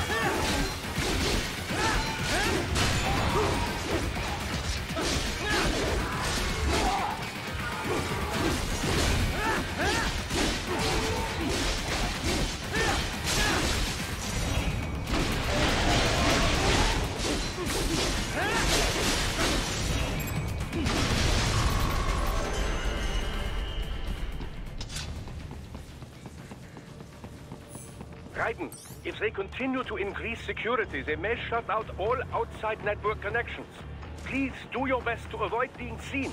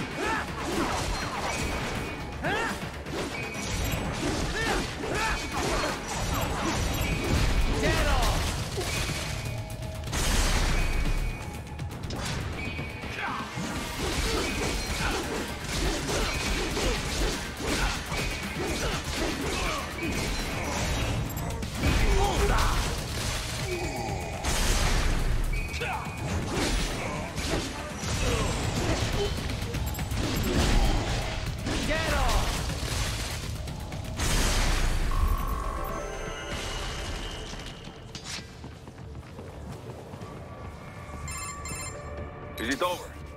For now, yeah. But that room, those were cyborg brain casings. Duh, we saw. George said they were harvesting organs from kids. Yes, this must be why they are trafficking children. Perhaps other organs are being sold elsewhere, but they are definitely taking the brains. Jesus, are they making these kids into cyborgs? Wait, the cyborgs you've been fighting, did they seem like they might be kids? You said earlier that child soldiers have a telltale approach to combat. Yeah, but I didn't see it here. Those weren't kids. So, what? Desperado's just doing the surgeries there? We've got to do something about all those brains. And the other kids George was talking about. He just escaped a few hours ago. They couldn't have taken all their brains out that fast. True.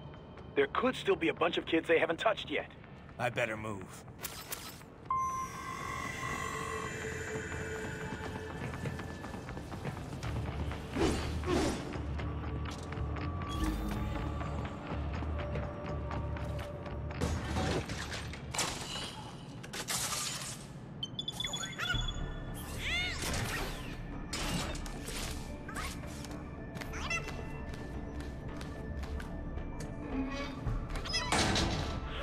Splendid! It is all ours. Now, use it to locate a data input terminal. These guys are pretty jumpy now. Any funny business, and they might just open fire. Try latching onto cyborgs' heads from behind. Then, an electric shock should knock them unconscious.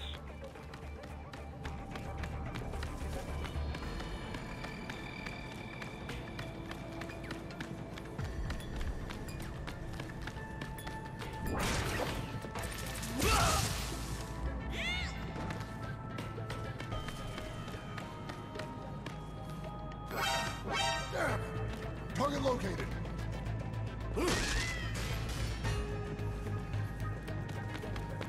Found it.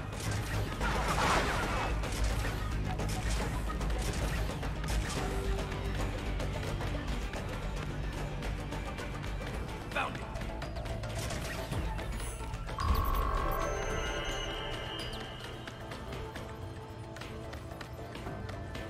That terminal is most likely designed to download mission data and such into the UGs. Let's try using it to access the lab server.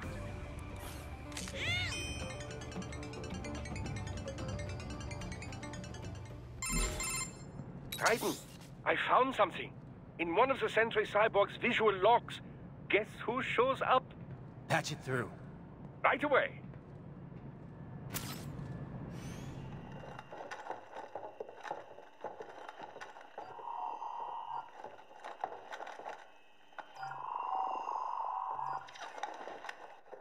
Send us what you do have.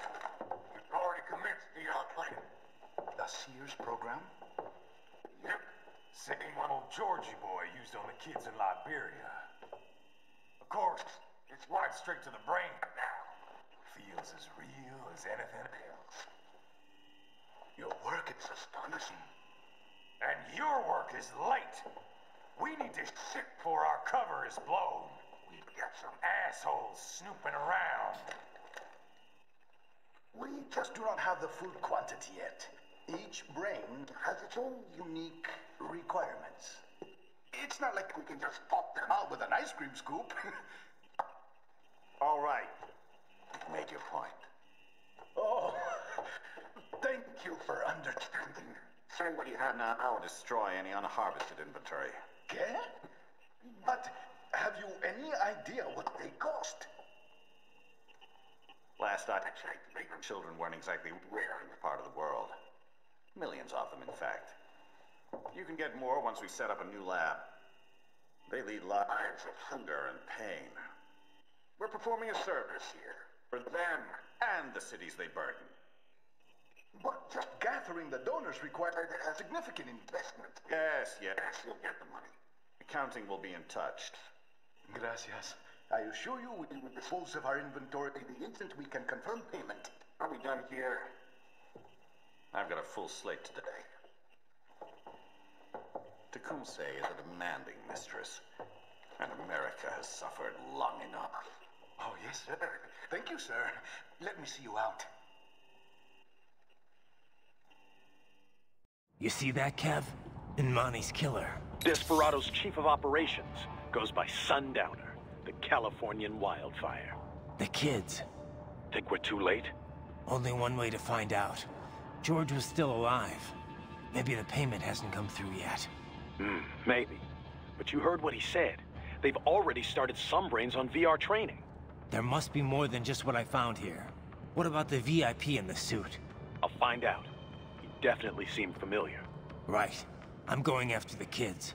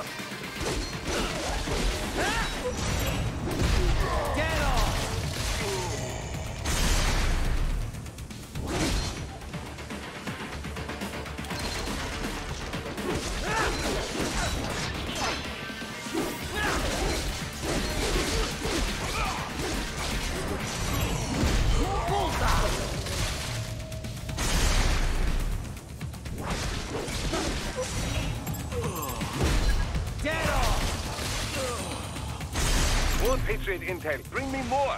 And maybe I can develop something interesting from it.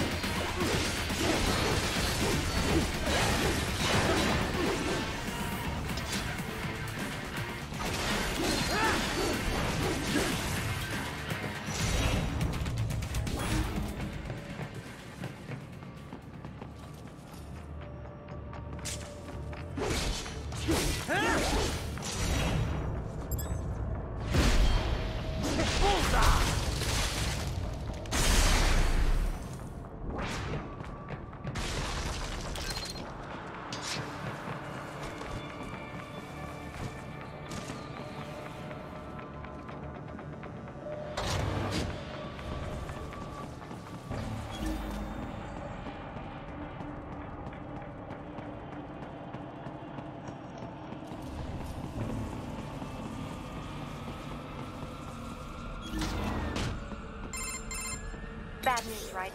We can't find George. What? Maybe the coordinates you sent us were off? No way. I merged the GPS location of our entry with all my movement data from that point on. This is bad. You think they got to him first? I don't know. I'll have our guys sweep the area. Thanks. I better keep moving.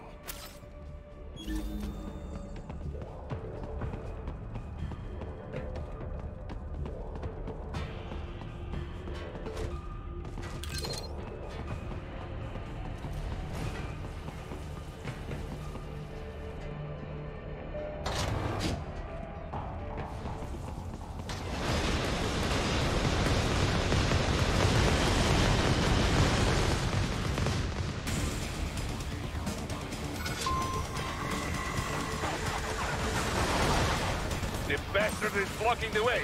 Push that thing back.